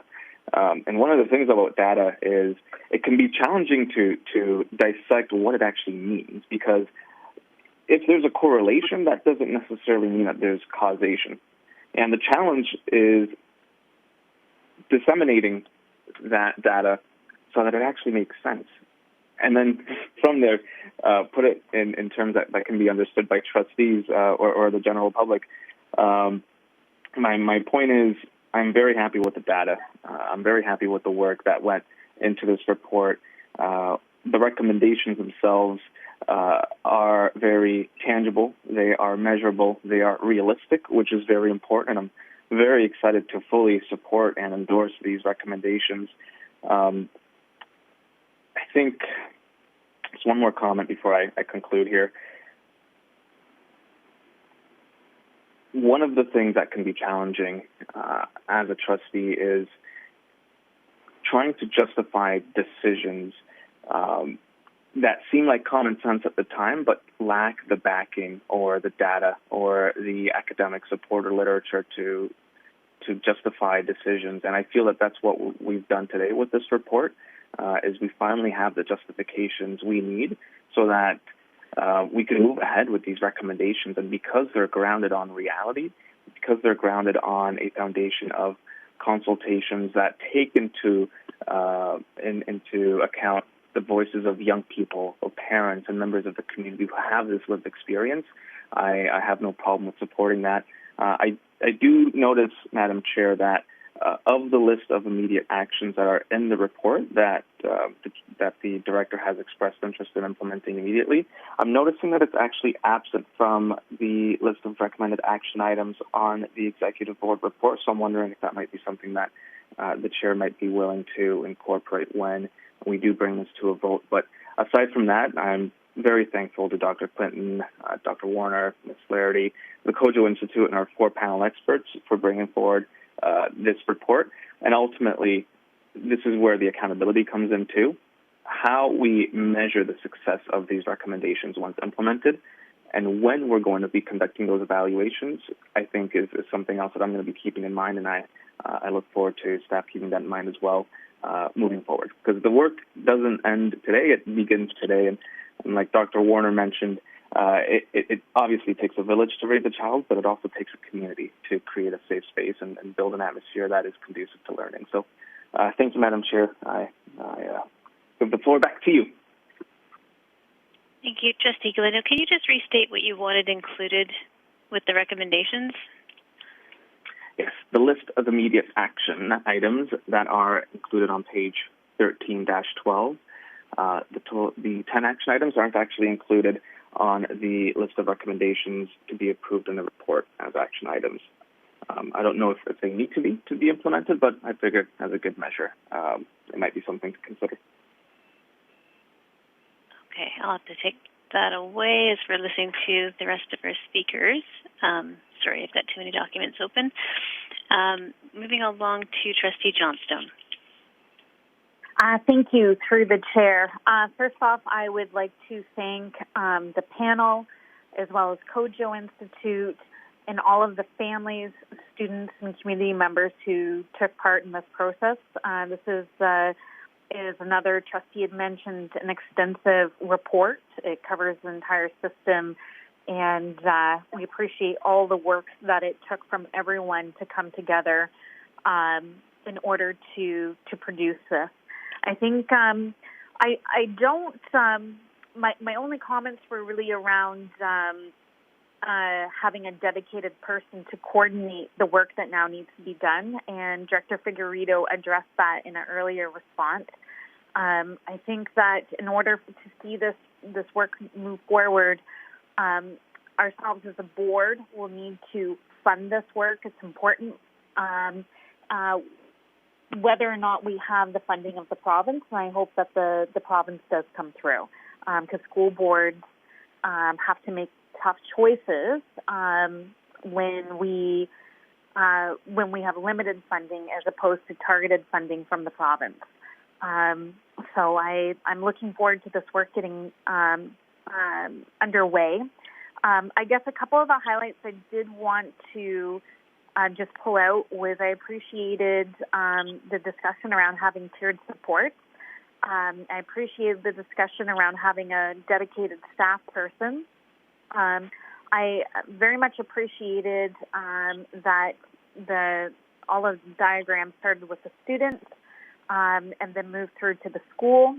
I appreciated that schools needed to be supported to develop their own plans so that it was specific to meeting the needs in the community. However, there was also the caveat that any work that's being done is being grounded in evidence and all the resources that were provided. And I know that Dr. Jean Clinton highlighted PrevNet earlier. I guess the big thing that I did want to acknowledge was on 13.7, where it talked about the stats of the HWDSB, that 60% of students had an experience of bullying, and that 20% of our students experienced bullying on a regular basis. There was additional, information that LGBTQIA plus students, as well as students, were experiencing bullying, as well as bullying related to race, ethnicity, newcomer status, sexuality, gender identity, and the list went on. I hope that as we develop a coordinated approach, that is directly linked to the areas that we identified within our board, and I'm sure our board is not unique to in comparison to any other board, but in order to address where bullying is taking place and why. And I'll just conclude that I sincerely appreciated the discussion that we needed a cultural change. I think that we're in the midst of a cultural change, certainly in North America, but I hope that this also marks the beginning of a cultural change right here in Hamilton, and that we can be leaders in this area, and where other school boards can learn from us, and that we can do some good work that our students certainly deserve. Thank you. Thank you, Trustee Johnstone. I'll just turn to the panel. Did you want to comment on anything, or are we good to move ahead? Good to move ahead. Good to move ahead. Thank you. Okay, thank you. Moving along to Trustee Miller. Hi. I want to reiterate everything that has been said already. Much thanks to the dedication of the panel on this work. Also want to just say thank you very much because I know that at the beginning when we started our community engagement sessions, at the very first session, I think the panel realized very quickly that the style of the community engagement and the way that we were receiving these stories and these experiences, the community really wanted it in a different way than we had initially envisioned. And so I just wanted to say thank you for being flexible and serving the needs of our communities, and the dedication to having as many community engagement sessions as we did have across, so many different geographical, but also community identity lines. So thank you to that. I do just actually have one quick question,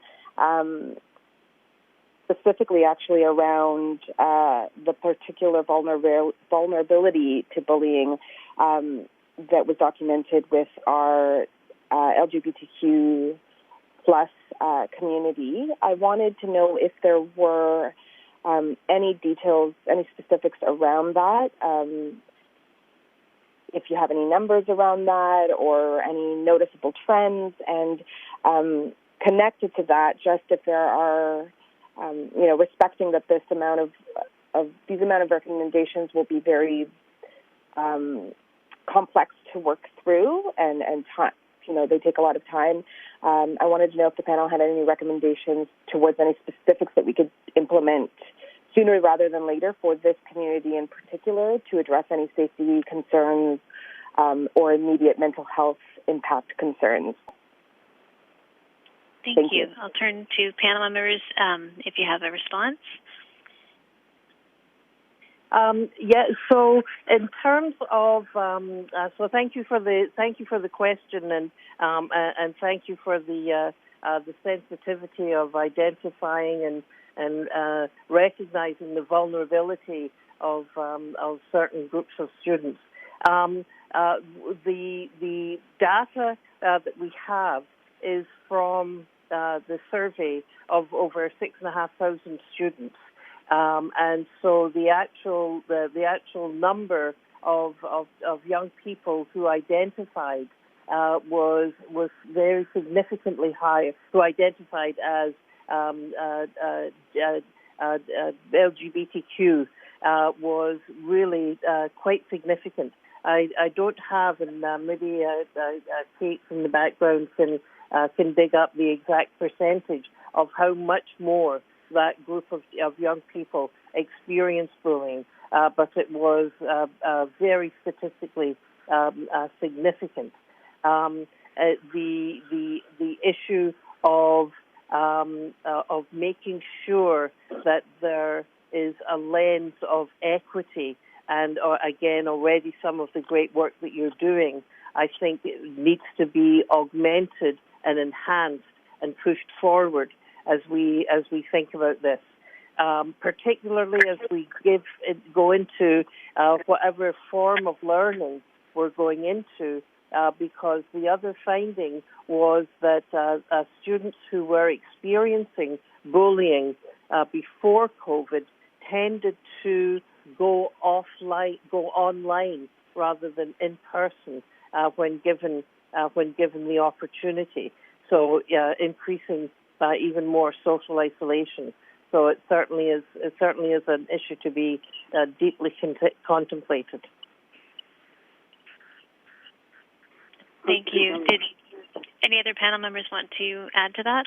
Yes, Gary Warner. I guess what I would add is that principle that we have embedded in the report of sort of co-create responses would apply very well in this as in so many other cases.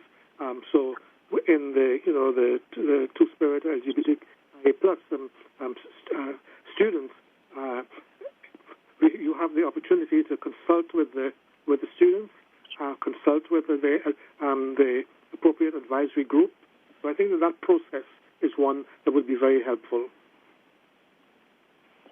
I agree, Gary, and just to point out that the rate of bullying in this group were 2 to 3 times higher, and so, as Gary says, reaching out to them is so crucially important. And it's Brenda, and just in addition, and it was mentioned, and I know that the school board works with organizations such as Spectrum, and they were very involved in the community engagement. And as, of course, you look at your diversity for your staff, we did also hear from staff. So I think you're heading in the right direction. And co-creating, there's so many students that want to be part of the solution. Thank you. Trustee Miller? Thank you so much for all of those responses. Thank you. Thank you. I believe Trustee Mulholland had to leave, but I'll just double check. Trustee Mulholland, are you still on the line? Okay, and Trustee Pekin-Miller had left earlier. Trustee Tutt, any questions or comments? Yes, thank you, Madam Chair. And through you, to any of the panel members, first off, I just want to say thank you for this important and vital work that you've done.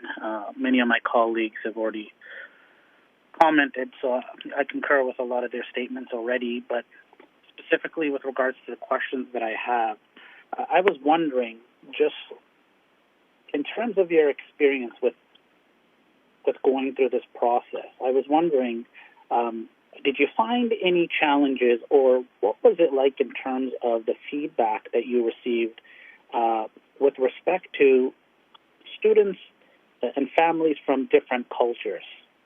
Did you find any differences with the way bullying was kind of looked at or understood from that cultural perspective? Thank you. And I'll turn to the panel members.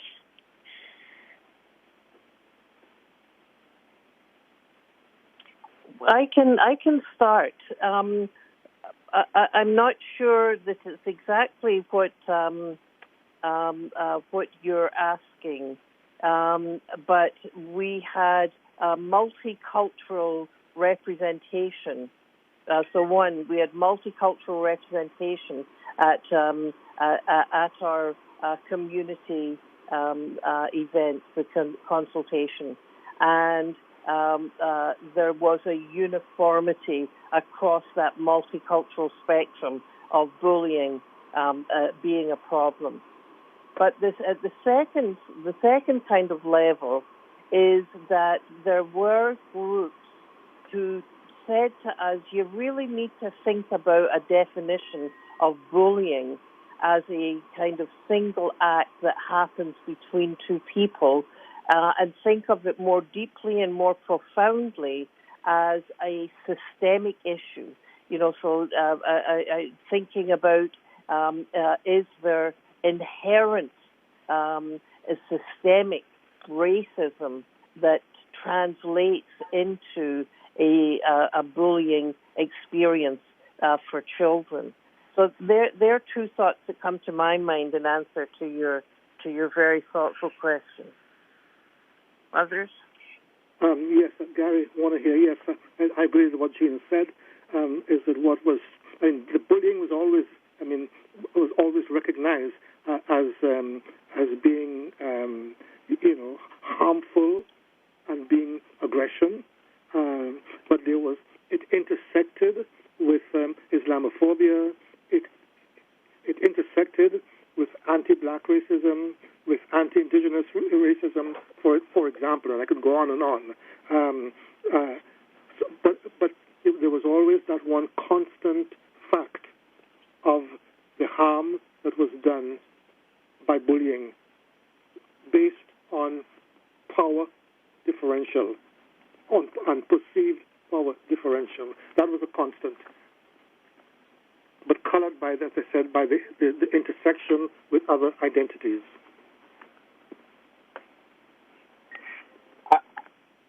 I really appreciate that. I think both of those answers are eye-opening in themselves, and the fact that you guys experienced that and you saw that kind of validates what I kind of had my suspicion of, and which also takes me to the other part of your report where I really like the fact you diagrammed out, through you, Madam Chair, the intersectionality with regards to all the different pieces. But one thing I was curious about, and I'd be interested to hear from you folks if this came up at all. Was there any kind of offshoot or the impact with regards to citizenship that certain individuals? Trustee Tutt, I'm so sorry. Can I just get you to move a motion to extend by 30 minutes? Sure, I'll move that motion, Madam Chair. Thank you. Seconded by Trustee Galindo. Is anyone opposed to extending the meeting by 30 minutes? Okay, hearing none. Carry on. I'm so sorry to interrupt. No, thank you. So I'm just wondering, did citizenship at all come up with respect to that? And if it did, would it make sense to add that to the intersectionality component of your report? I'm just curious if that came up at any point during your review. And I'll turn to the panel members. Gary, Warner, I did not perceive, unless I missed it, citizenship specifically. I mean, the fact that people were not Canadian citizens in that sense, yes. That newcomers, that was one of the sort of identities that newcomers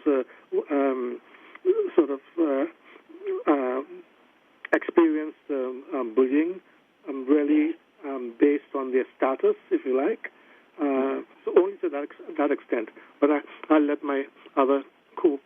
answer that. So I'm sure I fully understand. So Jean here, I'm not sure I fully understand the question. How I heard it is an interesting question in terms of are those who experience bullying and those who perpetrate bullying, are they less likely to engage as citizens? That's how my brain heard you. And we know that is the case because there is a moral disengagement that is evident in the literature that occurs for all involved. I'm not sure that's exactly what you were asking about. So if there can be clarification, that would be helpful. No, I think both of you folks, through you, Madam Chair, I think both of you folks answered it head on. I was just curious to see if citizenship was playing a role, and folks that may not or may be new to the country, and what their experience was like. Was that being captured in the review? Because if you look at Hamilton, our student body, it's extremely diverse, right? And so I wondered if some of the students that were new to the country, what did bullying look like for them if they in fact did come forward and that information came across and captured in this review. So that's kind of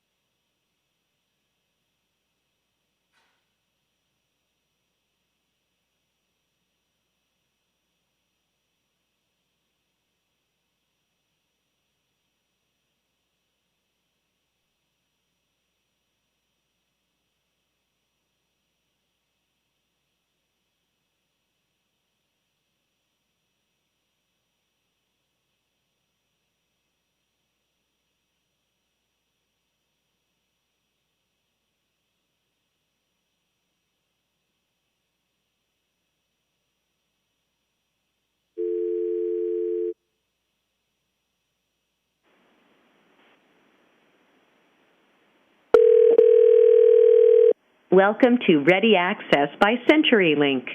Please enter your access code followed by the pound sign. Thank you. Please stand by.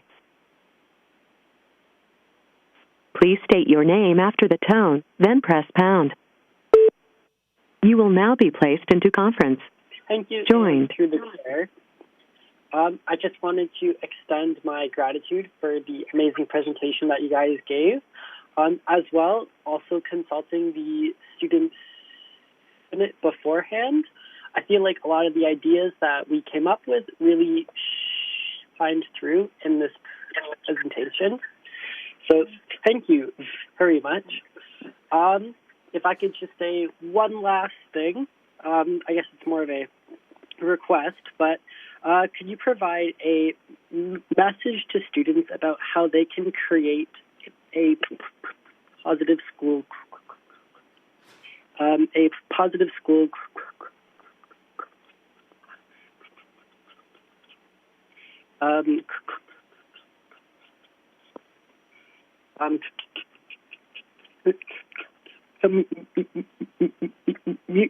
community. Thank you. To the panelists? Well, it's Brenda, and certainly on behalf of the panel, I'd just like to thank for the opportunity to meet, for the panel to meet with the Student Senate. And of course, the voice of student is so important. And I wish I had it. I'm buying time for my panel members to answer that. What is the message for a student environment and positive climate? And I think it is so much about co-creating because the students know. And when we thought about our recommendations, we were exploring what was most important about what we heard.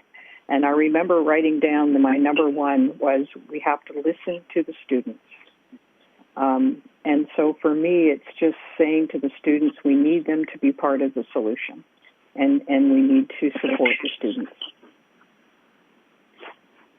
Yeah, and Brenda, I would reiterate that what a privilege it was to meet with the Senate, Student Senate, on the number of occasions, and the solutions were all in that room with you, and so really appreciate that. I love your question. If I hear it correctly, and that is, what might there be in terms of guidelines from a student voice and agency perspective about creating a positive school climate? And so I would say two resources to check out are PrevNet, that's promoting relationships to eliminate violence that you'll see throughout the report, as well as the Kiva resource that you see there. Bullying is a relational issue, but it's also a social issue, and the power of your voice and having adults as allies, but with your leadership, as Brenda is talking about, could make change that is sustainable and doesn't get booted out when somebody different comes along. So they're things that I think you can look at, and certainly I can bring along myself and some of my colleagues who would be more than happy to help you explore that area. Yes, and Gary, and actually in our call to action, what we said was be active builders of positive relationships in your school community so that you can be doing yourselves, treating others as you would wish to be treated, and continuing to speak up and asking for choices and being involved in the co-creating of solutions. So very much confidence in the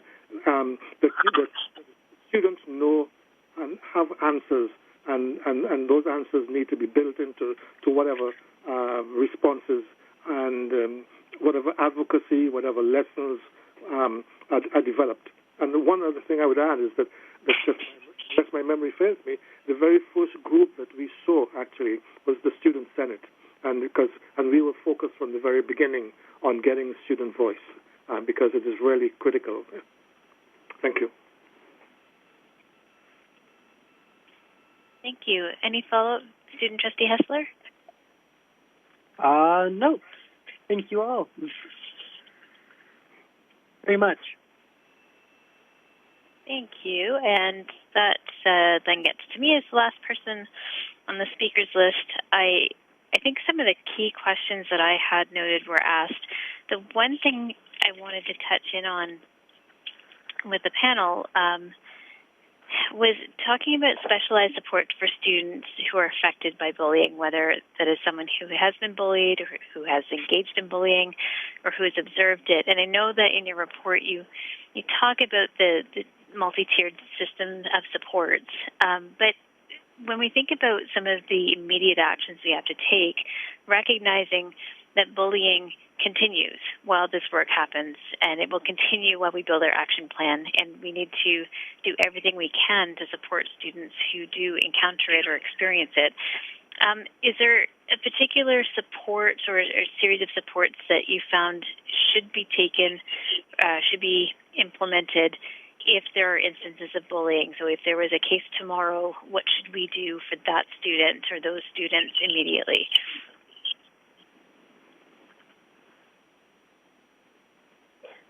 So I can take a first stab at that. Personally, the first thing that I would do is call David Hoy and Jay Razzle and say, what are you learning, guys, about interventions that are helpful for kids on the ground that are going to be helpful in Hamilton? What's really hugely important is that we help people see that the young person who bullies comes with a very big, broad story, that they may have some developmental or social or other history that is contributing to that. And so the mindset that we have has to shift from one of punitive to one of how can we understand the problem from the young person's dilemma. But in order to do that, you have to be able to have a whole, particularly when it comes to those who bully, you have to have a whole system, as we've talked about, surrounding that says we are a culture that cares, who believes in restorative practice, and that everybody can, in fact, change if we create the group norm around it. So that's my original thing, but to turn to the people within. It's Brenda. I would also be turning to the people within and community partners, and also wondering about that 20% who are bullied often, and where are the incidents of most harm, and what are we doing to support those students? And so I don't know. I know there's a pilot that is being discussed, and so without a doubt, I'm sure the team is going to be looking at supports for students. Yeah, the Nurturing Safer Schools pilot. Yeah. Thank you. Go ahead, Dr. Werner. I said, and using the resources of PrevNet could be helpful. Thank you. Yes, that's an amazing resource, actually. I guess what I'm hearing is that we need to listen and seek to understand, and we need to make sure we refer students to our supports. I know sometimes we hear from families, and I'm sure you heard in your stories, that instances may not be understood to be as traumatic or as significant until you really seek to understand and listen to that full story. My other question's for the director, and so I appreciate that staff are planning to come back with an action plan, but when we look at our call to action, the importance of creating a vision at the start of this and demonstrating commitment, I'm wondering what the role is for trustees in this, because setting the vision and the direction, I think trustees would like to be part of that, and I'm wondering how might we be part of that co-creation of a vision, of a commitment, of some direction, recognizing the way this gets operationalized lays with staff. To the Director. So thank you through the Chair. So I see a two-layered approach. So let me indicate that the trustees, as a board of trustees, when we engage in strategic directions and review, trustees and set the mission and what trustees call the commitment: learning, equity, engagement, innovation, and the 5 priorities. There will definitely be an opportunity as we look at next year to review the strategic direction priorities. The other part around creating what you see in the recommendations around values. When the Safe Schools legislation came out, I recall being a principal at that time, an updated Safe Schools legislation in the mid-2000s. Across school boards were asked to develop consistent values or character traits that no matter which school you would go to, that you would articulate those character traits, teach those character traits or values, and celebrate and recognize them. And what we've seen across our district, like many other districts, is when the focus has shifted away from that, that there's inconsistency across our district. I visit schools where some of those 10 character traits are still the focus. Others have developed other values or commitments, and others maybe not explicit. So to answer the Chair's question, I see that at a 2 level, we need to, under Safe Schools, review what are those consistent character traits and engage student agency with this, around this. So no matter what we're seeing, no matter what school experience or what schools our students shift to, or no matter what schools our staff work at, that there's consistency in those values or character traits. I would see that at an operational level with staff. But at a higher level, the trustees at the time when we reviewed the strategic directions, the language where we landed was commitment of learning, equity, engagement, and innovation. And there are some organizations in their strategic directions that actually identify key core values.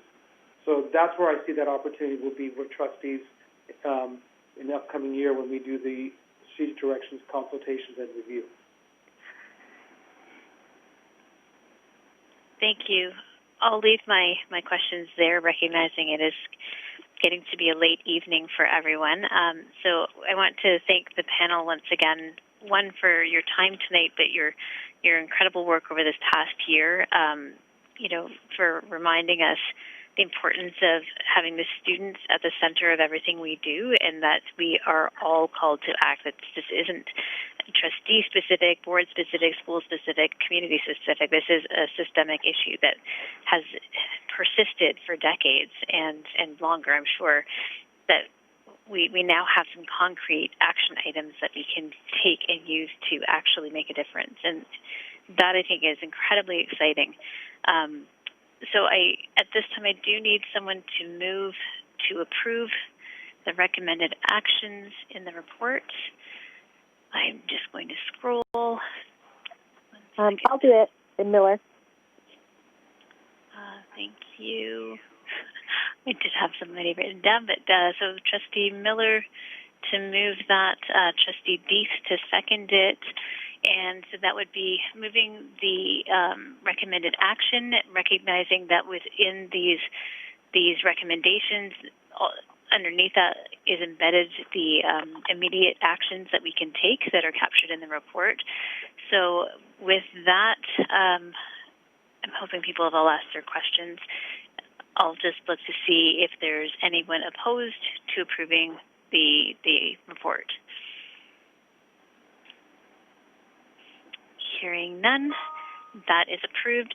Thank you so much again to the panel and to everyone who's been part of this really important work. Okay, moving along in our agenda to item 14, which is a report from Standing Committee from January the 11th. Clinton, left. Madam Chair, point of order. I think we have the that motion that we deferred from earlier. Gary Warner. That is something after item 14. My mistake. Thank you, Madam Chair. Kate Batener. Left.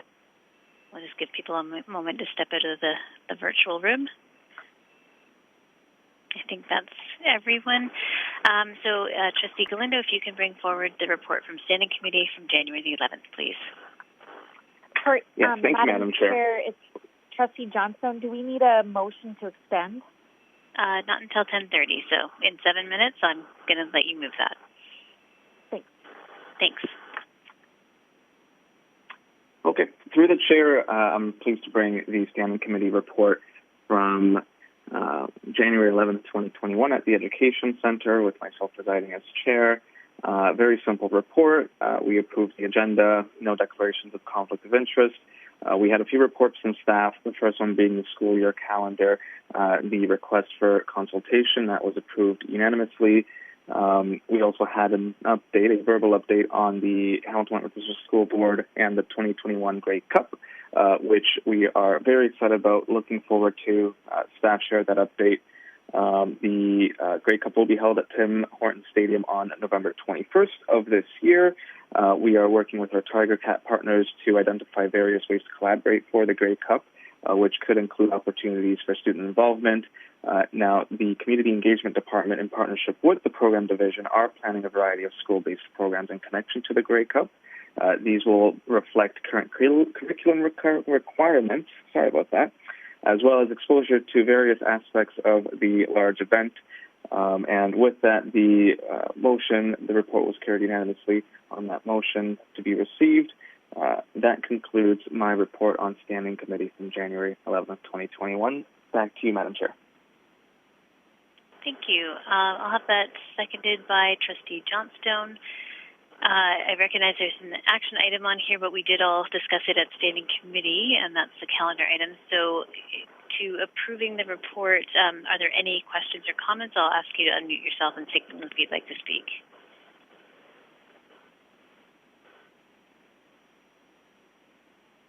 Hearing none, then to the approval of the report, is anyone opposed? Hearing none, and I am noting that Trustee Mulholland had left the meeting before the last vote. Okay, so to our deferred item, which was a motion to write a letter, I'll turn to Trustee Galindo. Can you please read your motion? Thank you, Madam Chair. Following the staff report on the Safe Schools mapping out community supports, this motion is written by myself, Trustee Galindo, seconded by Trustee Miller. Whereas, by the way, it has been sent out to trustees, the most updated version. I apologize for all the emails. Whereas Resolution 20-68 from June 22nd, 2020 recommended the full termination of the police liaison program effective immediately. Whereas Resolution number 20-69 from June 22nd, 2020 asked staff to review and gather input on the police liaison program as well as alternative supports and programs, and that staff identified gaps with respect to students and staff and community, and to identify next steps for developing a replacement program and report back to trustees. Whereas HWDSB's Research and Analytics Department conducted a literature review on school resource officers / police liaison officer programs, highlighted on page 11-3 from the January 25th board package, and presents the need for a review of the provincial model for a local police / school board protocol. Whereas it is the policy direction of the Ministry of Education and the Ministry of Community Safety and Correctional Services that school boards and police services establish and follow a protocol for the investigation of school-related occurrences, whereas there is a need to champion courageous conversations and include student voices and experiences. Whereas, finally, there is a need to address gaps in our system through HWDSB's Safe Schools Review requires further financial and institutional support from the Government of Ontario as it develops its Safe Schools protocol to meet the needs of students and the community in the 21st century.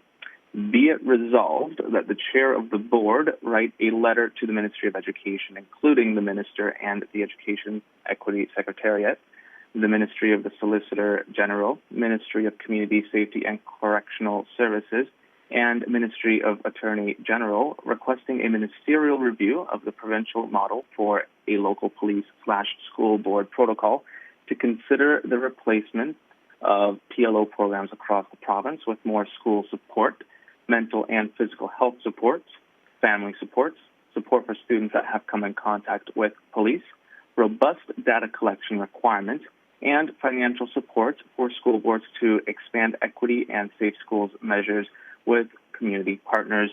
The letter should also advocate for the need to clearly define the role of officers in schools and support additional training for officers, particularly when it comes to working with Black, Indigenous, Latinx, Two-Spirit, and LGBT+, and marginalized youth. Back to you, Madam Chair. And actually, at this moment, I'll seconded by make a motion Trustee to extend. John Jones. Correct. Yeah, that's what I was going to do. Just 30 minutes. 30 minutes. We won't need about 30 minutes, yeah. Okay. Motion to extend by 30 minutes, moved by Trustee Galindo, seconded by, Trustee Miller, since you're seconding this motion. Is anyone opposed to extending the meeting by 30 minutes? Hearing none. Thank you for the motion, seconded by Trustee Miller. Trustee Galindo, for now to the motion that you've just read. Did you want to speak to the motion? I think so. Just very briefly, through you, Madam Chair, in the context of the information captured by staff in the verbal, PowerPoint, and question and answer period, I think this motion highlights an important aspect of our role as trustees, which is to advocate for young people and our most marginalized communities. This motion is a simple recognition of the hard work that our staff have done and the need to share that work with our provincial partners so that they too can look at addressing the issues that we're addressing locally. Because the issues that are highlighted in the report aren't unique to Hamilton or our school board. They exist in every corner of the province. So that's really the reasoning behind the motion there. Thank you, Madam Chair. Thank you, Trustee Galindo. Trustee Miller is the seconder. Would you like to speak to the motion? Thank you. I will only mention that I think I highlighted in the first time that we spoke about this, just that this is both, as Trustee Galindo has captured, a recognition of the work and the data that staff has presented to us this evening. But I also think that we as community leaders have a responsibility to amplify the discussions happening at our table. And we've seen tonight highlighted in the Safe School Review Panel recommendations that much of the experiences that our students go through, whether they're interactions with police or whether with bullying within our schools, all of those conversations would be served greatly by a provincial approach, by a mandated ministry approach.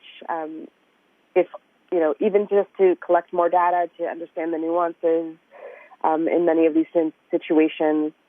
But also recognizing that in this case in particular, police and schools have been around these programs have been around for about 30 years, and we still can't actively point to their success.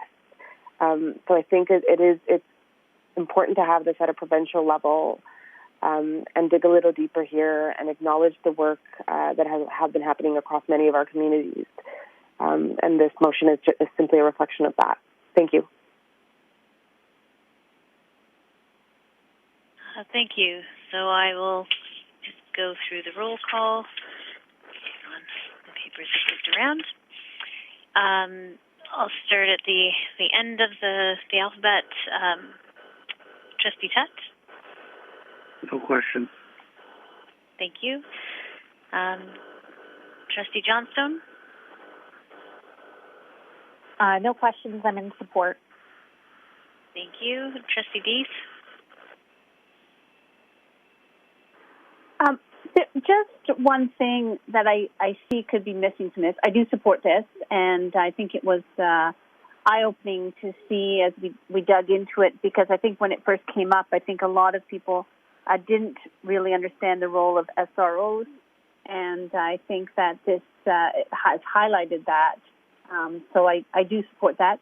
The only thing I see missing is the last line where it talks about support additional training for officers, particularly when it comes to working with Black, Indigenous, Latin, Two-Spirit, LGBTQ+, and marginalized youth. We're missing youth with mental illness or disabilities because we know that has been sometimes the handling of those students has led to bigger problems. So I'm just wondering if we can also work in something along the lines training around mental illness and disabilities. Thank you, Trustee Dees. And as it's a request for a letter, I think that would be important to include. And I could ask if Trustee Galindo would like to just amend his motion, or that can be included as this is to write a letter. Yeah, I've added it to the letter just now, Madam Chair. Thank you. Okay, Trustee Buck. No questions, just one comment. I just wanted to say thank you to my colleagues for allowing that extra time to go through the motion, through the email, so thank you for that. Thank you. Trustee Bingham? No questions or comments, and I support it completely. Thank you. Thank you. Trustee Archer?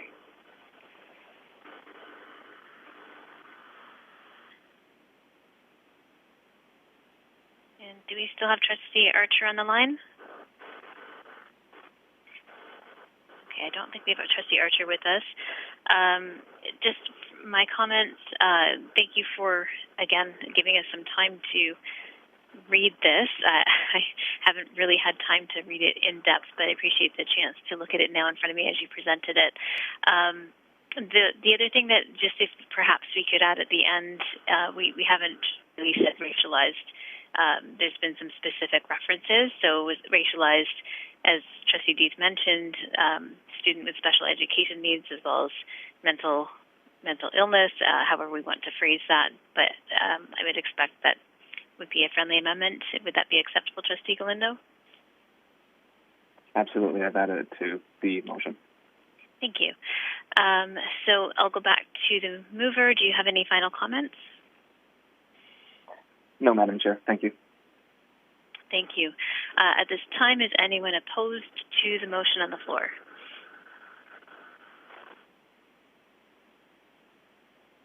Hearing none, we'll move along to item 15, oral reports. Oh, I'm so sorry.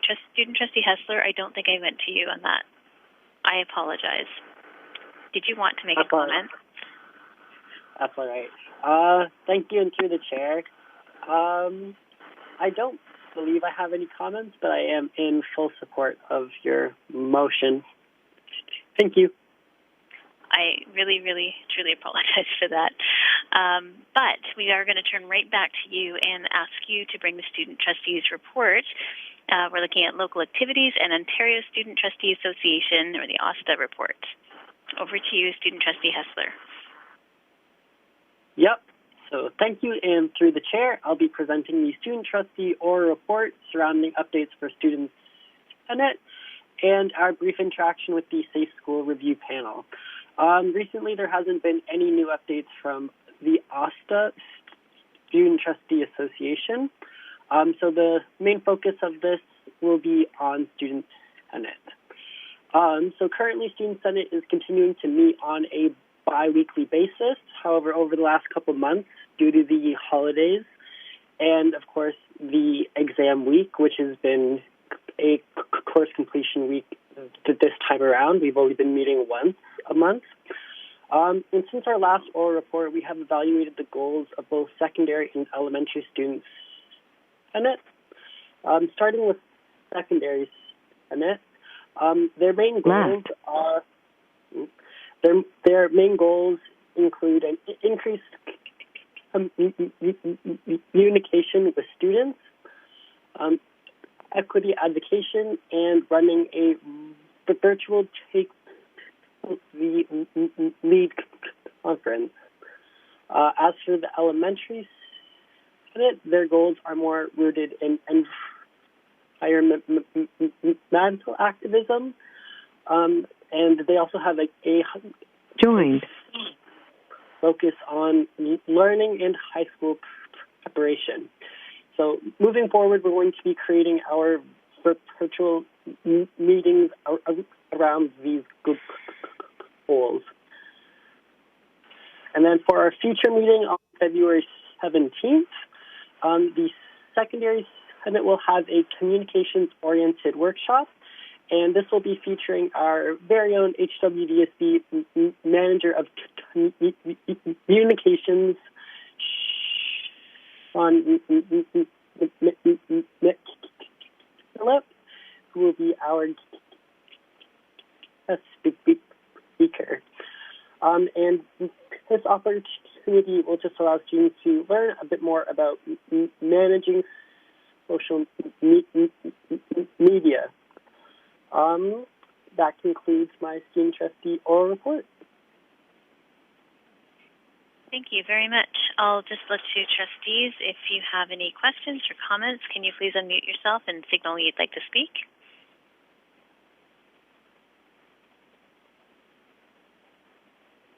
Hearing none, I just have one question, Student Trustee Hessler, and I apologize, I just lost my connection partway through your report. How have you been finding the engagement with Student Senate online? I can certainly speak a little bit more towards that. So thank you, and through the chair. It's certainly been interesting to engage with students online. I mean, you definitely don't have the same kind of impact as you would with a face-to-face kind of reaction, but we are still getting some good feedback. So, I mean, yeah, it's moving smoothly. Thank you for that. Okay, I'll move on to the next item, which is the Director's Report. Director Figueredo? Yes, thank you through the chair. I'll be brief and quick. It's been a long evening. Let me begin with one key message of great gratitude for all our staff, especially our staff who've been working tirelessly in our schools right now, providing support for our students who remote learning doesn't meet their needs, students with special education needs. I want to thank all of our staff in specialized services, including Superintendent Peggy Blair, our caretakers, our office staff, our principals, vice principals, and our educational assistants and teachers who are providing support in person. We're forever grateful, and as we hear from the parents, that they're forever grateful, and we thank them so much for that. In addition, thankful for all the staff who are providing remote learning. What I've heard from parents and from staff from where we were in the spring to where we were now as Associate Director Sovereign has indicated there's been improvement in terms of around engagement, and there's still a lot more work to do, but a great gratitude for staff who are being adaptable this year. The second point I want to highlight is as some trustees participated in the system leaders meeting a few weeks ago, we did launch our board annual plan, and our annual plan typically gets launched in September. Trustees of Governance Committee did see that as part of the second part of my framework. It'll come to the board. But our annual plan has been launched with its 5 priorities, with a clear focus with an equity lens and populations that have been underserved. I've been asked, is this the right time to launch an annual plan? Well, my response has been this to people who've asked me this. Yes, this fall has been difficult, but one thing we've learned is that whether we are going to be teaching in person, whether we have to teach full remote, or whether we have to be an adaptive model, our students are going to be in front of us either remotely or in person or in a hybrid way. We need to pivot our attention now to focus on more than ever on the learning and teaching and start monitoring and tracking our progress. Yes, we have been in the fall, but to launch the system annual plan is key, because how we're going to get there is to provide a clear focus.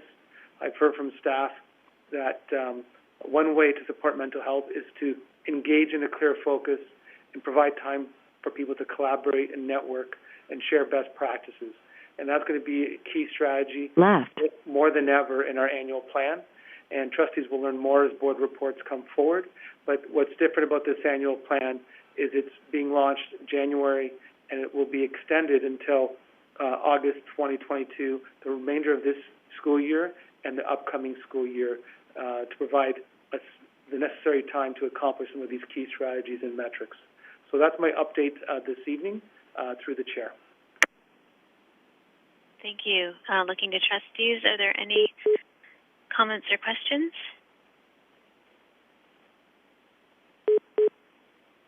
Hearing none. I'm hearing beeping. I hope that's not me. And the last item is the chair's report. I will just echo the gratitude the director has expressed for all of our staff, all of our educators at every level in our system. We know this is a challenging time, and we know that everyone has truly stepped up. Also, thank you to our families for doing your best to work through what is a prolonged, difficult time, particularly for those families who are struggling with remote learning and are waiting for children to get back to in-person learning. I will just mention that chairs across the province have an opportunity to have a teleconference with the Minister of Education once a week approximately, and chairs are reiterating and advocating to the ministry for timely GSN and budget announcements, for timely announcements that will come to boards first before the media about any changes to our learning models. And the update today just highlighted that most of what the ministry is promoting as enhanced measures for return to school, our board has already been proactive and has done it. The one thing that would be available to us will be strategic testing, and that would be asymptomatic testing that would be voluntary for COVID. If there was support from public health for a particular school or a particular class, there weren't further details about that, but resources will be made available. So at this time, thank you, trustees. It's been a long night, and thank you for the work that you're continuing to do in your communities as well in getting information out to people in a timely manner, helping dispel rumors, and helping everyone just do the best they can right now. If there aren't any questions or comments, you've got 2 seconds to jump in. I will look for a motion to adjourn. Let's say Trustee Tutts, if you're still on the line. And are you with us? I heard somebody got disconnected. I'm still here. Wonderful. Trustee Tutts moving, and let's see, seconded by Trustee Bingham. Johnstone. Oh, Johnstone. Okay, since you're there. Anyone opposed to adjourning? Hearing none. Have a wonderful night, everyone. Thank you. Good night. Left. Pulse. Good night. Left. Left. Left. The chairperson has disconnected. The conference will now end.